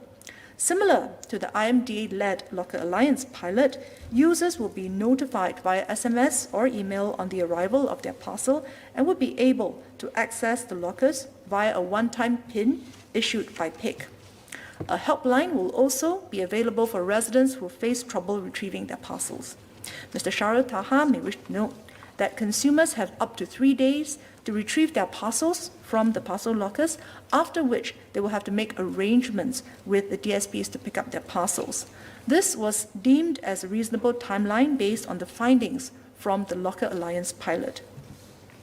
Ms. Joan Pereira, Mr. Patrick Tay, and Mr. Ip Hong Wing asked about what we're doing to support residents, especially seniors, in the use of the network.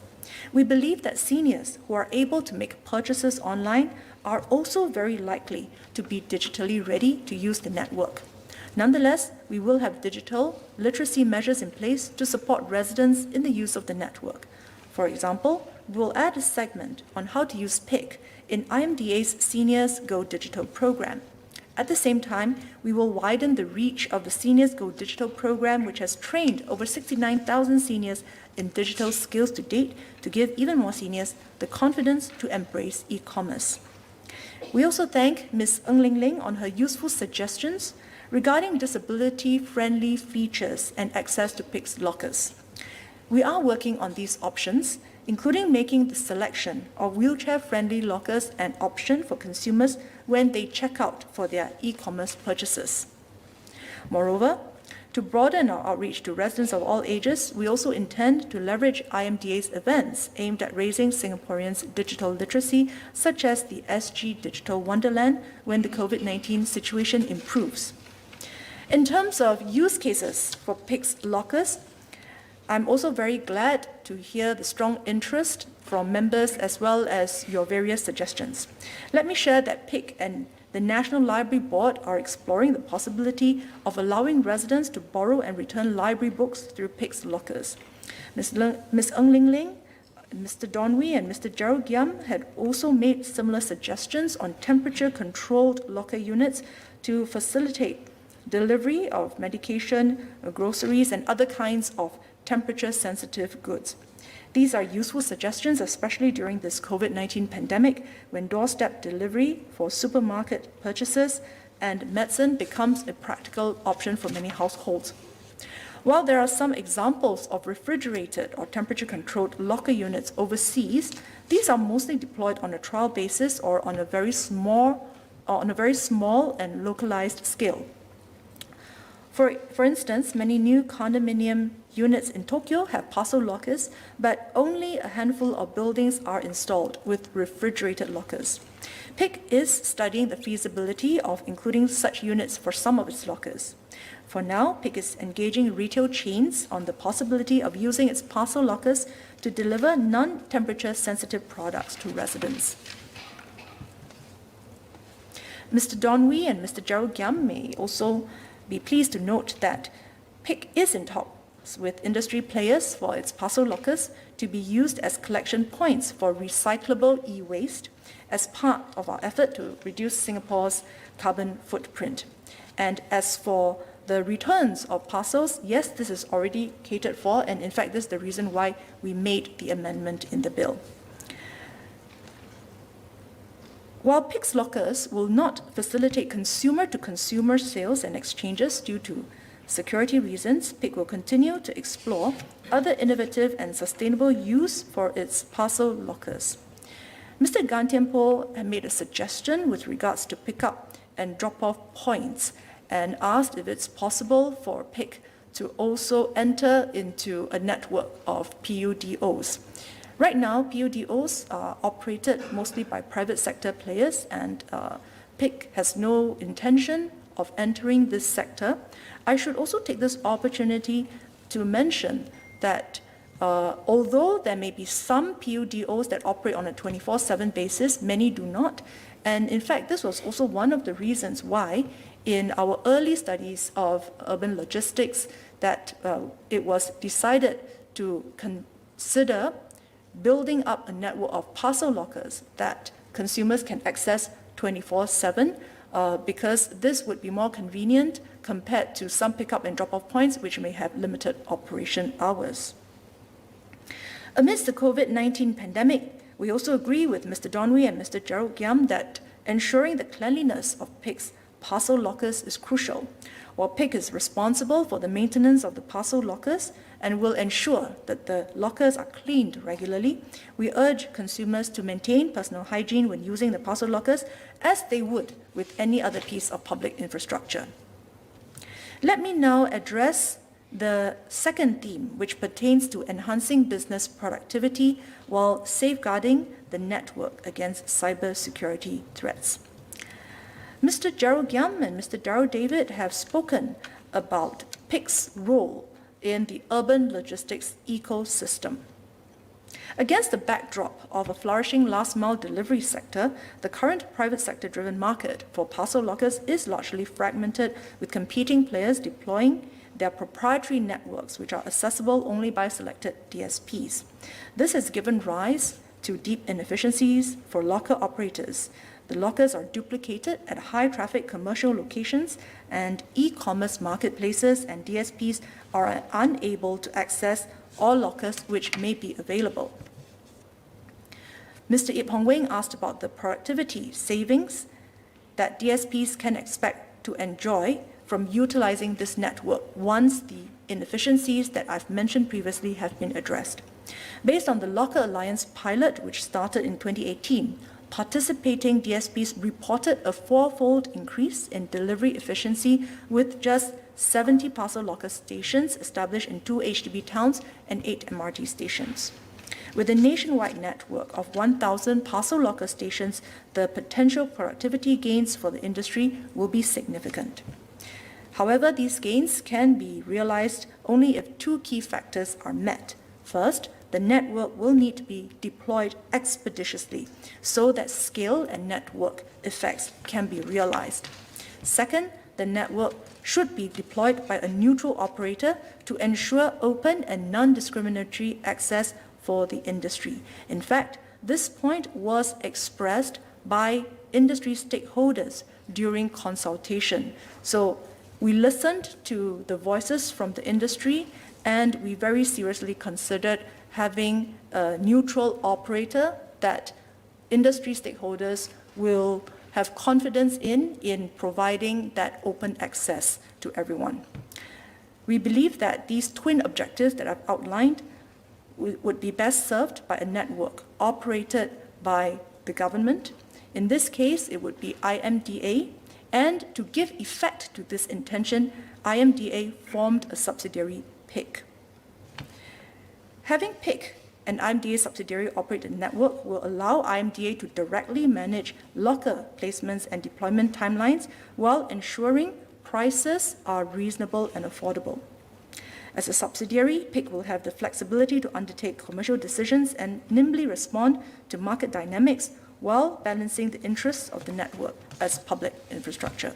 And second, this would provide the assurance that DSPs and locker operators are looking for, which is the neutrality of the network, while factoring in both consumers and the industry's needs in the administration of locker operations. We would like to thank members for their support for greater innovation and their various suggestions to this end. Mr. Shariel Taha suggested piloting the usage of automated storage retrieval systems, and in response, we could review the commercial viability of incorporating such technology into the network's parcel handling process after the network has been established and its operations stabilized. Ms. Ng Ling Ling, Mr. Louis Ng, and Mr. Gerald Giam asked about whether the amendments which accord exclusive privileges to PIC will entrench its market dominance and stifle the industry. Let me clarify that our intention is not to put PIC in a favored position. PIC's exclusive privileges are confined to the provision of parcel lockers at specified premises only. In this regard, the network, which will be available for use by all e-commerce marketplaces and DSPs, will serve to complement but not compete with existing locker players from the industry, let me say this again. In this regard, the network, which will be available for use by all e-commerce marketplaces and DSPs, will serve to complement but not compete with existing locker offerings from the industry, which are accessible only by selected operators. As PIC will not be involved in parcel delivery, it will also not compete with DSPs in this segment. As I mentioned in my opening speech, the network is linked to an interoperability platform which will connect DSPs and e-commerce marketplaces with the network's parcel lockers. While the digital platform will enhance the user experience for the industry and consumers, Ms. Ng Ling Ling and Ms. Joan Pereira raised important points about the need to safeguard the network against cybersecurity threats. This issue was also raised by the industry during our public consultation. PIC will have to comply with requirements set out by IMDA to ensure the resilience and security of the network before, during, and after the deployment of the network. For example, the software component will be subject to vulnerability testing by independent cybersecurity experts before the parcel lockers are available for use. During and after deployment, IMDA may set out detailed obligations by issuing codes of practice and/or directions in relation to the installation and operation of the network. This may include setting out cybersecurity requirements pertaining to the network for PIC's compliance. We will carefully review Ms. Ng's suggestions for additional measures where required. Ms. Janet Ang and Mr. Darrell David have also spoken about how businesses could be better supported to use the network. As I mentioned in the opening speech, the network will provide industry with public e-commerce infrastructure that will give more options for last-mile delivery. The strong support from and partnership between PIC and various industry stakeholders are crucial for the network's success. To this end, PIC has undertaken various initiatives to onboard DSPs and e-commerce marketplaces. Ms. Janet Ang will be glad to note that these include supporting DSPs and e-commerce marketplaces to integrate their systems with PIC's one-stop access to all lockers in the network, joint promotions with e-commerce marketplaces to encourage consumer adoption, and featuring partners in PIC's marketing campaigns. Mr. Donwee's suggestion of allowing small and medium-sized retailers to block book a limited number of lockers to serve as retailers' shop fronts and advertisement space is an interesting one. PIC will consider carefully how such a concept could be implemented. Mr. Shahril Taha may also wish to note that PIC's network is open to all DSPs. Small and home-based businesses keen to use PIC's lockers can work with any DSP registered with PIC to drop off their parcels at PIC's lockers for delivery to their customers. Mr. Gerald Giam had also raised a scenario in which perhaps the locker space would be taken up by specific players, and this is something which PIC does intend to monitor in terms of the usage volume of its lockers in different locations, and where there are locations that have been shown to have very high demand, then PIC would have to make operational decisions about whether to situate more lockers nearby or to expand the existing locker stations. PIC is also exploring with its industry partners on ways to address their cross-border fulfillment challenges in a bid to help them tap on a larger e-commerce market beyond Singapore, and I believe this also addresses a point that Ms. Janet Ang was alluding to.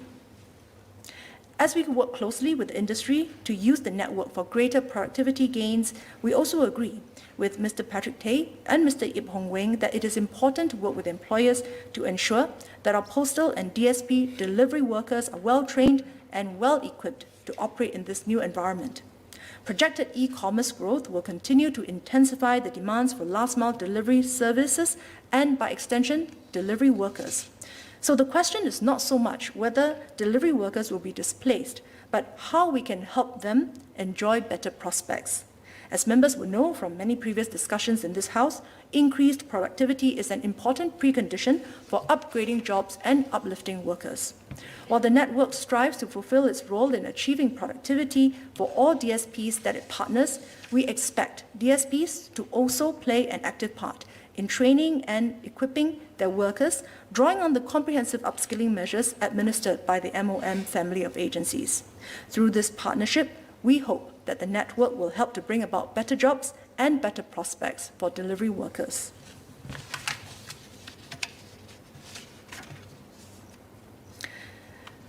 Mr. Deputy Speaker, I believe I have substantively addressed the issues that members have raised. In conclusion, since the PSA was first enacted 22 years ago, the landscape has changed significantly, and we have also taken corresponding strides in transforming our postal sector. Taken together, the amendments in this bill to effect nationwide deployment of lockers in tandem with the changes pertaining to letterbox infrastructure and regulation of postal services will ready us for the digital and technological shifts in our postal landscape. They will enable us to embrace the global surge in e-commerce while putting us in good stead to cope with manpower constraints in the sector with a more skilled and better equipped postal workforce ready to face the challenges of a digital age. These will ultimately benefit consumers and the industry alike. Mr. Deputy Speaker, sir, I beg to move. Thank you. Mr. Gerald Gum, you have a clarification? Yes. I propose to take just about 10 minutes for clarifications so that other members will have the opportunity. So if we can keep them short and then we move on to the motions. Thank you, Mr. Deputy Speaker. I thank the SMS for comprehensive answers to my questions. I just have one clarification. In the long term, will PIC be profit-oriented or will it be subsidized by IMDA? Or will it be eventually spun off like SingPost was? Thank you.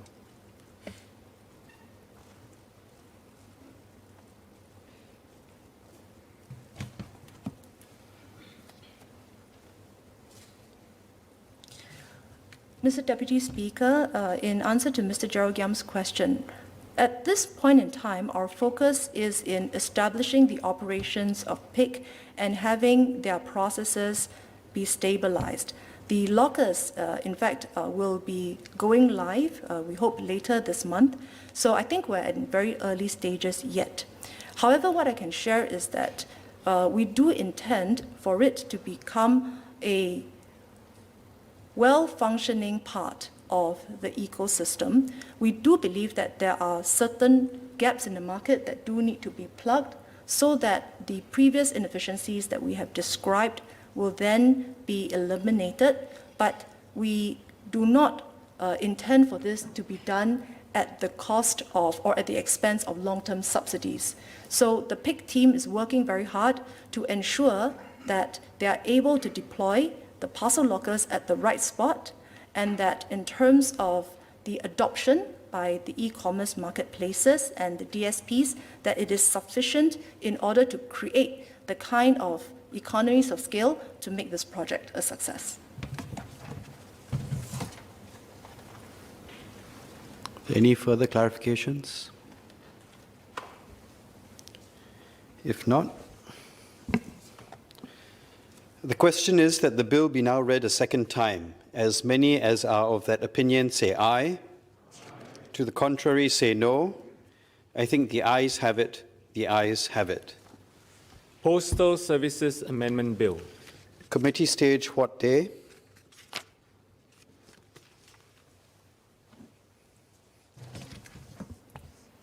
Now, sir, I beg to move that Parliament will immediately resolve itself into a committee on the bill. The question is that Parliament will immediately resolve itself into a committee on the bill. As many as are of the opinion say aye. Aye. To the contrary say no. I think the ayes have it. The ayes have it.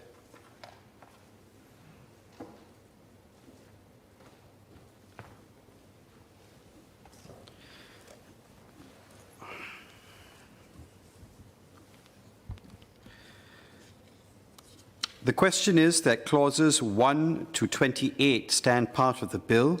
As many as are of that opinion say aye. To the contrary say no. I think the ayes have it. The ayes have it.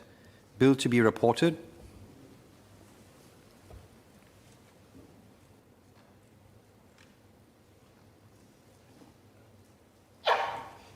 SMS Siman.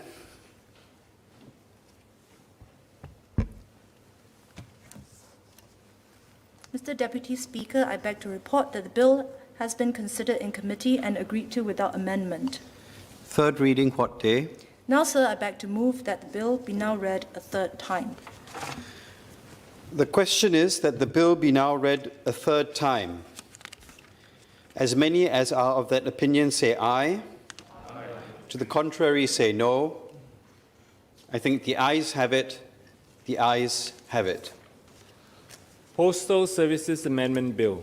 Item 2, grant to IMF's Catastrophe Containment and Relief Trust.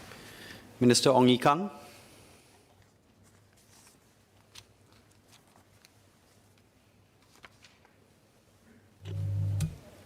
Mr. Deputy Speaker, on behalf of Senior Minister and Minister in charge of the Monetary Authority of Singapore, I beg to move that this Parliament, in accordance with Section 6A2D of the Bretton Woods Agreement Act, Chapter 27 of the 2012 Revised Edition, resolves that the maximum amount of grants that the Monetary Authority of Singapore may give under a bilateral agreement or its subsequent variations to be made by the Monetary Authority of Singapore on behalf of the Government of the Republic of Singapore with the International Monetary Fund, or IMF, to support the Catastrophe Containment and Relief Trust, CCRT, is $17.6 million, approximately SDR special drawing rights of 12.3 million.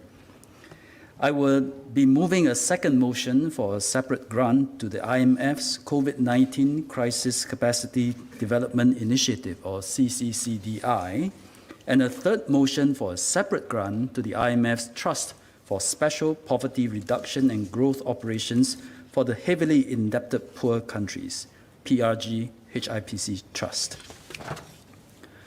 Singapore will be providing these 3 grants as part of the multilateral efforts to enhance the capacity of the IMF to assist vulnerable low-income countries in response to the COVID-19 pandemic.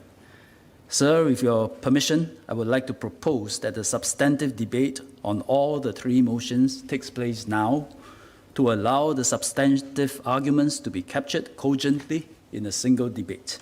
Subsequently, we will still move and take the 2nd and 3rd motions separately in compliance with parliamentary procedural requirements. Yes, I give my consent to 1 debate and then 3 votes. Thank you, Deputy Speaker. As part of its mandate to ensure the stability of the international monetary system, the IMF provides financial assistance to countries experiencing balance of payments difficulties. To carry out its functions, the IMF relies on resources provided by member countries. Singapore has been contributing to these efforts. Arising from the COVID-19 pandemic, the IMF has seen a surge in requests for financial assistance, especially from low-income countries.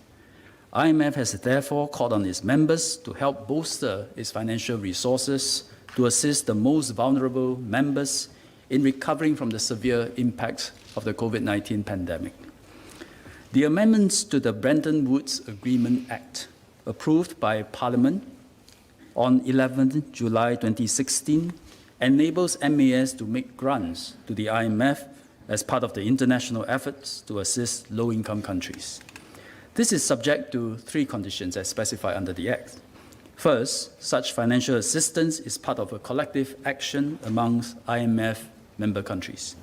Second, MAS publicly discloses key information about the financial assistance. And third, Parliament fixes by resolution the maximum amount of the grants. I will now explain the context and considerations for the 3 grants.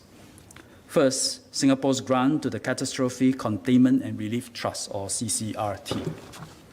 The CCRT was established in 2015 to provide debt relief to the IMF's poorest and most vulnerable members in the event of a national catastrophe or global health pandemic. The relief on debt service will free up scarce financial resources to continue strengthening the eligible countries' medical care capacities and address the social and economic fallout from the pandemic. The CCRT is in urgent need of replenishment. Its pre-COVID balance was $200 million. Since the onset of the pandemic, the IMF has disbursed over $500 million in debt relief to CCRT eligible members. So the pre-COVID balance has been completely depleted. The disbursements were made possible through the additional contributions by other member countries, which has amounted to $800 million so far. The IMF has requested for Singapore to contribute $17.6 million, or SDR 12.3 million, to the CCRT.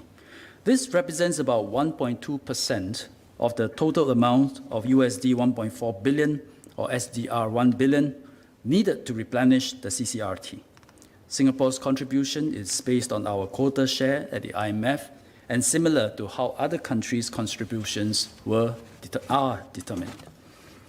Second, the COVID-19 Crisis Capacity Development Initiative, or CCCDI. Singapore's grant to the newly launched CCCDI will help to meet the urgent capacity development needs of countries affected by the COVID-19 pandemic. The objective of the CCCDI is to help these countries develop effective policies to mitigate the economic impact of the pandemic and support economic recovery.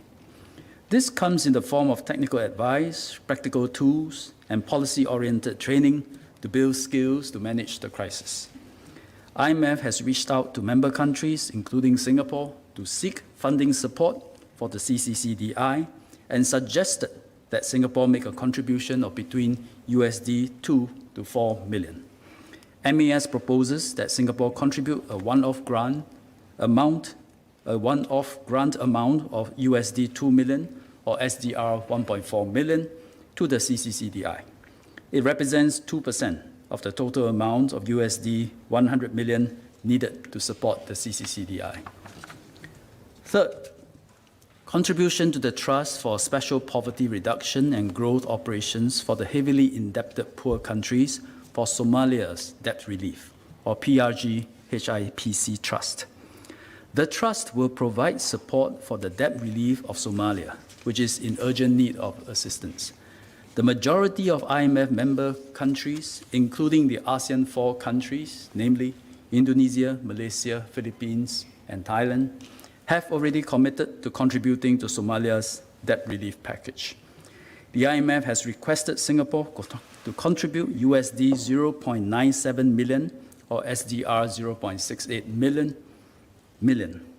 Singapore already holds funds in the other IMF accounts to cover overdue payments incurred by members which are unable to pay, and the contribution will be drawn from these accounts. Singapore's contribution would form approximately 0.3% of the IMF's financing package of USD 344 million or SDR 242 million for Somalia's debt relief. Why are we making these contributions to the causes of the IMF? In short, we live in an interdependent world, and Singapore needs to do its part. Particularly, the COVID-19 pandemic has underscored the need for decisive and urgent collective actions to manage global crisis. As a highly open economy, Singapore has a strong stake in ensuring that the world contain the pandemic, restore people-to-people connections across the world, and support global economic recovery. By contributing to the 3 funds I mentioned above, we can play our part as a stakeholder of the international community. The grants to the CCRT and the CCCDI will reduce the size of Singapore's official foreign reserves by a total of USD 19.6 million or SDR 13.7 million. As explained earlier, the grant to the PRG HIPC Trust will not affect the size of Singapore's official foreign reserves. The proposed grant amounts are also reasonable and commensurate with Singapore's position and role in the global economy. Mr. Deputy Speaker, sir, MAS has issued a press release on 31st March 2021 to inform the public of the grants and that it would seek Parliament's approval. Following Parliament's resolution to fix the maximum amount of grants the MAS can allocate to the IMF CCRT, CCCDI, and PRG HIPC Trust, MAS will publish in the Gazette key information about the grants. Mr. Speaker, I beg to move. The question is as moved by the Minister, Associate Professor James Lim.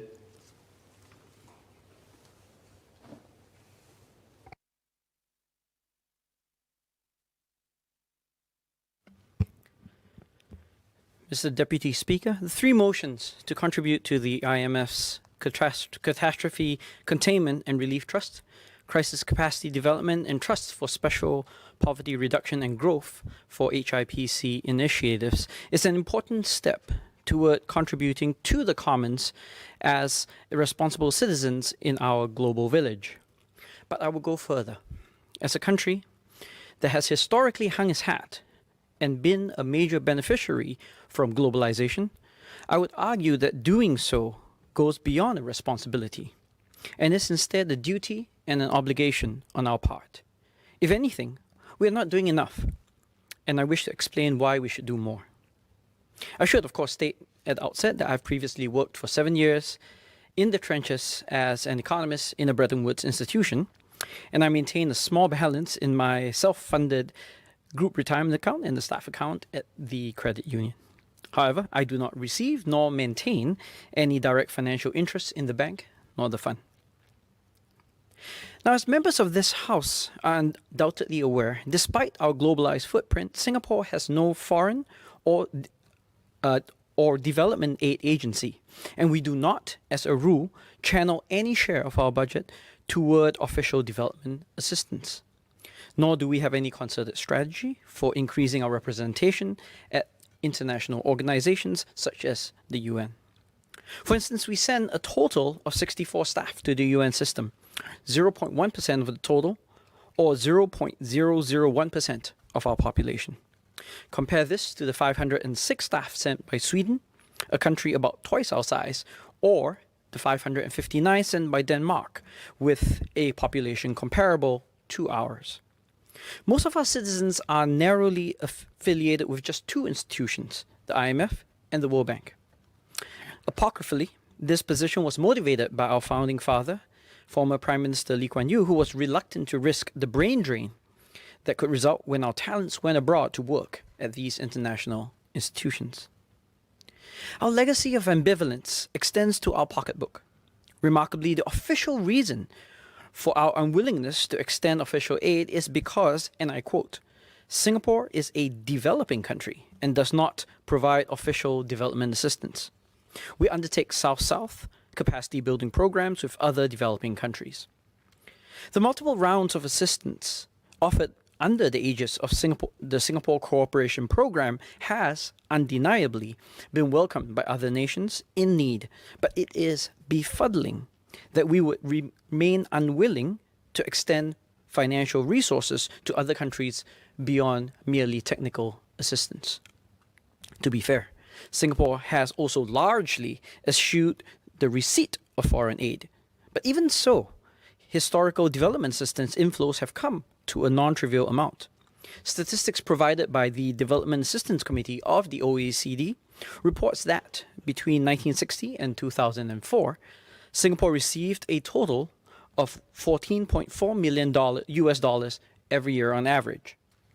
This amount, while uncorrected for inflation, nevertheless represents a net receipt of funds from the international community over the course of our modern history.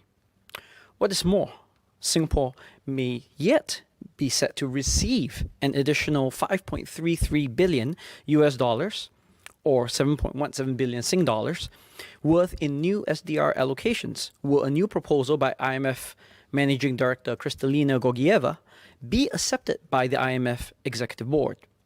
This amount actually far exceeds the comparatively small amounts that we are formally extending to the fund today. To be fair, foreign aid has a mixed record, and there is no clear evidence that foreign aid can reliably raise economic growth. Often, the reason is because of politics. Donor countries tie aid to specific requirements, which may not be the most beneficial use for the recipient country. Or the governments who receive such foreign aid become more responsive to their foreign benefactors as opposed to their own people. But by the same token, aid can be effective when it is conditional, albeit not by making it contingent on certain users specified by the donor, but by extending support to countries that we observe exercise good policy. Aid can also be channeled to responsible multilateral organizations with a good track record of ensuring that the funds they receive are properly utilized. And if we are still reticent to provide aid because it would be managed by external parties, we can always direct the funds toward the formation of an international volunteer corps, tasked to provide social and economic development assistance to other countries, especially those in ASEAN. So the key, as in all good investments, is to carefully direct our foreign aid dollars toward initiatives that take into account returns, but adjusted for risk. Indeed, countries such as Luxembourg and the United Kingdom demonstrate that it is possible to be simultaneously generous as well as principled in one's foreign aid practices. Now, let me be absolutely clear. Charity begins at home. We must take care of our own needs first, and we should prioritize these needs. In crisis times, this is even more pertinent as many Singaporeans are facing hard times, and it's difficult to convince them that we should be looking out for the well-being of those in other nations. And indeed, this impression is not unique. When citizens from countries around the world are asked how much they think their country contributes, they systematically overestimate this amount compared to actual disbursements. So we are certainly not unique in wanting to look out for ourselves first, and all the more during crisis times. But generosity has its own reward, and I believe that we are more than capable of doing both. we should not think that just because we are in crisis mode, we neglect planning for the future. And the future must surely entail thinking about the performance of economies besides of our own. Because even from a purely self-interested perspective, uplifting our neighboring economies can pay dividends in the long run. After all, what we export shows up as another country's imports. When the economies in our region grow richer and faster, they will increase the demand for all goods, including exports from us. And when the incomes are elevated, their consumers are better able to afford our goods and services, which skew toward those of higher value. Generosity can also increase our soft power, our ability to influence the global agenda in ways that go well beyond our small size. Smaller nations understand this dynamic. The Netherlands and Switzerland and Qatar and the UAE know that they are able to punch above their weight because they've invested in multilateral organizations and in the international system. And if we establish a formal international volunteer corps, the experience gained by our returning volunteers will also contribute toward our goal of promoting greater sensitivity toward regional integration efforts. Given how citizens' perceptions are that donor governments give more than they actually do, it seems like a short logical step to infer that what they generally want is less, not more foreign aid. But this inference would be misleading. Somewhat surprisingly, the same study I referenced earlier also asked respondents how much aid they would like to see their countries giving. And these desired amounts actually fall short of how much donors' country citizens think is given, and far short of how much they actually give. The reason, I think, is because we are fundamentally social creatures, and some degree of reciprocity and altruism is baked into our moral fiber. We're often willing to help those less well off than we are, so long as we can afford it, and so long as we are assured that the money is well spent. But if we accept this premise, then I would submit that a more concerted effort to increase our official development assistance is essentially a problem to be resolved, rather than an insurmountable obstacle. Given the thrust of these overall remarks, then it should be no surprise, Mr. Deputy Speaker, that I am wholly in favor of all three motions.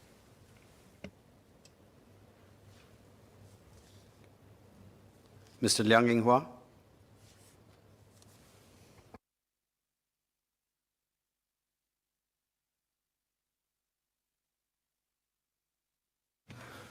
Mr. Deputy Speaker, in a crisis of this magnitude and scale, every country should play our part to combat this global pandemic. COVID-19 respects no borders or jurisdictions, and all countries, big or small, strong or vulnerable, do get impacted in one way or another, and we are in this together. In particular, countries in a better position should do our part to help those that face deep difficulties during the crisis, including the economic fallout from the pandemic. In the thick of the pandemic last year, Singapore stepped up to contribute diagnostic test kits, PCR machines, protective gears, thermal scanners to neighboring countries. Singapore is also an early supporter of the COVAX facility with a $5 million contribution to help ensure equitable access of vaccines for all countries. Mr. Deputy Speaker, besides the fight on the healthcare front, it is also in our interest to support the global economic recovery efforts and to do our humble bit to improve the well-being of the global community, especially in the developing countries. I support the three motions to approve $20.57 million to support the three specific initiatives, alongside other member countries' contribution in response to the request by the International Monetary Fund, IMF. This is all part of the collective global action to help the most vulnerable countries during this major humanitarian crisis. The IMF is the most suitable international agency to carry out these efforts, given its multilateral platforms, as well as its expertise, organization, and their suite of programs available. The IMF has always been among the key financing agencies to ensure stability of the international monetary system such as assisting countries with the balance of payments difficulty. As an international financial center and a global trade node, Singapore's interest is best served when there are financial stabilities, stronger monetary cooperations among countries, and sustainable economic growth. I can imagine that as a result of the pandemic, IMF would have been inundated with more requests for assistance, especially from the low-income countries. Notwithstanding my support, can I ask the Minister a couple of questions? Firstly, what are the considerations in deciding whether Singapore should contribute to this requested round of funding by the IMF? Secondly, do we have visibility as to how IMF will utilize this funding? So Singapore is a highly open economy, and we have strong stake in ensuring that the world contain the pandemic, restore people's connectivity and movements, and support global economic recovery. By contributing to these three funds, we play our part as responsible stakeholders of these international communities. So with that, I support the three motions. Ms. Mariam Jafar.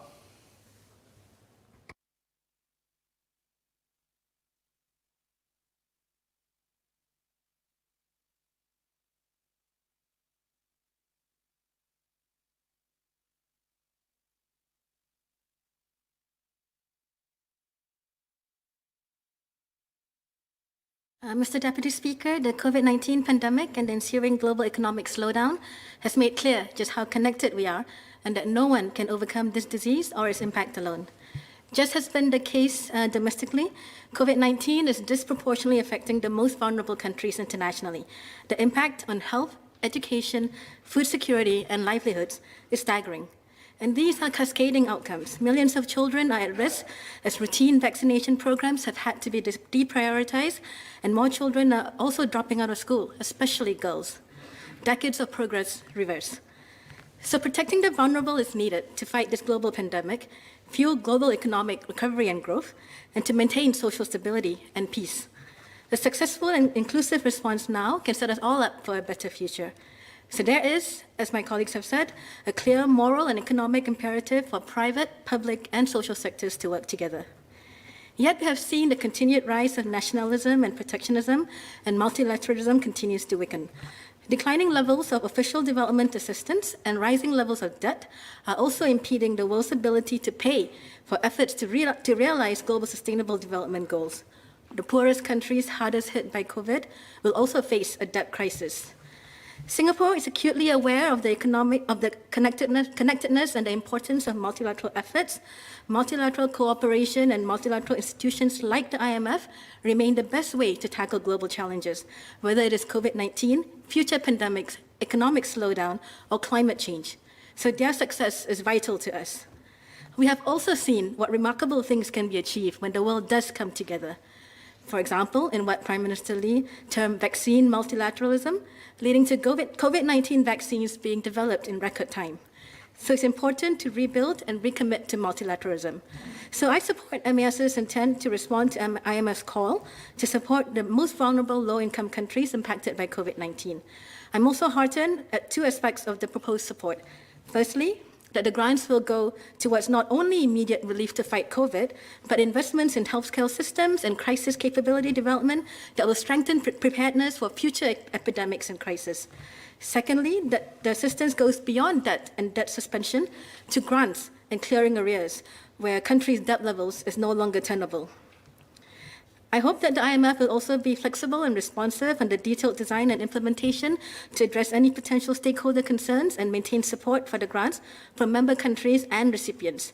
And just as PM Lee's call helped to shape the global conversation around equitable access to COVID vaccines, that the voices of our leaders, such as Senior Minister Tharman, will help shape how the world helps low-income countries.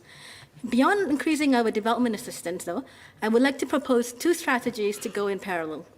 The first is to increase awareness and appreciation of our international assistance efforts among our people. Our youth have grown up in a connected world. They understand intuitively the imperative for us to do more to assist the most vulnerable. So we must show the next generation that we are listening and that we have heard them. And for the skeptics, we must continue to demonstrate to our people that our international assistance efforts can make us all better. Secondly, we can encourage more of our people and our businesses to lend expertise and participate in the development and implementation of assistance programs on the ground, particularly for lower income countries in the region. This will help our people understand the region better and support our regionalization and internationalization efforts, bringing us back to where I started, that the world is interconnected. With that, I support the motion. Thank you.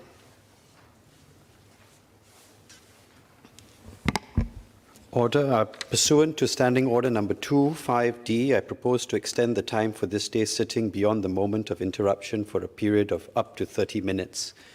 Minister Ong Ye Kung.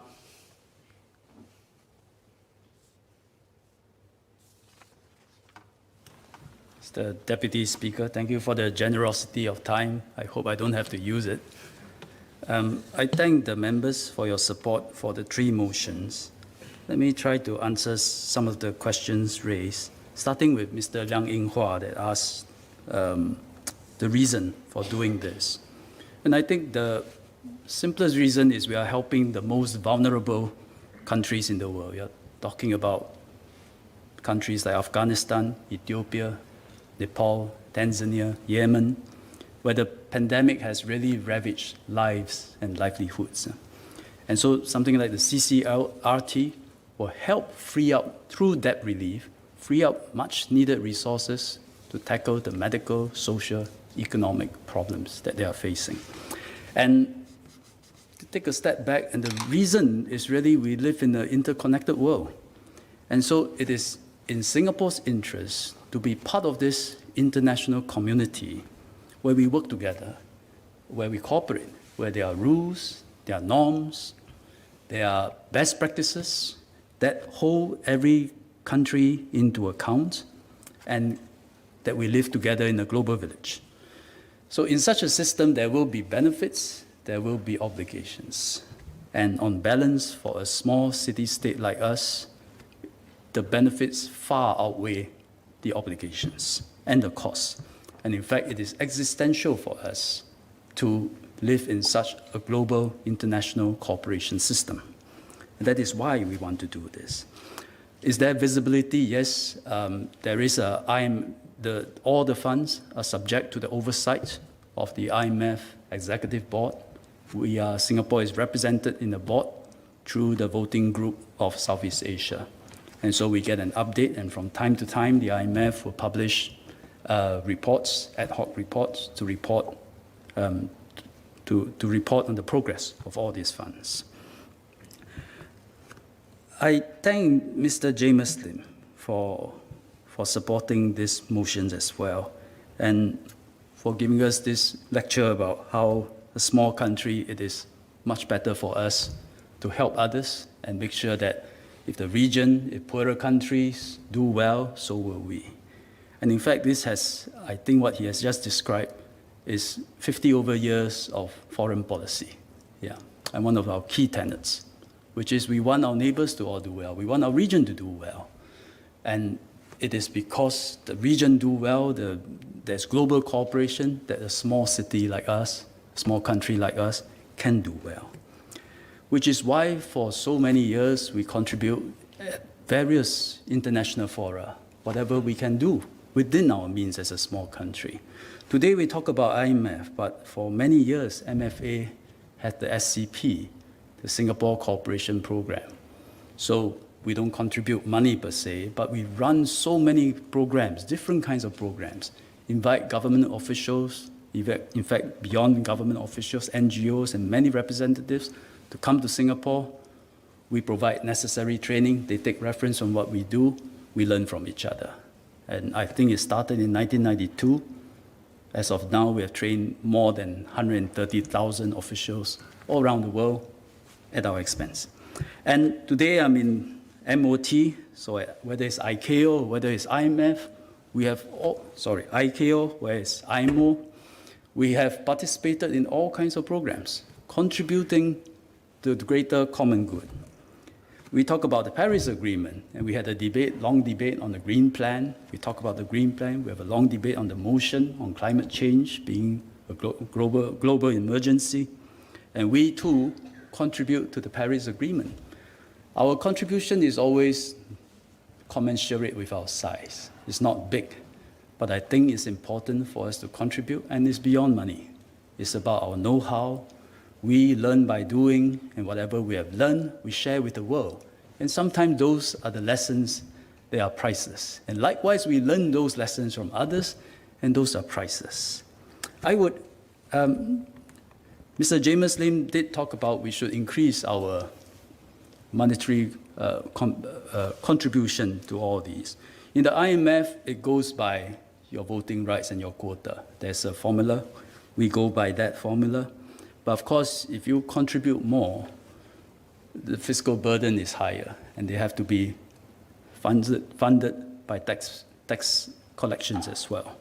But I think for us, as a small country, our stance is better not to go around to say that we have all these resources, we can give out more money. But instead, we are always struggling for relevance, we are always fighting to earn a living, and along the way, we learn many lessons, and we can share those lessons with the rest of the world. I think this is a better way for Singapore to contribute to the common good and the larger society. Ms. Mariam Jafar gave a couple of good suggestions on raising awareness and educating the broader public, including businesses, on the work that we do internationally and how much Singapore can help. I think these are very good suggestions. When MAS put out our press release on these IMF contributions, it was a little bit disappointing because if you look through the threads, there were quite a few criticisms saying that, why is Singapore giving out money to other countries? And frankly, within MAS, when we reviewed that, we were a little bit disappointed. So I'm quite glad that today, all the MPs that stood up and spoke about this supported that this contribution to the IMF grants. It shows that as a small country, we can also be big-hearted, that we can also play our role, that I think we also share our concern for the future of humanity, and we'll do our part. And what Ms. Mariam Jafar suggested, I think is a good idea, and we'll see what we can do to raise the awareness of what we can do internationally. Mr. Speaker, back to move. No clarifications. The question is that this Parliament, in accordance with Section 6A2 sub D of the Bretton Woods Agreements Act, Chapter 27 of the 2012 revised edition, resolves that the maximum amount of grants that the Monetary Authority of Singapore may give under the bilateral agreement or its subsequent variations to be made by the Monetary Authority of Singapore on behalf of the Government of the Republic of Singapore with the International Monetary Fund to support the Catastrophe Containment and Relief Trust is $17.6 million, approximately $12.3 million in special drawing rights. As many as are of that opinion say aye. To the contrary, say no. I think the ayes have it. The ayes have it. Item 3, grant to IMF's Crisis Capacity Development Initiative. Minister Ong. Mr. Deputy Speaker, sir, on behalf of Senior Minister and Minister in charge of the Monetary Authority of Singapore, I beg to move that this Parliament, in accordance with Section 6A2D of the Bretton Woods Agreements Act, Chapter 27 of the 2012 revised edition, resolves that the maximum amount of grants that the Monetary Authority of Singapore may give under the bilateral agreement or its subsequent variations to be made by the Monetary Authority of Singapore on behalf of the Government of the Republic of Singapore with the International Monetary Fund to support the COVID-19 Crisis Capacity Development Initiative is USD 2 million or approximately SDR 1.4 million. Mr. Speaker, I beg to move. The question is as moved by the Minister. The question is that this Parliament, in accordance with Section 6A2 sub D of the Bretton Woods Agreements Act, Chapter 27 of the 2012 revised edition, resolves that the maximum amount of grants that the Monetary Authority of Singapore may give under the bilateral agreement or its subsequent variations to be made by the Monetary Authority of Singapore on behalf of the Government of the Republic of Singapore with the International Monetary Fund to support the Crisis Capacity Development Initiative is $2 million, approximately 1.4 million special drawing rights. As many as are of the opinion say aye. To the contrary say no. I think the ayes have it. The ayes have it. Item 4, grant to IMF's Trust for Special Poverty Reduction and Growth Operations for the Heavily Indebted Poor Countries. Minister Ong. Mr. Deputy Speaker, sir, looks like we can make it before 7. On behalf of Senior Minister and Minister in charge of the Monetary Authority of Singapore, I beg to move that this Parliament, in accordance with Section 6A(2)(d) of the Bretton Woods Agreements Act, Chapter 27 of the 2012 Revised Edition, resolves that the maximum amount of grants that the Monetary Authority of Singapore may give under the bilateral agreement or its subsequent variations to be made by the Monetary Authority of Singapore on behalf of the Government of the Republic of Singapore with the International Monetary Fund to support Somalia's debt relief efforts via the Trust for Special Poverty Reduction and Growth Operations for the Heavily Indebted Poor Countries is SDR 0.68 million, or approximately USD 0.97 million. Mr. Deputy Speaker, sir, I beg to move. The question is as moved by the Minister. The question is that this Parliament, in accordance with Section 6A(2) sub D of the Bretton Woods Agreements Act, Chapter 27 of the 2012 Revised Edition, resolves that the maximum amount of grants that the Monetary Authority of Singapore may give under the bilateral agreement or its subsequent variations to be made by the Monetary Authority of Singapore on behalf of the Government of the Republic of Singapore with the International Monetary Fund to support Somalia's debt relief efforts via the Trust for Special Poverty Reduction and Growth Operations for the Heavily Indebted Poor Countries is 0.68 million special drawing rights, approximately 0.97 million United States dollars. As many as are of that opinion say aye. To the contrary say no. I think the ayes have it. The ayes have it. Leader?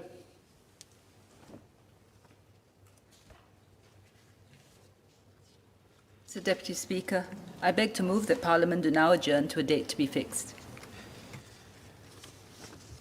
The question is that the debate be now adjourned to a date to be fixed.